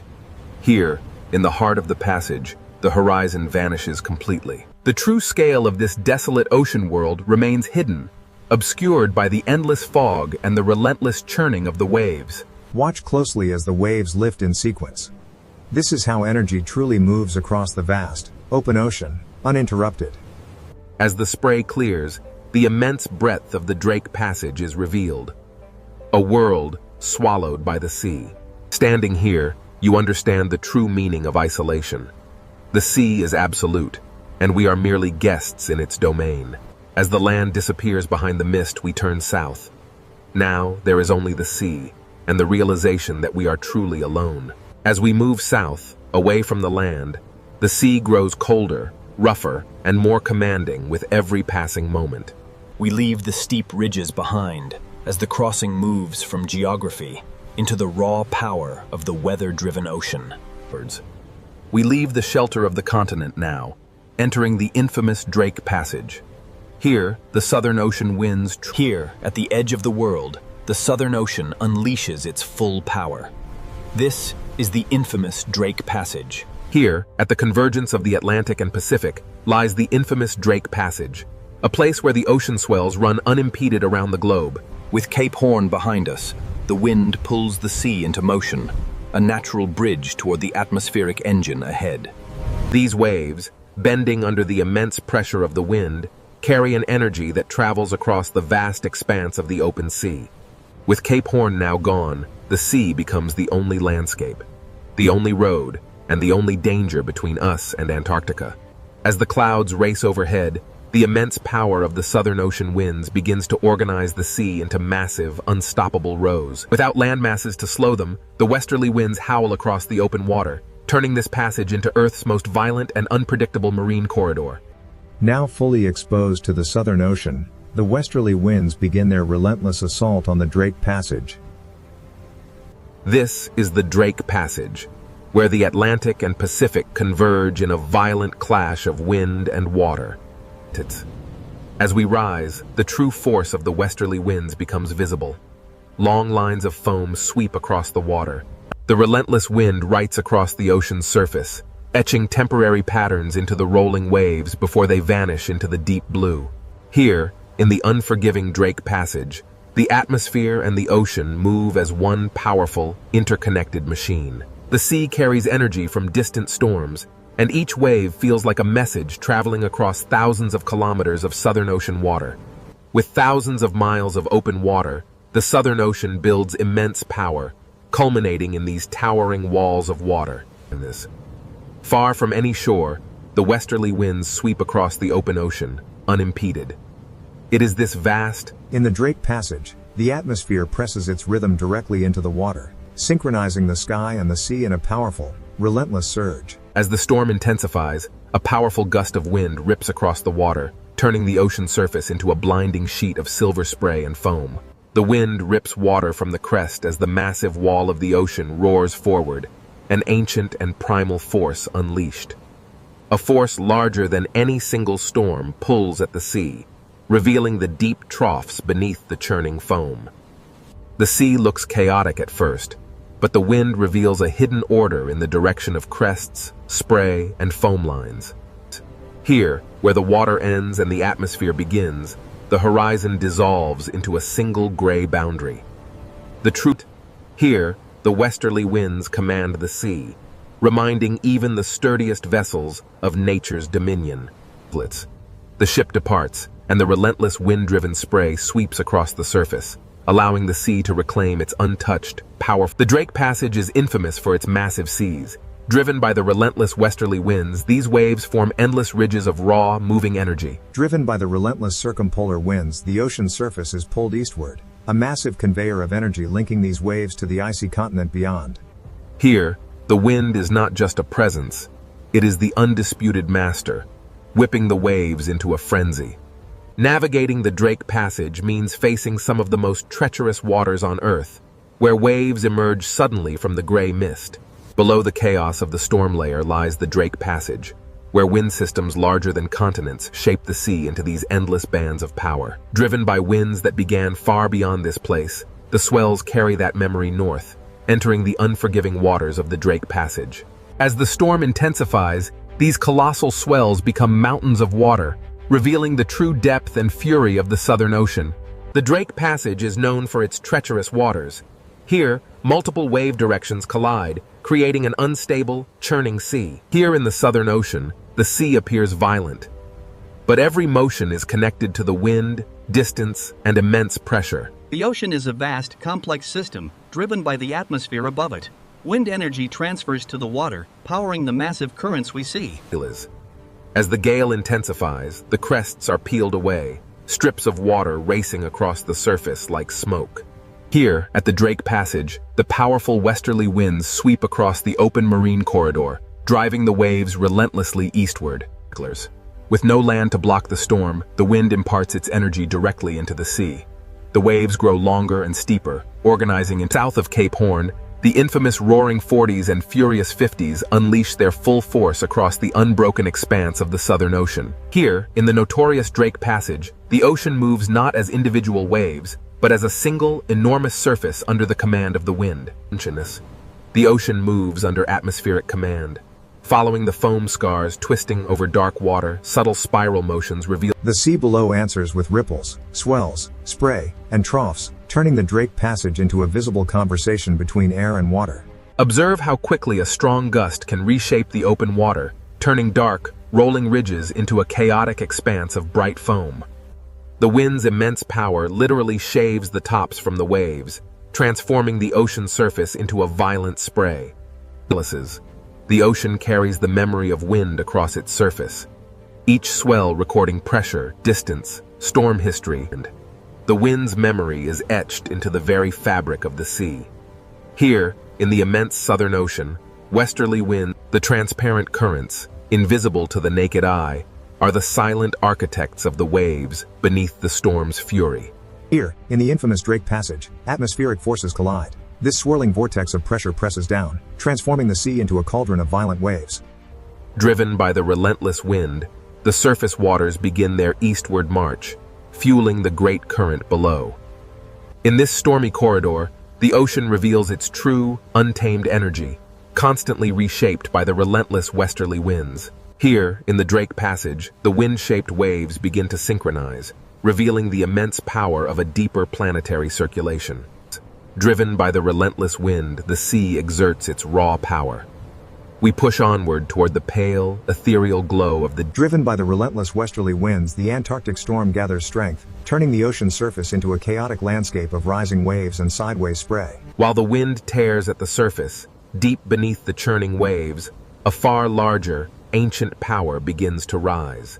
Below the storm-tossed waves lies a world unseen, where the ocean's deepest secrets flow in powerful, hidden currents. Here, at the surface, the storm rages, but beneath the churning foam, an ancient power stirs, waiting to be revealed. The camera plunges into the crushing darkness, where these colossal structures have stood undisturbed for millennia.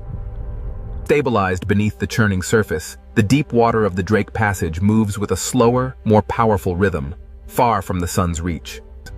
The Drake Passage Sea is not only waves, but a layered ocean system moving beneath the storm. Beneath the Drake Passage, the greatest ocean current on Earth begins its endless journey around the pole. The ocean. A river without banks, wide and powerful, flowing silently beneath the violent surface. Here in the Drake Passage, the wind whips the surface layers into a turbulent frenzy, while far deeper, the massive currents move steadily onward. The Drake Passage.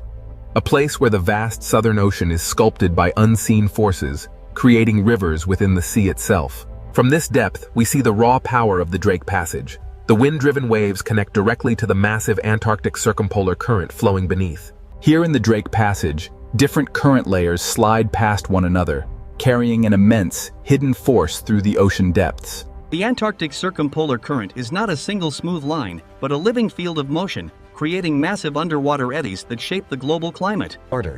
The Drake Passage reveals the ocean's hidden architecture. As the eddy stretches, the water organizes itself into powerful moving zones. While the surface rages in chaos, down here, the deep, continuous circulation moves with undisturbed power.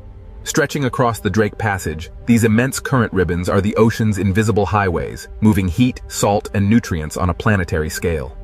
Here, in the violent waters of the Drake Passage, invisible highways carry the foundation of marine life. Following the current deeper, the light begins to fade. Below the surface storm, the Antarctic circumpolar current reveals itself as a vast... Here, in the tumultuous waters of the Drake Passage, the ocean is a single vertical world. From the deepest currents to the wind-whipped surface, everything moves together. The Drake Passage connects the Atlantic and Pacific, funneling an unimaginable volume of water, creating the most powerful current on Earth. Squeezing between South America and Antarctica, the Drake Passage acts as a narrow gate, funneling the immense power of the planetary current. As the current accelerates through this narrow passage, the water particles stream faster, compressed by the geography, yet the visible space remains vast. But as the current accelerates, following the deep shadowed slope far below, the immense pressure begins to bend the flow, disturbing the smooth ocean layers. In the open water column, the true scale of the Antarctic circumpolar current is revealed. Layers of cold water move past each other. As the camera moves through this seafront, we see how the current acts as a soft, invisible wall, connecting and separating ocean worlds. Here, in the tumultuous Drake Passage, the wind-driven waves on the surface are inextricably linked to the deep powers. The camera descends deeper now, revealing the hidden circulation of the ocean. These vast currents move relentlessly from west to east. Here, in the depths of the Drake Passage, layers of water slide past one another, carrying an immense, unseen force. Changes. What begins as a localized eddy soon stretches into a powerful current front. Here, in the Drake Passage, the sea organizes. the ocean reveals two distinct realities. Above, chaos reigns in the storm-tossed waves. But these immense current ribbons pass through the Drake Passage like invisible highways, moving water, heat, salt, and nutrients across the Southern Ocean. Flowing through the Drake Passage, these invisible highways carry the very foundation of marine life across the violent sea. As we descend deeper, the surface storm fades, revealing the true power of the Antarctic Circumpolar Current. A vast, silent force moving through the... Here in the Drake Passage, the ocean is a vertical world. From the deep currents to the surface winds, everything moves together. Every second, a volume of water riven by the Drake Passage dwarfs all the rivers on Earth combined, a silent, powerful force shaping the globe. An immense volume of water is squeezed through this narrow gate, a planetary current accelerating through the Drake Passage with unimaginable force. This is the planetary current gate, a massive convergence of water. Plunging beneath the waves, the current accelerates through the passage, compressed by the geography of the deep. Driven by forces unseen, the current accelerates, bending as it encounters the abyssal slope far below, disturbing the tranquil layers of the deep ocean. Here, the powerful flow of the sea curves and folds, influenced by the shadowed architecture of the ocean floor, revealing the next chapter of this deep journey. The Antarctic Circumpolar Current feels endless. It is constantly carrying the planet's water around the frozen south. The seafront acts as an invisible wall, a dynamic boundary where different worlds converge, yet remain forever distinct in the vast ocean currents. Within the turbulent waters of the Drake Passage, powerful currents gather tiny particles, concentrating the life-supporting materials that feed this vast marine ecosystem. Though the storm flickers violently above, casting shadows and light, the deep current below continues its calm, unstoppable persistence. These powerful currents, stretching beyond the frame, make this passage feel like the throat of a vast global circulation system. Even here, in the cold depths of the Drake Passage, the violent sea creates highways of current, transporting the foundation of all marine life. Following the current into a darker zone, the ocean pressure grows heavier. The Antarctic Circumpolar Current is a vast, silent force beneath the surface storm. Emerging from the crushing darkness of the pressure zone, the Drake Passage reveals its vertical nature. Here, the deep currents merge with the distant pull of surface winds. Every second, an unimaginable volume of water surges through the Drake Passage, connecting the great oceans. Here, between South America and Antarctica, the Drake Passage acts as a narrow gate for the immense planetary current. Here, the planetary current accelerates, a massive river of water compressed by the geography of the seafloor. Here, the accelerating current plunges deeper, disturbed and bent by the immense, shadowed slopes of the seafloor far below. As the current ribbons deform over the shadowed terrain, the flow curves and folds, hinting at the hidden architecture that will shape the next chapter of the deep. The Antarctic Circumpolar Current is a force unlike any other. It constantly carries the planet's water around Schultes. The current acts as both architect and boundary, where blue cold water meets greener, nutrient-rich stream. The relentless currents of the Drake Passage concentrate life-supporting material along the boundary, showing how even violent waters sustain these ecosystems. Sunlight struggles to pierce the turbulent surface, but the deep ocean currents flow onward, undisturbed by the chaos above. Deeper now, into the Drake Passage. This vast underwater current acts as the throat of a global circulation system. As the deep currents wrap around Antarctica, they accelerate, squeezing through the Drake Passage and continuing their journey northward, driving the planet's climate. As the visualization fades, we enter the Drake Passage, where the Antarctic current flows unimpeded.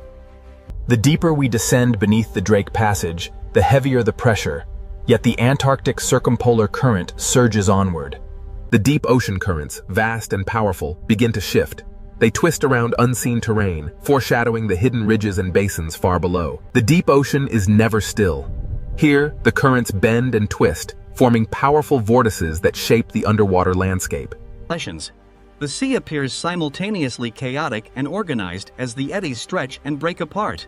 Eventually, the steady eastward. As we ascend, the true complexity of the Drake Passage reveals itself. Beneath the raging storm, the deeper currents flow. Here, between the surface turbulence and the deeper currents, lies the true nature of the Drake Passage, a powerful gateway in the world ocean. Here, the ocean is a moving archive, a vast repository of temperature, salt, carbon and energy flowing around the Antarctic continent. Here, in the depths of the Drake Passage, the strongest forces move silently. an immense current carrying particles through the dark water. While the storm rages on the surface far above, the Antarctic circumpolar current holds its steady, immense path through the dark ocean depths. Below the waves, the silent power of the depths. The immense currents of the Drake Passage begin to reveal the contours of the hidden seafloor far below. Even here, in the crushing dark of the deep ocean, hidden mountains rise, steering the powerful flow of planetary water. The ocean floor is far from empty. It is architectural, a realm of hidden walls beneath the violent surface. As the circulation tightens into faster streams, the focus shifts to the shape of the seafloor. Here, the true power of the seafloor beneath Drake Passage is not passive, but actively reshapes the current. The ocean flow compresses as it climbs the submerged rise, accelerating dramatically before spilling into the darker waters of the abyss beyond. Here in the Drake Passage, the Antarctic circumpolar current surges eastward, its path visibly altered by the wind above and the submerged landscape. As we rise from the hidden currents below, the true violence of the Drake Passage reveals itself on the surface. The Antarctic circumpolar current, an immense river of seawater driven by powerful winds, now dives towards the abyss. We descend into the Drake Passage. Below the stormy surface, the Antarctic circumpolar current rages. Below the stormy surface lies the true power of the Antarctic circumpolar current, a massive force hiding ancient structures beneath the waves. The descent continues toward the hidden seafloor. In the Drake Passage, the ocean floor silently steers the flow around this dark underwater wall. Here, in the crushing depths of the Drake Passage, the coldest water accelerates, transforming the seafloor into an alien landscape of submerged peaks. Descending into the basin, the powerful current slows, and the underwater valleys reshape the immense force of the sea into vast, rotating eddies. Here in the Drake Passage, beneath the violent waves, the rotating basin eddy begins to stretch. It transforms into a long blue-gray. As we descend deeper, the true architecture of the abyss is revealed. Invisible walls carved into the seabed funnel the powerful. The camera glides into the narrow channel, and the current accelerates, a planetary river forced through hidden gates deep within the Drake Passage. The camera watches as current ribbons bend sharply around this deep fracture zone. The seafloor proves that the chaos above has structure far below the surface. In the Drake Passage, the sea reveals itself as a deep mechanical system, where water, stone, pressure, and rotation work in powerful unison. As we ascend from the depths of the Drake Passage, the distinct boundaries between water masses become visible, driven by unseen forces. As the currents bend over the seafloor ridge, the resulting turbulence creates a gathering point. Along this front, tiny particles and nascent marine. Carried by the current through the Drake Passage, this cloud of life transforms hidden turbulence into a quiet foundation for everything that follows. As we ascend, the currents intensify, revealing how motion gathers life in these invisible corridors of the sea. The Drake Passage current dictates all movement here. These resilient cold-water fish yield to its relentless power, moving swiftly as one with the flow. The Drake Passage. Though the surface rages violently above, here in the depths, the powerful current carries food. Above the churning chaos of the waves, the albatross rides the gale, connecting the turbulent sea to the stormy sky. Here, in the roaring 40s, the albatross rides the breath of the storm, its wings locked against the violence of the great southern ocean. For the albatross, the sea is both danger and pathway, a turbulent world where survival is shaped by the wind's relentless force. Soaring over the immense swells of the Drake Passage, the albatross reads the air currents, an invisible road above the churning ocean. Relying entirely on the wind, the albatross banks sharply. The ocean surface below traces its path in white foam, a testament to its Here, amidst the endless swells of the Drake Passage, survival depends on motion, not resistance. The albatross dips low, braving the spray of the cresting wave. For a moment, it is lost to the mist, only to emerge stronger than before. The Drake Passage shows no mercy, yet the albatross moves with an effortless grace perfectly adapted to this violent world. But the calm flight is merely a prelude. Ahead, the ocean's true power stirs, drawing life from the depths. The currents here connect the hunters above to the microscopic life beneath the waves, a vital food pathway. The sea current quietly carries the base of the food web beneath the surface, a stream of life sustaining the inhabitants of this cold, blue expanse. The strong currents bend over the distant seafloor ridge, pulling particles into long glowing trails, illustrating the profound. The sea behaves like wind over mountains, but here the mountains are hidden beneath the Drake Passage water. What begins as unseen turbulence far below culminates here, in the violent chaos of the surface storm. This is the Drake Passage, a place of immense power. The cold currents dominate, but deep beneath the swells, life persists. In the unforgiving waters of the Drake Passage, even the largest leviathan is quickly swallowed by the storm. As the whale disappears into the depths, the surface turbulence slowly yields to the relentless forces of wind and current. The Drake Passage is violent, yet undeniably alive, a testament to the raw power of the Southern Ocean. Where the currents collide, a hidden bounty is brought to the surface. These upwellings drive the ocean's most vibrant ecosystems. Beneath the storm front, the Drake Passage current begins its powerful flow. Stirring the sediment along the seafloor, it carries a plume.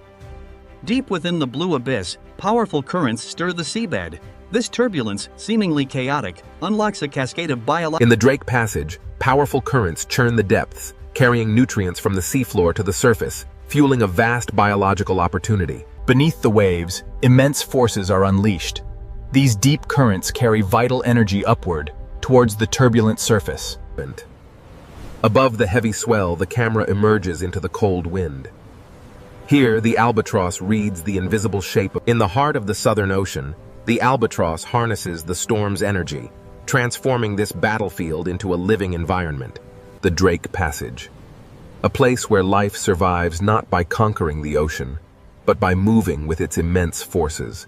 The same powerful forces that shape the life within these waters will soon carry the immense icebergs of Antarctica north, altering everything in their path. Here, in the tumultuous waters of the Drake Passage, the powerful currents signal a dramatic shift towards the icy frontiers of the south. Types.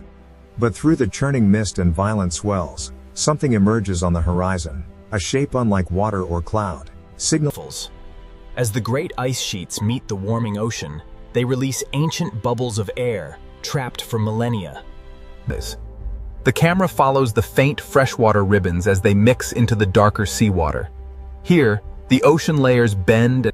From the silent depths, we rise through the mixing waters to witness the ocean's raw power as it sculpts the ancient ice. The Drake Passage, a crucible of storms, now carries these fragments of Antarctica out into the wider world, a journey fueled by the powerful Southern Ocean currents. Driven by the relentless power of the waves, these fragments begin their journey, evidence of the ocean's transformative force on the ancient ice. Here, at the edge of the world, massive icebergs begin their long, arduous journey north, battling the ferocious power of the Southern Ocean. Here, the raw power of the polar sea is unleashed, a dramatic display of nature's relentless force against the ancient ice. Turning seaward, the icebergs recede into the mist.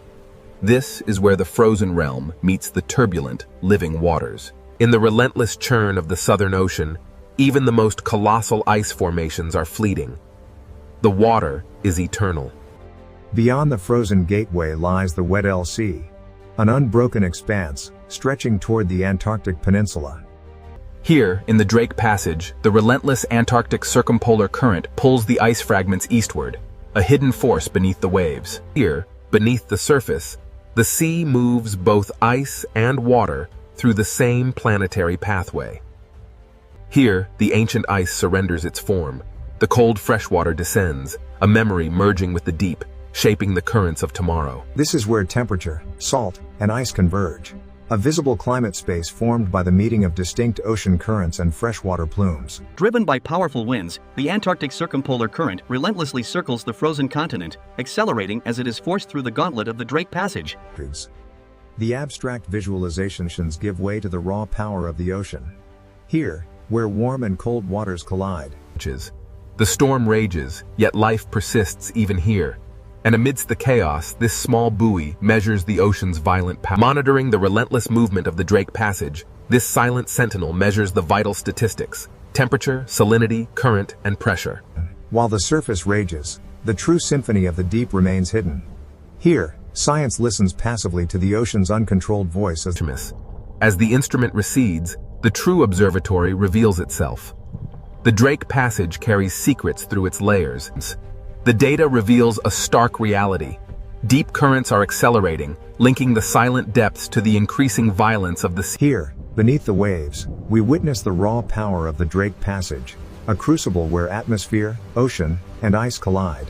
As the atmosphere meets the ocean and the ice, the relentless waves continue to carve its base, slowly reshaping this fragment of the frozen continent. A powerful yet subtle shift.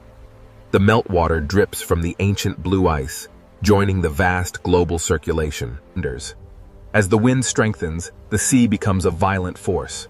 Waves crash against the ice, a stark reminder of the raw. From this sweeping view, the immense power of the ocean currents becomes clear, relentlessly moving ice, heat, and vital elements through the Drake Passage. Every visible wave belongs to a larger circulation pattern, moving far beyond the Drake Passage. Down here, beneath the churn of the surface, the ocean currents move silently, carrying with them the clearest signals of our changing climate. The Drake Passage, where the immense physical power of the ocean converges with life, signaling profound planetary change. Rising from the depths, we witness the relentless power of the current. The ocean carries this fragment of ancient ice. Even the ice, once part of a towering glacier, now drifts aimlessly in the vast, cold expanse. The albatross navigates the Drake Passage, a crucible where wind, ice, and sea converge in this untamed ocean. This is the Drake Passage, a place where the immense power of the ocean dwarfs even the largest mountains of ice, reminding us of nature's overwhelming scale. As the storm finally relents, the ocean begins its slow, rhythmic breathing once more. Here, in the Drake Passage, the Earth's motion is laid bare. The storm may soften, but the camera descends toward the restless sea. Here, the ocean remains ancient and unfinished, a corridor for the relentless currents of wind. The journey south reveals the immense power of the Antarctic, a vast reservoir of ice and cold water influencing every ocean on Earth. Turning north from the Antarctic glow, we enter the Drake Passage, a place defined by the immense scale of the pure ocean and the raw power of the wind. The journey north reveals the true scale of the oceanic realm, where every force, from the deep currents to the high winds, the Southern Ocean is a place of raw power, beautiful in its terror, indifferent to those who cross its path. Here, the waves roll endlessly into the mist, carrying the memory of the wind, the hidden currents, and the cold breath of Antarctica. Here, in the dark sea, the last iceberg drifts slowly, the memory of Antarctica carried on it. This is the Drake Passage, a place where the true power of the ocean is felt.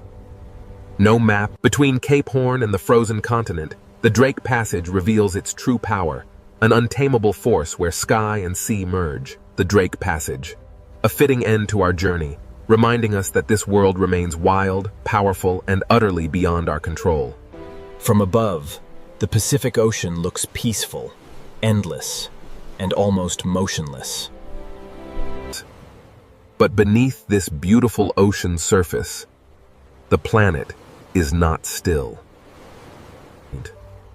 The ocean hides a world of pressure, heat, stone, and movement. What seems like silence is only the surface of a much larger story.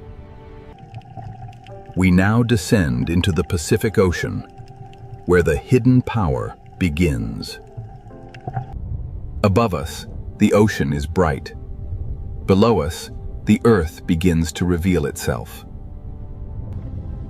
The deeper we go, the more the ocean changes from beauty into mystery. The Pacific Ocean is not only a body of water, it is a cover over a moving world. Below this ocean, entire plates of rock move slowly through time. They move too slowly for the eye to see, yet strongly enough to shape the planet. This ocean floor is not an empty place. It is a map written in stone. Every crack beneath the ocean tells us that Earth's crust is under pressure.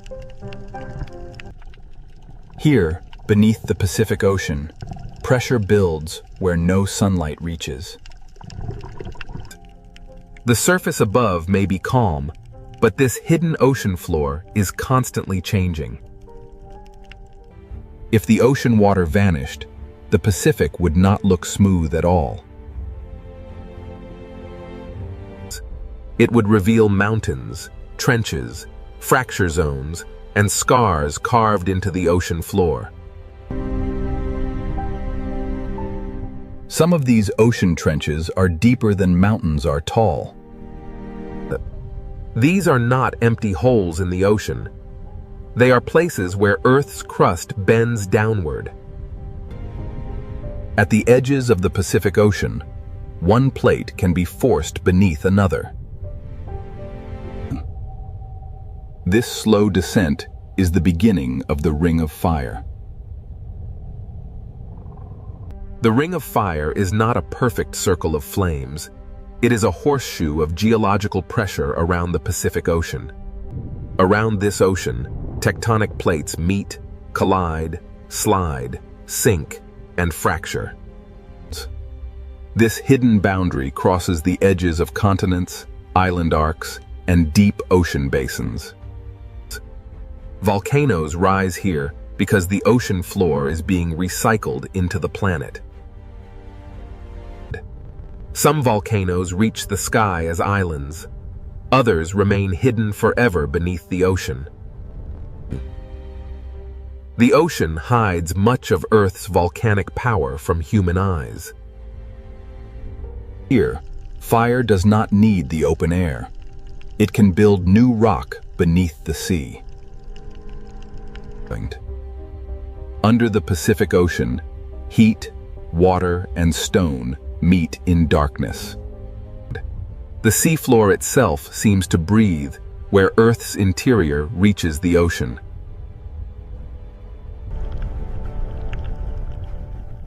These hidden vents show that the ocean floor is not dead rock. Even in darkness, the ocean can turn heat into life. The same force that creates life here can also store enormous danger. Along these boundaries, the ocean floor can become locked in place. The plates keep trying to move, but friction can hold them together.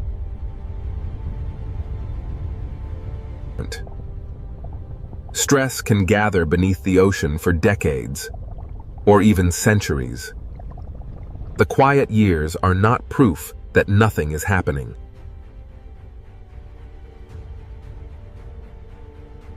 When a locked boundary finally breaks, slow motion becomes sudden release. This is how the hidden ocean floor can become the source of a powerful earthquake. If the movement is strong and shallow beneath the ocean, the water above can be displaced. A tsunami does not begin as a wall of water. It begins when the seafloor moves. In deep ocean water, this energy may pass almost unseen. The Pacific Ocean can look peaceful while a force is already crossing it. This is the danger of the hidden ocean floor. What happens below can travel far beyond the source. The Ring of Fire connects trenches, volcanoes, earthquakes, and ocean waves into one vast system. And it is not a single doomsday switch. It is a long chain of active tectonic edges. The scale is difficult to imagine because the ocean hides almost everything. From below, the Pacific Ocean feels like a lid over a restless planet. The world above sees waves. The world below holds the engine.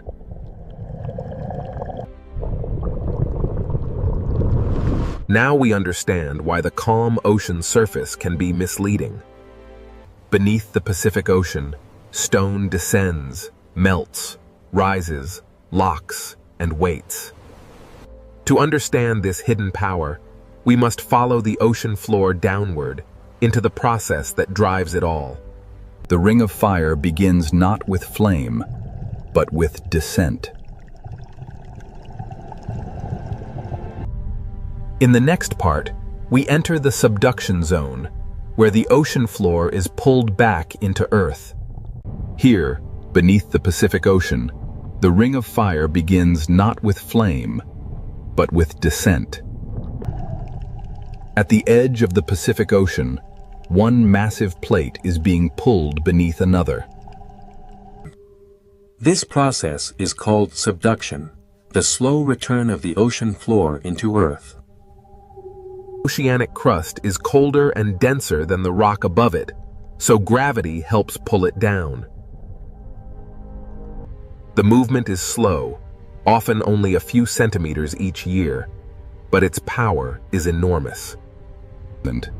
A motion too slow to watch can still reshape the entire ocean basin. As the ocean floor sinks, it drags sediment, water, and ancient rock downward with it. Water trapped inside minerals begins a journey deep beneath the Pacific Ocean. As the slab sinks, pressure rises, temperature increases, and the hidden chemistry begins to change. The ocean floor does not simply disappear. It transforms the world around it. Water released from the descending ocean plate lowers the melting point of surrounding rock. This is where magma begins, not from random fire, but from pressure, water, and heat. Above the sinking slab, the deep earth starts to melt. The magma rises because it is hotter and lighter than the rock around it. Over time, these rising paths can feed volcanoes beneath the Pacific Ocean. This is why the Ring of Fire is lined with volcanoes. The fire begins deep below, but the ocean hides its first signs. Some magma builds new seafloor without ever touching the sky.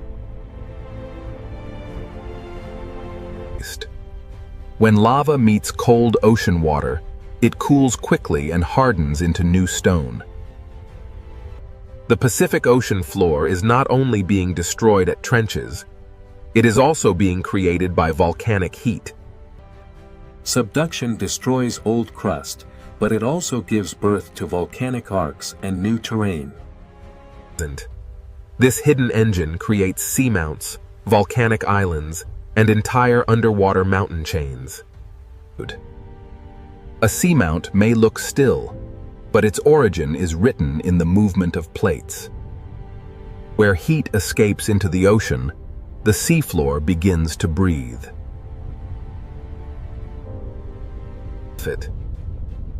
Hydrothermal vents are signs that Earth's interior is reaching into the ocean.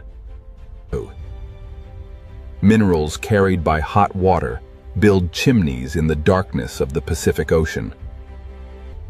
In this hidden ocean world, heat becomes chemistry, and chemistry can become life.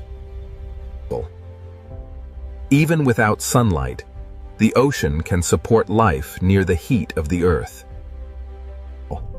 Subduction is not only a destructive force, it is also a creator of hidden ecosystems. But the same process that creates heat and life also stores danger along locked boundaries.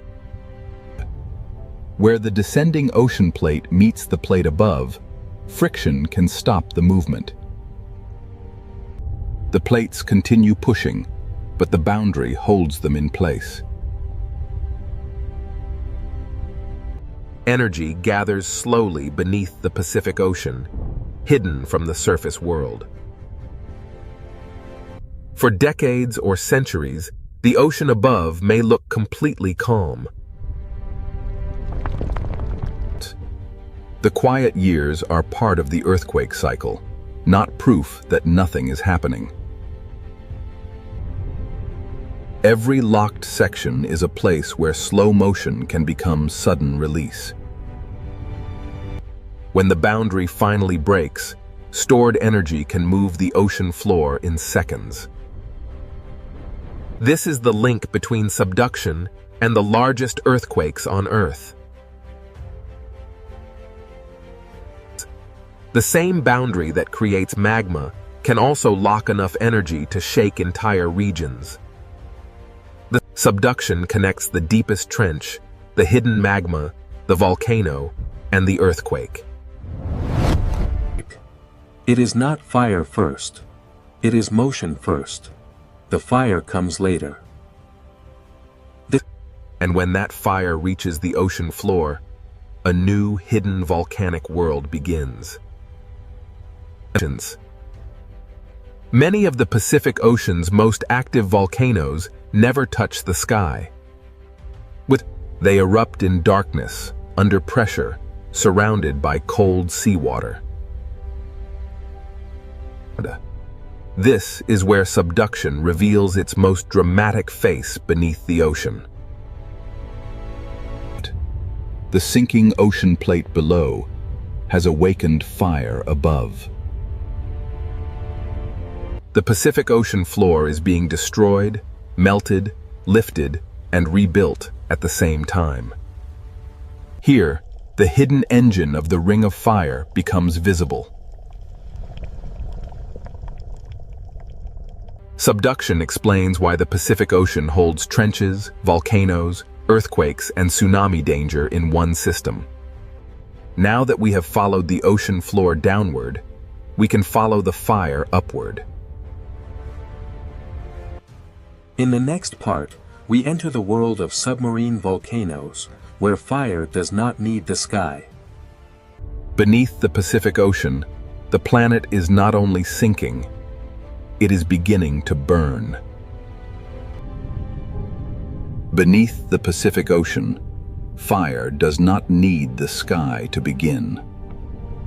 Here, the Ring of Fire reveals itself in darkness, pressure, and silence. Most people imagine volcanoes reaching into the air, but many are hidden beneath the ocean. This volcano has no ash cloud, no mountain skyline, and no watching crowd.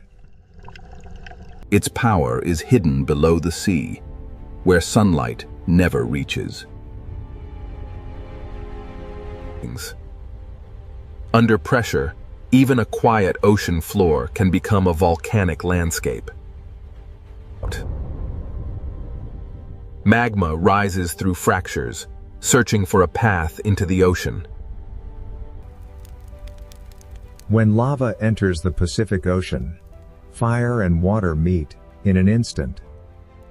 The ocean cools the lava quickly, turning molten fire into new stone. These rounded forms are pillow lava, one of the signatures of underwater eruption. The ocean floor is being built one cooled layer at a time. A submarine volcano is not only a place of destruction, it is a factory of new terrain. Every slope records older eruptions beneath the ocean, layered in darkness over time. Some eruptions build slowly, while others reshape the ocean floor in sudden bursts. Not every eruption is glowing lava. Sometimes the ocean floor exhales heat through mineral smoke.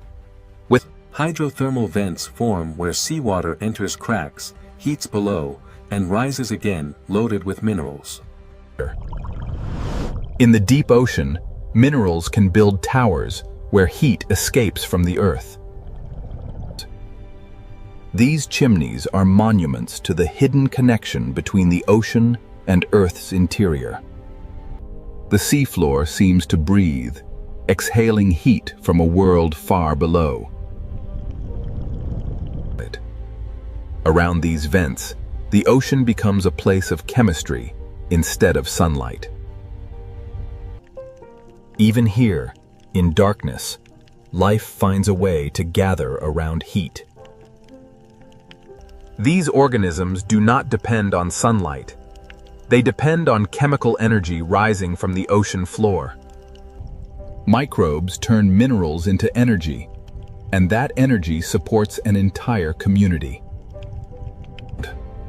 The same heat that can destroy also creates a place where life can survive. This is the great contrast of the ring of fire beneath the ocean. It buries old crust, builds new ground, and changes the shape of the seafloor.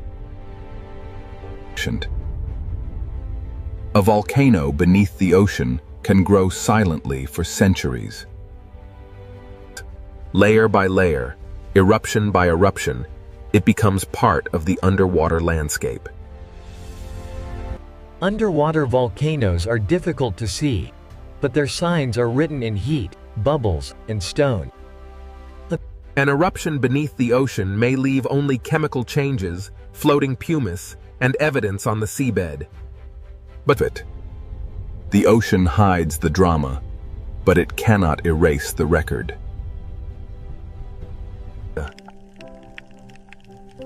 After the heat passes, the ocean floor keeps the memory of eruption.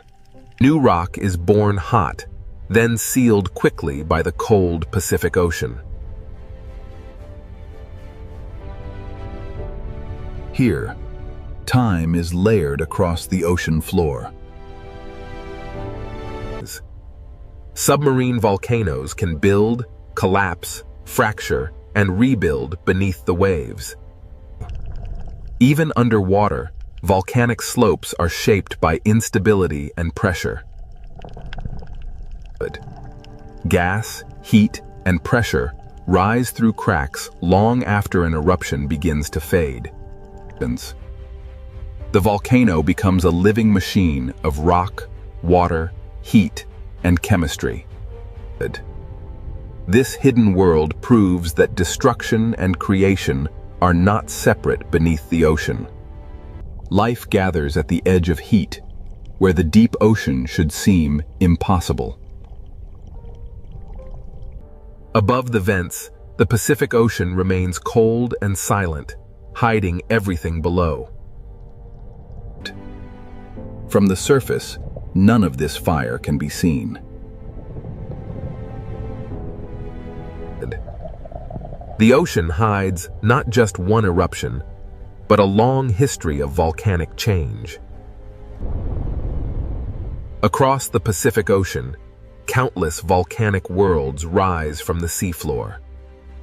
Some will never become islands, but they still shape the ocean around them.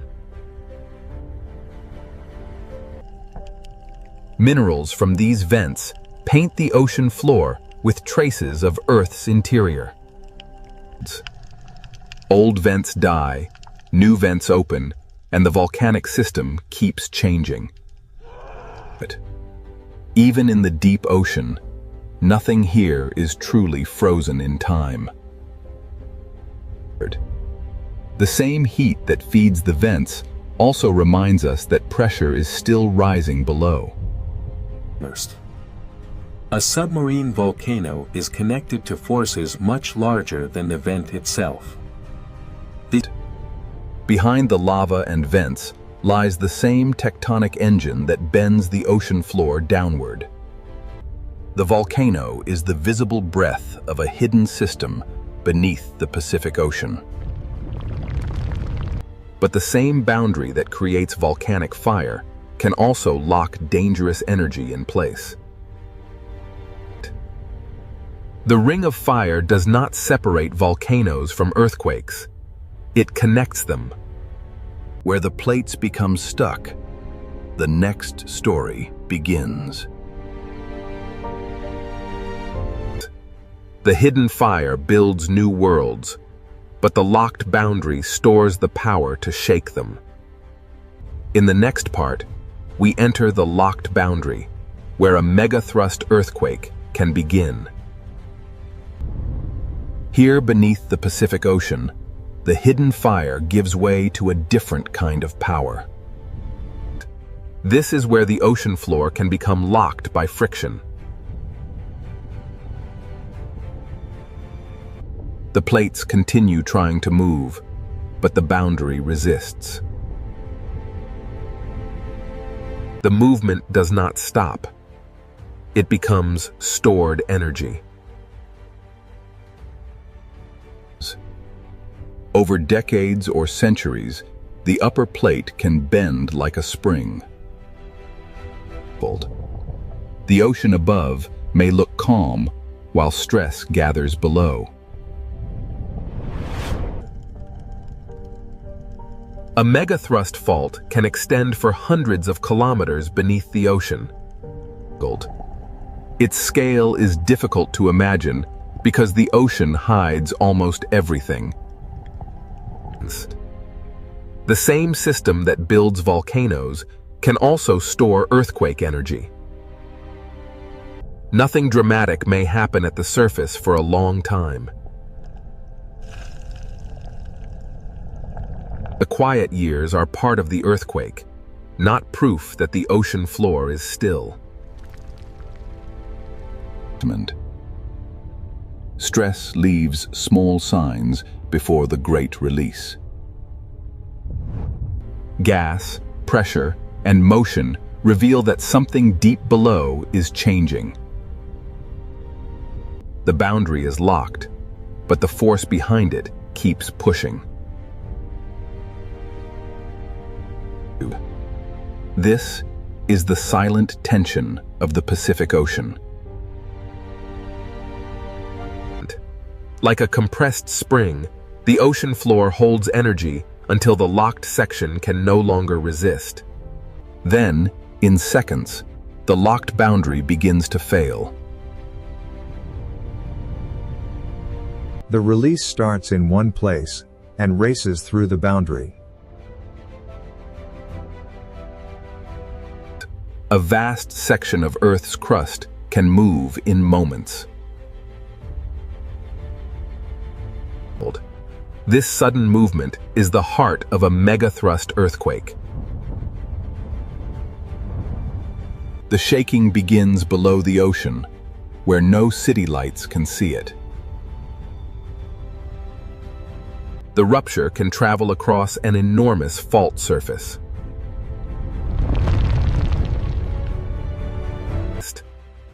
This is why the largest earthquakes on Earth are often born at subduction zones.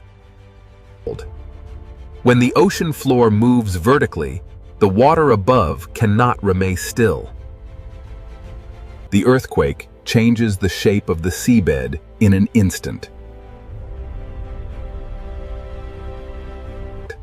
The first sign of danger is not always a giant wave, but a displacement of the entire ocean column.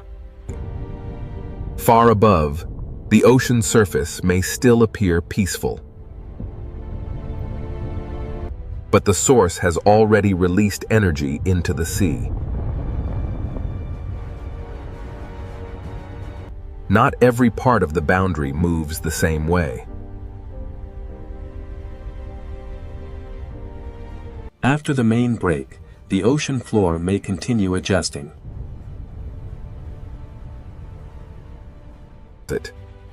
Each adjustment reminds us that an earthquake is not a single simple moment.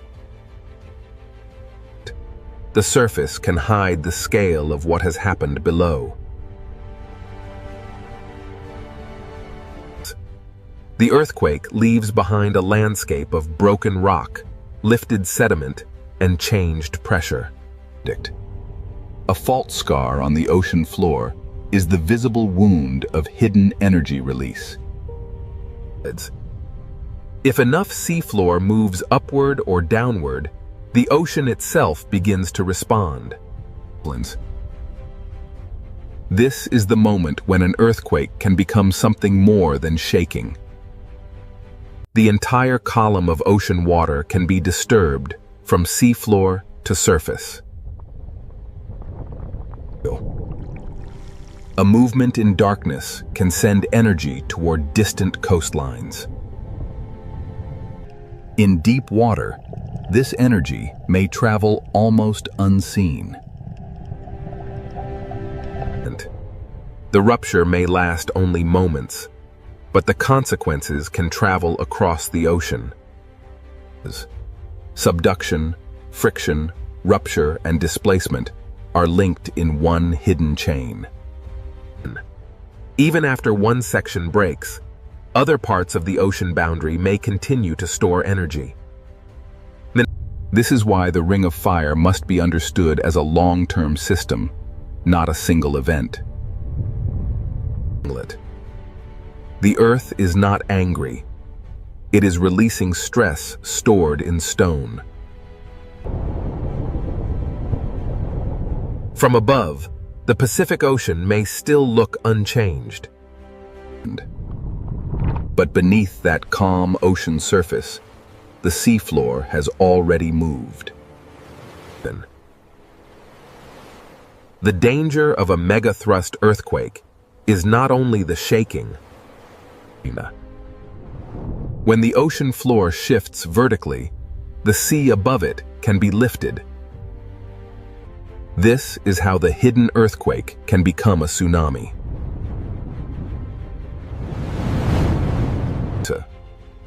A tsunami begins not as a towering wave, but as the ocean being displaced. In deep water, the first movement may be almost impossible to see. In the next part, we follow that energy as it crosses the Pacific Ocean and becomes a tsunami. Beneath the ocean, the boundary has broken. Now the water begins to move. Beneath the Pacific Ocean, the boundary has broken, and now the water begins to move. A tsunami begins when the ocean floor moves and displaces the water above it. But this is not a wind wave. It is the movement of the ocean from bottom to surface. The entire ocean column is disturbed, and the energy begins to travel.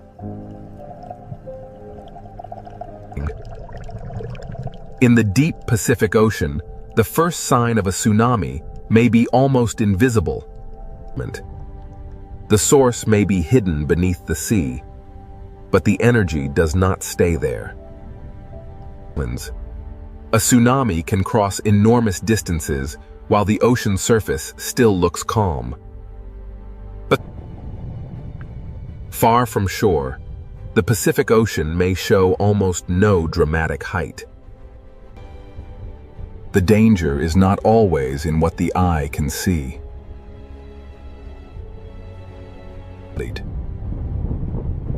The wave is long, fast, and filled with energy. Across the Pacific Ocean, the energy moves over landscapes hidden far below the surface. Even underwater mountains feel only a passing motion as the energy continues outward. In deep water, the tsunami is not yet the image people fear.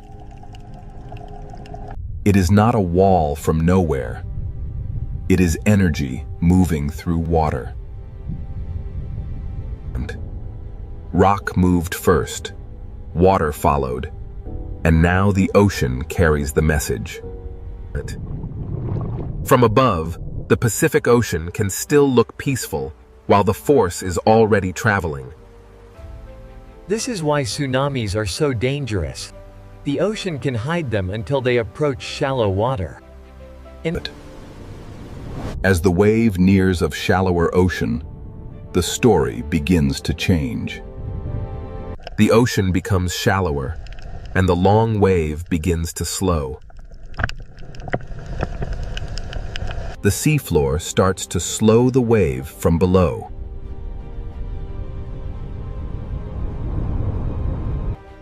As the wave slows, its energy is squeezed into a smaller space.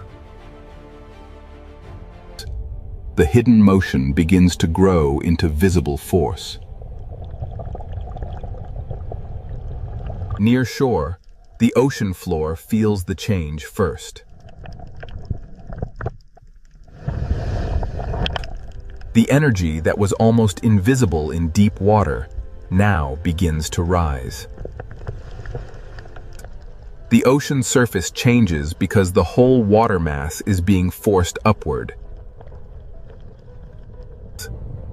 What was low and fast in deep water becomes higher and more dangerous near shore. A tsunami near shallow water is not just a wave. It is a moving mass of ocean. Sometimes the first warning is a strange retreat of the sea. When the ocean pulls away suddenly, it can be a sign that a stronger surge is coming. The ocean does not always announce danger with height. Sometimes it begins with motion. Then the sea returns with the energy gathered across the basin. The force is not only above the surface, it moves through the full depth of the water. This is why even a modest-looking tsunami can carry enormous power. Near shore, the Pacific Ocean can transform from calm surface into a relentless moving force. The source may be far away, but the result can arrive with little time to react. Below the surface, the tsunami is a current as much as a wave. The shape of the ocean floor can focus and strengthen the moving water. Every coastline receives the energy differently because every seafloor is shaped differently.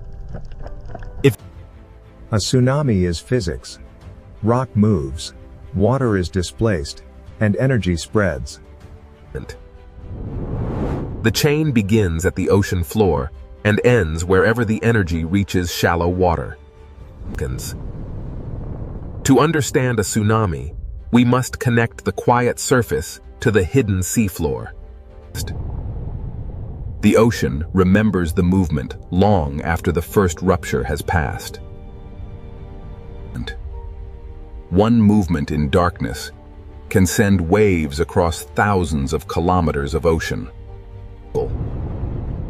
This is why the Pacific Ocean demands understanding, not panic. Fear alone does not save lives. Understanding the mechanism does. Science cannot stop the ocean floor from moving, but it can listen. Warnings begin with measurement, observation, and respect for the ocean. The more we understand the deep ocean, the better we can live with an active planet. The Pacific Ocean is dangerous because it is alive with movement, but it is also readable. After the surge, the ocean may look peaceful again. But beneath that calm blue surface, the same geological system continues to work. The tsunami is not separate from the volcano, the trench, or the earthquake. It is one chain of motion beneath the Pacific Ocean.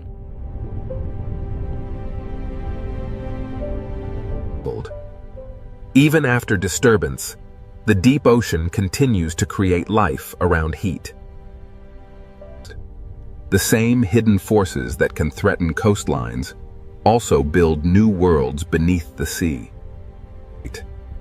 The Ring of Fire is both warning and creation, danger and renewal.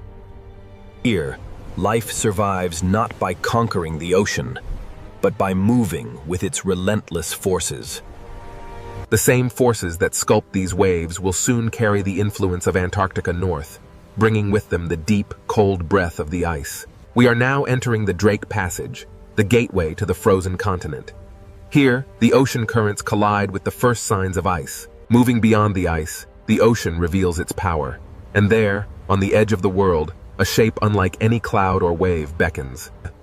As we push through the swirling mist of the Southern Ocean, the first signs of the Antarctic ice begin to emerge. Plunging beneath the surface reveals the true architects of this world. Immense ribbons of current flow across the seabed, moving mountains of ice unseen. Rising from the depths, the ocean reveals its true power. The living wind of the Drake Passage gives way to the silent majesty of Antarctic ice. Here, the Drake Passage reveals itself as a living system. We move now towards the story of the ice. Emerging from the mist of the violent Southern Ocean, the first giants appear. Blue and white sentinels, beginning their long voyage north. Emerging through the mist, the great glacier stands silent, a wall of frozen history, while the dark waves crash below. Against these walls of blue ice, the waves of the Southern Ocean spend their fury, a timeless battle between water and frost. Antarctica holds its secrets in the ice, a vast, frozen memory, contrasted by the restless sea. Adrift in the formidable swells of the Drake Passage, this solitary iceberg begins its final voyage, a silent messenger from the deep south. Rising from the turbulent ocean, the iceberg's visible peak suggests the immense mass hidden beneath the waterline.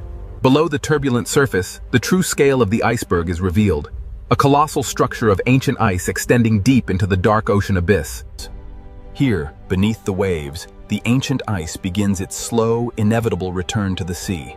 Meltwater streams carry. Here, frozen land meets the moving sea. This quiet exchange of meltwater fundamentally alters the ocean's chemistry and currents. Rising from the depths, we witness the sheer magnitude of the iceberg. Here, wind and wave collide with millennia of compressed ice. The Drake Passage possesses a raw power unmatched anywhere on Earth, constantly reshaping the Antarctic coastline. The ocean slowly breaks, moves, and transforms the frozen landscape, demonstrating an unstoppable force. Wonders. Here, at the edge of the Antarctic, the Drake Passage lives up to its fearsome reputation. A place of raw power. Between these towering monoliths, the ocean's fury is trapped, a violent contrast to the stillness of the ice. Leaving the icy embrace of the bergs, the open ocean beckons.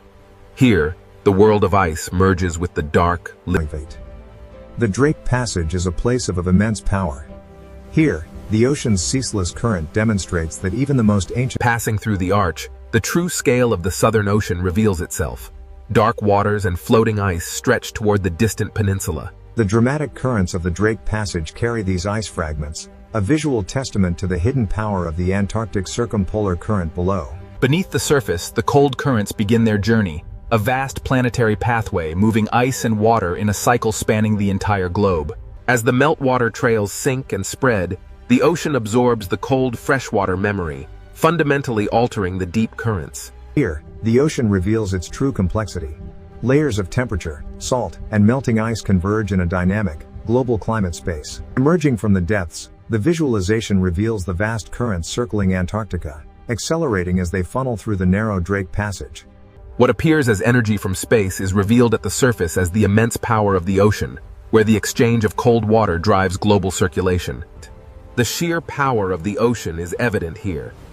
Yet, this small autonomous research buoy shows us that even this battered by the relentless waves of the Drake Passage, this solitary buoy continues its silent vigil, recording the vital statistics of the Southern Ocean. Even as the storm rages above, deep beneath the waves, the true power of the ocean currents remains constant, observed by silent scientific sentinels. Here, in the vast expanse of the Drake Passage, the ocean itself becomes an observatory without. Rising from the depths, the ocean's true power becomes evident. The hidden currents measured below reveal a climate story unfolding violently at the surface. The Drake Passage, a turbulent gateway where the world's oceans converge, driven by forces that shape the global climate. As the massive iceberg slowly turns, the powerful waves carve deep into its base, demonstrating the relentless force of the warming sea. Here, the ancient ice surrenders to the sea.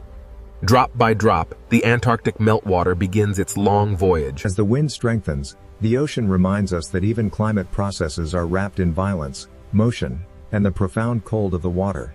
Here, at the edge of the world in the Drake Passage, the ocean reveals itself as a vast, powerful transport system. Look closely at the foam lines stretching eastward.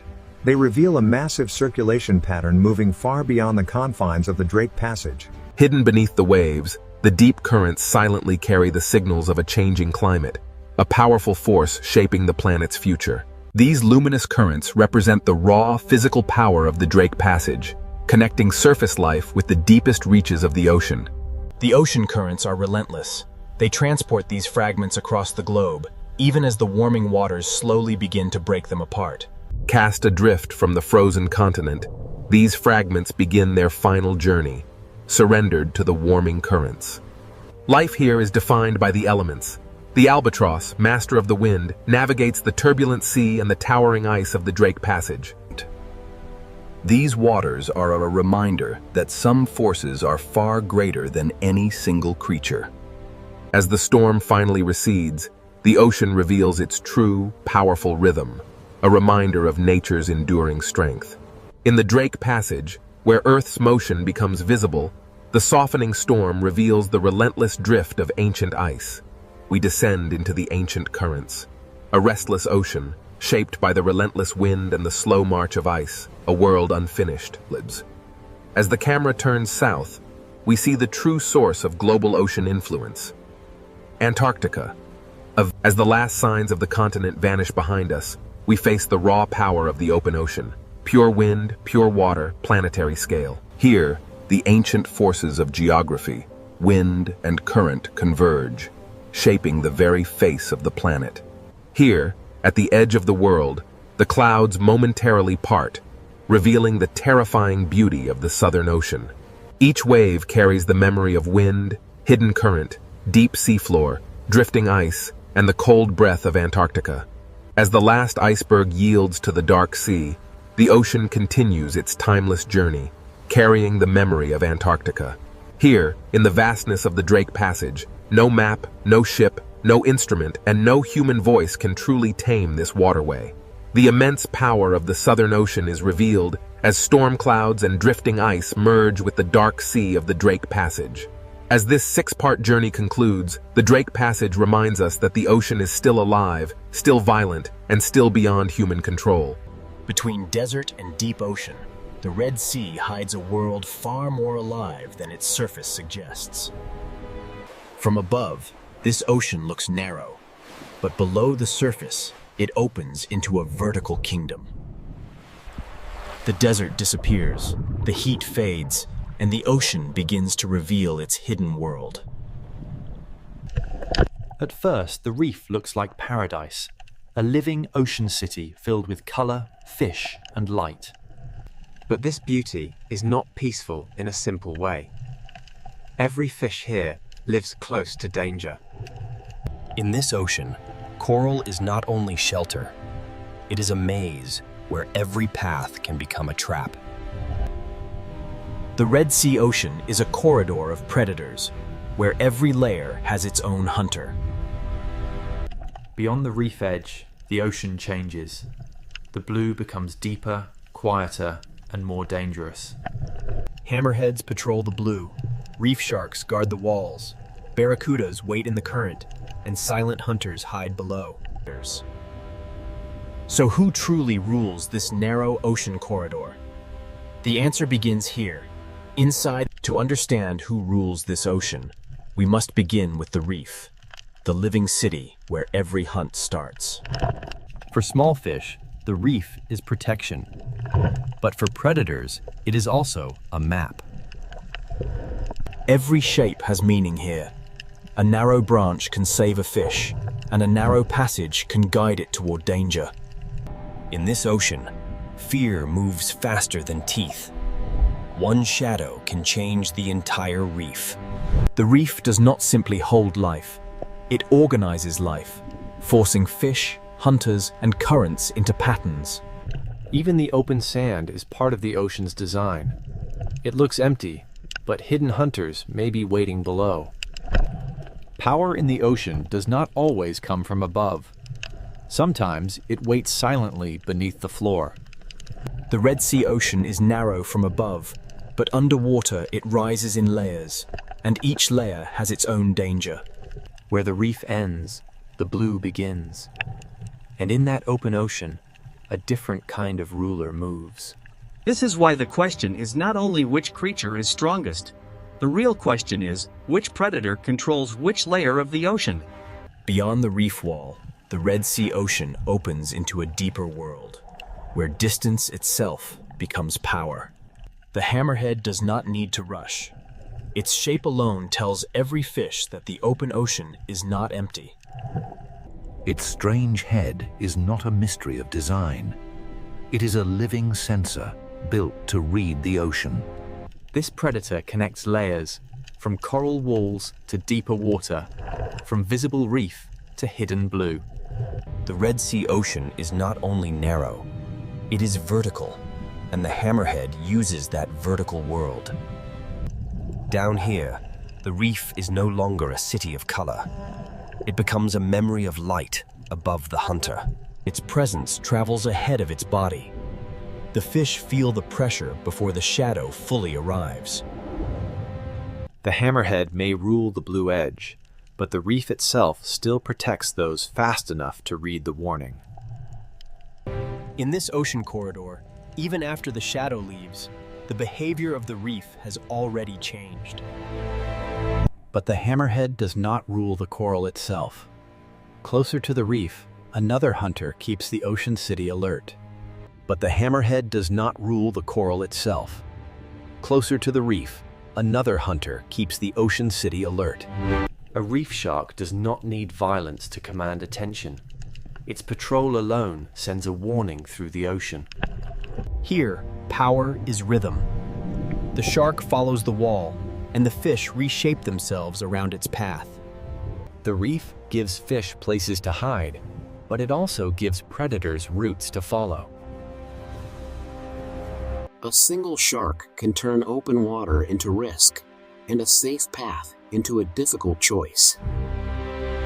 Not every reef shark moves the same way. Some patrol the edge, while others wait inside the hidden architecture of coral. In the Red Sea Ocean, even a resting predator changes how fish use space. In shallower ocean light, another reef shark carries the same message. The open edge is never neutral. These sharks do not simply hunt fish. They shape the behavior of every fish that shares the reef. Reef sharks rule the patrol line, but above the coral and inside the current, another predator waits like a silver blade. Reef sharks rule the patrol line, but above the coral, another predator waits in perfect stillness. Barracuda do not command the ocean by size. They command it by timing, patience, and sudden speed. In this narrow ocean corridor, stillness can be more frightening than motion. One break in the pattern, and the quiet ocean becomes a chase. The reef saves some fish, but the open water always demands a price for hesitation. But not every hunter in the Red Sea Ocean needs speed. Some rule by waiting inside the reef itself. The grouper does not need the whole ocean. It only needs one cave, one ledge, and one careless fish. Below the reef, the ocean hides another kind of power, silent, flat, and almost impossible to see. The ray does not patrol the wall or chase through the current. It reads the ocean floor like a secret map. So who truly rules this narrow ocean corridor? The answer is not one creature. The Red Sea Ocean does not begin with predators alone. It begins with the reef that makes predators possible. The Red Sea Ocean does not begin with predators alone. It begins with the reef that makes predators possible. A reef is a city built by living animals, filled with streets, rooms, tunnels, and hidden doors. Every narrow path can protect a fish, but every narrow path can also guide it toward danger. In this ocean, danger often arrives first as pressure, not as teeth. The reef creates choices, and in a predator's ocean, every choice has a cost. Grazing fish feed in the open, but they never forget the shelter behind them. Small fish survive by reading space, current, shadow, and distance to coral. A school can disappear into coral in a heartbeat, leaving the ocean above it silent. The reef protects life by hiding it, releasing it, and hiding it again. But the same shelter that protects prey can also conceal a hunter. Predators learn these paths because the reef teaches fish where they must pass. A gap that lasts only a second can become the most dangerous place in the ocean. Safety is never permanent here. It is borrowed from the shape of the reef. This is why the Red Sea Ocean feels larger than it looks. It is narrow, but it is layered. Between coral walls, even sand becomes part of the hunting system.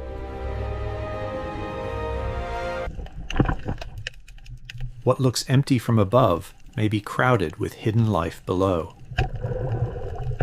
The reef connects the bottom, the wall, the current, and the blue water beyond.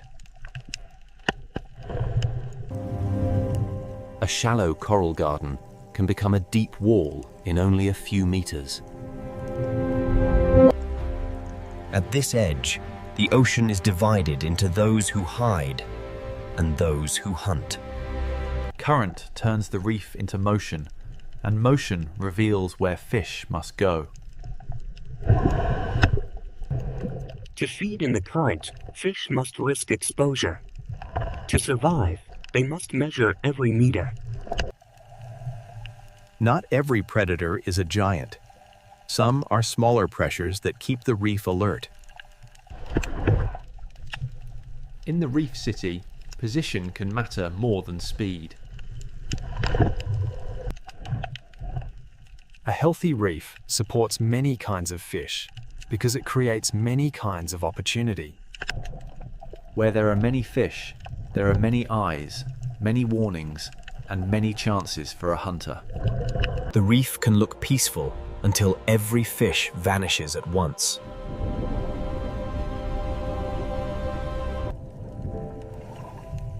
Survival here is a rhythm of leaving, hiding, and returning. The architecture of coral decides how the ocean moves. At the slope, the reef becomes a border between the crowded city and the unknown blue.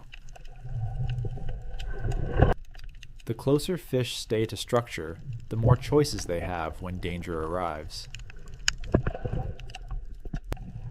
The blue beyond the wall is not empty space. It is another hunting ground.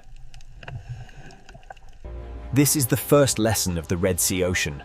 Predators are not separate from the reef. They are products of it. The reef keeps fish alert, and alert fish keep the entire ocean city moving. Every meal is a calculation. How far from shelter? How long in the open? How close to the current? The reef is not one solid wall. It is a network of safe zones divided by danger. Ambush does not need open space. It needs a place where prey must pass. Even one coral tower can contain many worlds: surface, shelter, shadow, and risk. The more complex the coral, the more complex the hunt becomes. A healthy reef creates density, and density brings both abundance and danger. Where current touches coral, food arrives, fish gather, and predators learn to wait. Where current touches coral, food arrives, fish gather, and predators learn to wait. Above the coral is opportunity. Inside the coral is safety. Between them is the risk that shapes every fish. The reef begins every hunt, but not every hunter stays inside it. The reef surface holds small fish, the caves hold patience, the sand holds secrets, and the blue holds distance. Where the wall ends, the reef stops controlling everything, and the open ocean begins to take over. This boundary is one of the Red Sea's most powerful places, where shelter ends and true open water begins. Beyond the reef, power belongs to animals that can read distance, depth, and current. And when the reef wall falls away, one of the Red Sea's most iconic shadows begins to appear. The reef has shown us where every hunt begins. Now the ocean will show us what moves beyond its walls. Beyond the reef, the Red Sea Ocean belongs to distance, depth, and shadows. The hammerhead is not a reef hunter. It is a reader of open ocean space. Its strange shape is not weakness. It is a tool built to sense the hidden signals of the ocean. Here, the coral city fades, and the ocean becomes a map of current, depth, and motion. The Red Sea is narrow from the sky, but underwater it falls into a vertical world. A predator that can move through depth has access to a larger world than a reef-bound hunter. This is the hammerhead's power. Not only strength, but access to many layers of the ocean. It follows invisible roads where current carries scent, movement, and the possibility of prey. The hammerhead does not need to enter the reef to make the reef feel watched.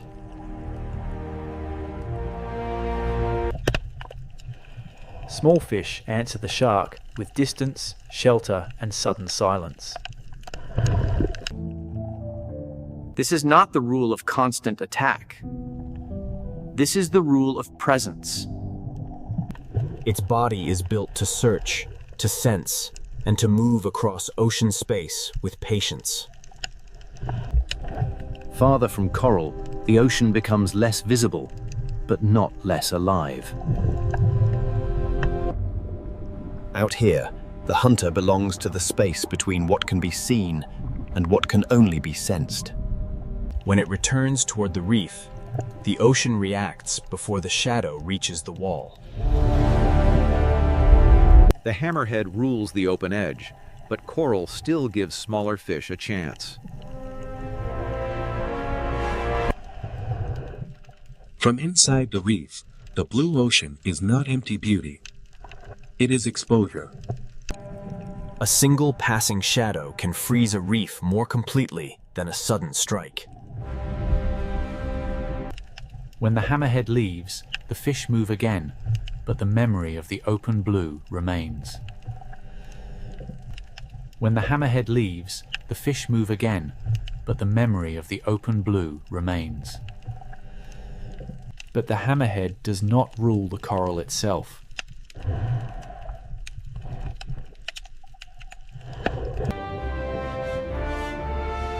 Closer to the reef, power moves in a different rhythm. Here, the reef shark becomes the moving pressure along the coral border.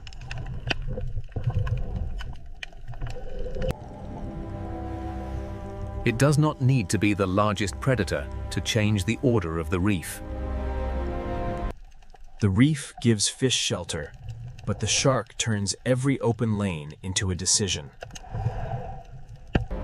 A channel is not just a passage. With a shark nearby, it becomes a test. The reef shark reads edges, walls, current, and hesitation. Its power is not chaos. Its power is order. Once the patrol passes, the reef relaxes, but never completely. Some reef sharks patrol in motion. Others turn the hidden spaces of coral into quiet danger. Even resting, a predator changes the way fish approach the reef. In shallower light, another shark carries the same ancient pressure. The blacktip moves through sunlight, but its message is the same.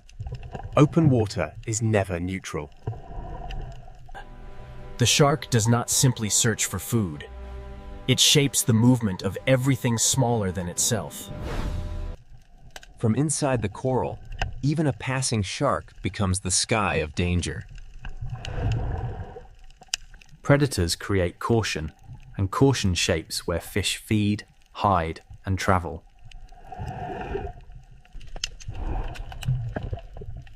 This is why reef sharks matter, even when they do not strike. Walls, channels, slopes, and currents give sharks edges to follow. The reef learns the rhythm of patrol, and every fish inside it learns to answer. Current brings information, and a shark knows how to read it.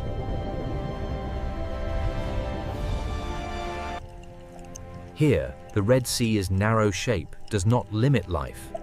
It compresses it. Reef sharks rule not by owning every space, but by making every space matter. But the patrol line is not the only zone of power. Above the coral, in the open lanes of the ocean current, another hunter waits for one perfect moment. The hammerhead rules the blue edge. The reef shark patrols the wall.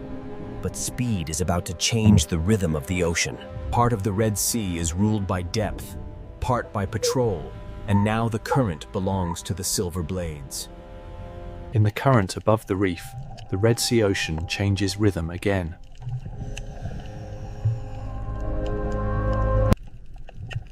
Barracuda do not rule by size. They rule by stillness before speed. The ocean looks calm, but every fish beneath them is calculating distance to shelter. For prey, the reef is safety. For barracuda, the space just outside it is opportunity. A current can become a corridor, and a corridor can become a trap. One instant of hesitation, and still water becomes a chase.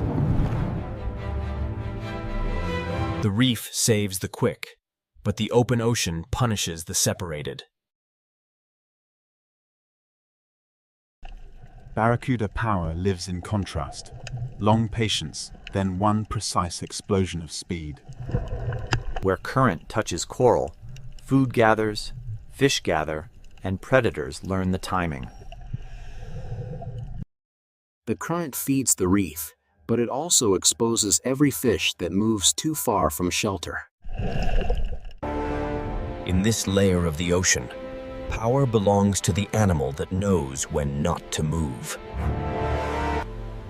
A school survives by becoming one body, one turn, one warning. Barracuda do not chase chaos. They look for the one place where order breaks. A few meters of separation can turn a bright ocean lane into danger. Speed is not only movement, it is the ability to arrive before escape becomes possible. After every burst, the ocean returns to stillness, but every fish remembers the cost of drifting apart. The reef shark controls the wall, but barracuda control the open lane above it. Their bodies are built for clean acceleration, with no wasted movement and no warning. The barracuda waits like a blade, because the ocean will bring the moment to it. Around it, the reef moves, the fish move, the current moves. The hunter waits. The fish know the roof of the ocean can become a strike from above. In the Red Sea, the same current that brings food also brings risk. Barracuda are not the only fast hunters here. The current attracts many predators built for sudden pursuit. Trevally bring weight to speed, turning the open lane into a moving wall of pressure.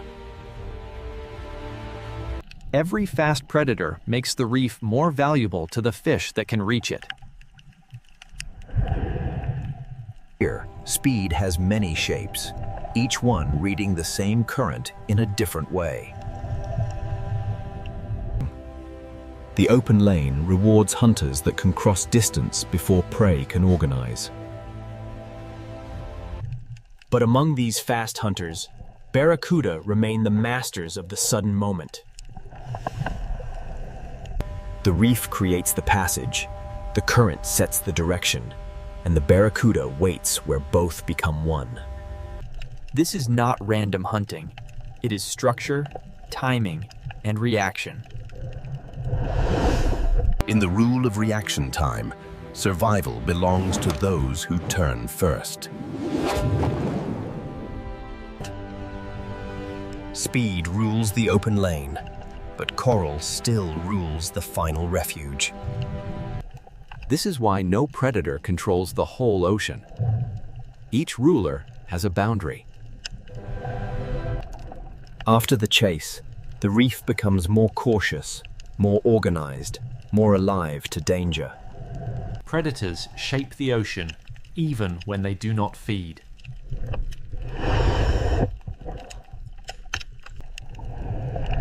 The map is not drawn in sand or stone. It is drawn in movement. For the viewer, they are beautiful. For the reef fish, they are the shape of the open water's danger. The Red Sea Ocean gives them a perfect stage.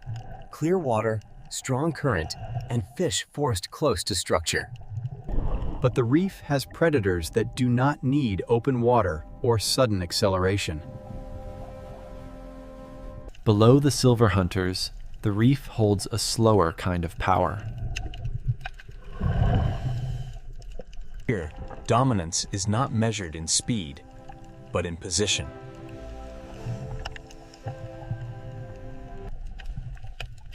A cave can be shelter. It can also be a mouth in the architecture of the reef. After the speed of the current, the Red Sea Ocean now reveals the power of waiting. The current belongs to the silver blades, but the caves belong to hunters that never need to chase. To understand the next ruler of the Red Sea, we must leave speed behind and enter the shadows. In the next layer, the Red Sea Ocean will show us that silence can be just as dangerous as speed. Here, the Red Sea Ocean leaves speed behind and enters the kingdom of patience. The grouper does not need open ocean speed. It controls one place completely. Its greatest weapon is not only its body, it is position. The reef builds the stage, and the grouper chooses the best place on it. A predator does not need to strike to control the movement of fish. This is ownership through stillness, a small kingdom ruled by waiting. In the reef, the most dangerous distance can be the last few inches. A ledge is not just rock. It is a boundary between visibility and surprise. The Red Sea Reef is full of doors, but not every door leads to safety. The grouper's world is not wide like the hammerheads, but inside this structure, its control is complete. And in smaller cracks of the same ocean city, another hidden hunter waits. The moray does not need a wide territory. It turns a crack in the reef into danger. In this layer of the ocean, visibility belongs to prey, but concealment belongs to the hunter. The reef does not only create shelter for fish, it creates invisibility for predators. Every fish that passes this crack must decide how close is too close. Inside the reef, the ocean becomes a maze of safe routes and forbidden openings. Some predators dominate by making fish avoid spaces they cannot see into. The reef gives life many exits, but every exit opens into another risk. Grouper and moray share the same lesson. In the reef, structure can be stronger than speed. But not all hidden power waits inside the coral.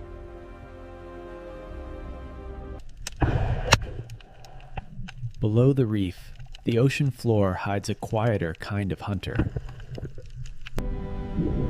The sand seems empty because the predator has become part of it.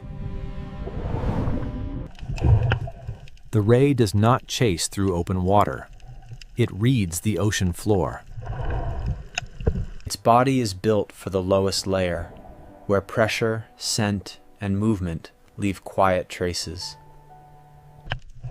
To larger predators, the sand may look empty. To the ray, it is full of signals. A small movement under the sand can become a message only the bottom hunter understands. The cave, the crack, and the sand are different worlds, but all belong to the same ocean system. Power does not always cast a shadow overhead. Sometimes it waits beneath a thin layer of sand. The danger disappears not because it leaves, but because it becomes invisible again. The sand is not a gap between important places. It is an entire layer of the hunt. In this lower world, the hunt happens through contact, pressure, scent, and patience. Each hidden predator controls a different part of the reef's lower architecture. The grouper holds the cave, the moray holds the crack, and the ray reads the sand. For a small fish, one journey across the reef can pass through several kingdoms of danger. This is not chaos. It is a layered order built by coral, sand, and patience. The Red Sea is not ruled from one throne. It is divided into many small territories. Some rulers move across great distance. Others make one small place dangerous every day. But none of these hunters owns the whole ocean. Each rules only the layer it understands best. Now the answer becomes clearer. The Red Sea is not a kingdom of one predator, but a system of many layers. The hammerhead owns the blue edge, the reef shark patrols the wall, the barracuda controls the current, and the hidden hunters rule the structure below. Above all of them, the reef itself writes the rules. It creates shelter, ambush points, current breaks, sand borders, and the density of life that makes predators possible. To ask who rules the Red Sea is really to ask who controls which layer. The final answer is not hidden in one bite, one cave, or one shadow. It is hidden in the balance between them. In the final layer, the Red Sea Ocean will reveal that dominance is not a crown. It is balance. After all these layers, the answer begins to emerge. The Red Sea is not ruled by one creature. It is ruled in layers. It owns the open edge, but it does not own the reef itself. The reef shark rules the patrol line, making the coral edge a place of constant calculation. Its power is not only what it eats, but how every fish moves when it appears. Above the coral, the barracuda rules the moment when stillness becomes speed. In the open lane, reaction time can become the difference between survival and disappearance. Inside the reef, the grouper rules by patience and position. It does not need to cross the ocean. It makes one cave dangerous every day. The moray rules the cracks, where invisibility becomes control.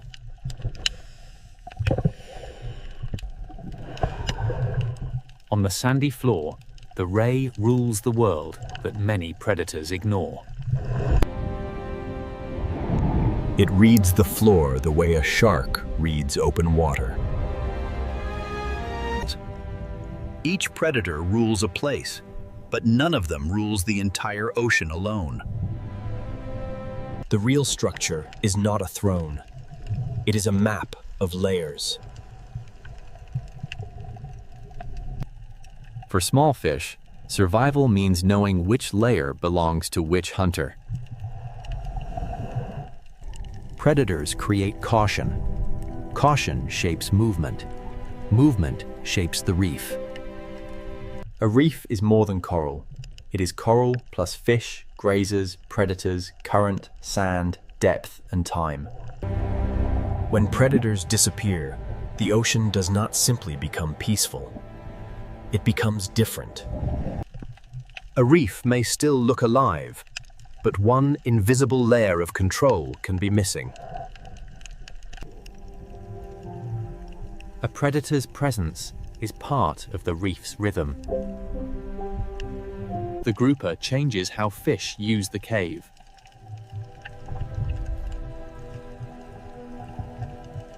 The barracuda changes how fish hold together.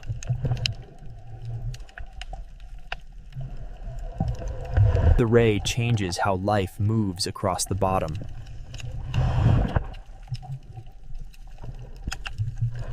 Each predator is a warning, a boundary, and a force in the movement of the reef.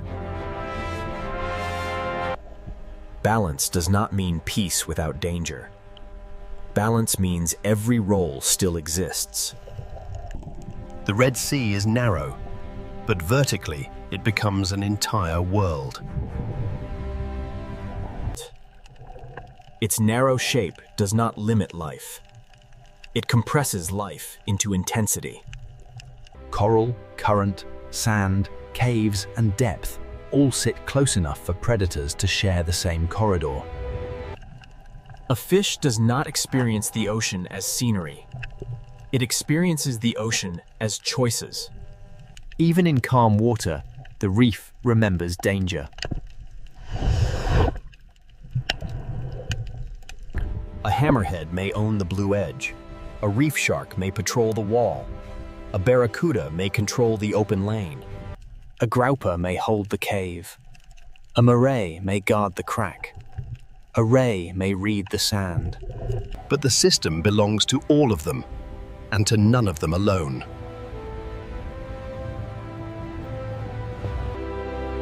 Above all predators, the reef itself rules the rules. It builds the shelters, the hunting lanes, the current breaks, and the density of life. Without the reef, the predators lose the structure that gives their power meaning. Without predators, the reef loses part of the pressure that keeps it dynamic. Caution shapes movement. Movement shapes feeding. Feeding shapes coral. Coral shapes shelter. And shelter shapes the next generation of reef life.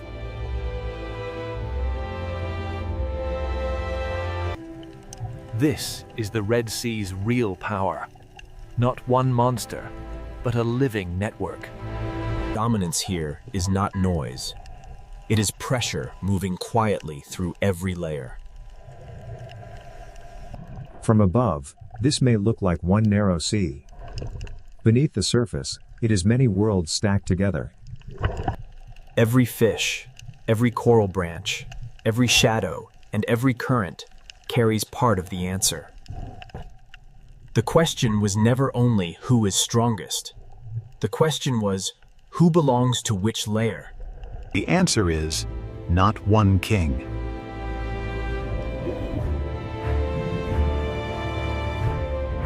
The Red Sea is ruled by balance, fragile, ancient, and moving quietly through every layer of the reef. A hammerhead may own the blue edge, but the blue edge is only one part of the story. A reef shark, a barracuda, a grouper, a moray, and a ray each hold a different piece of power. But no piece is the whole ocean. The real ruler is the relationship between them.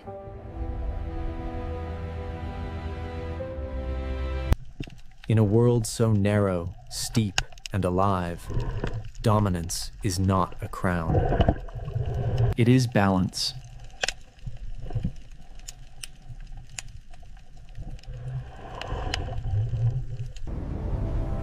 In northern Norway, land does not end gently.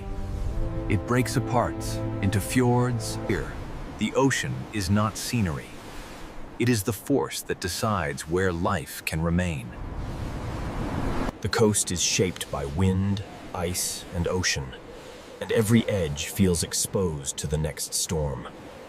In winter, the light can fade for weeks, and the ocean turns almost black beneath the Arctic sky.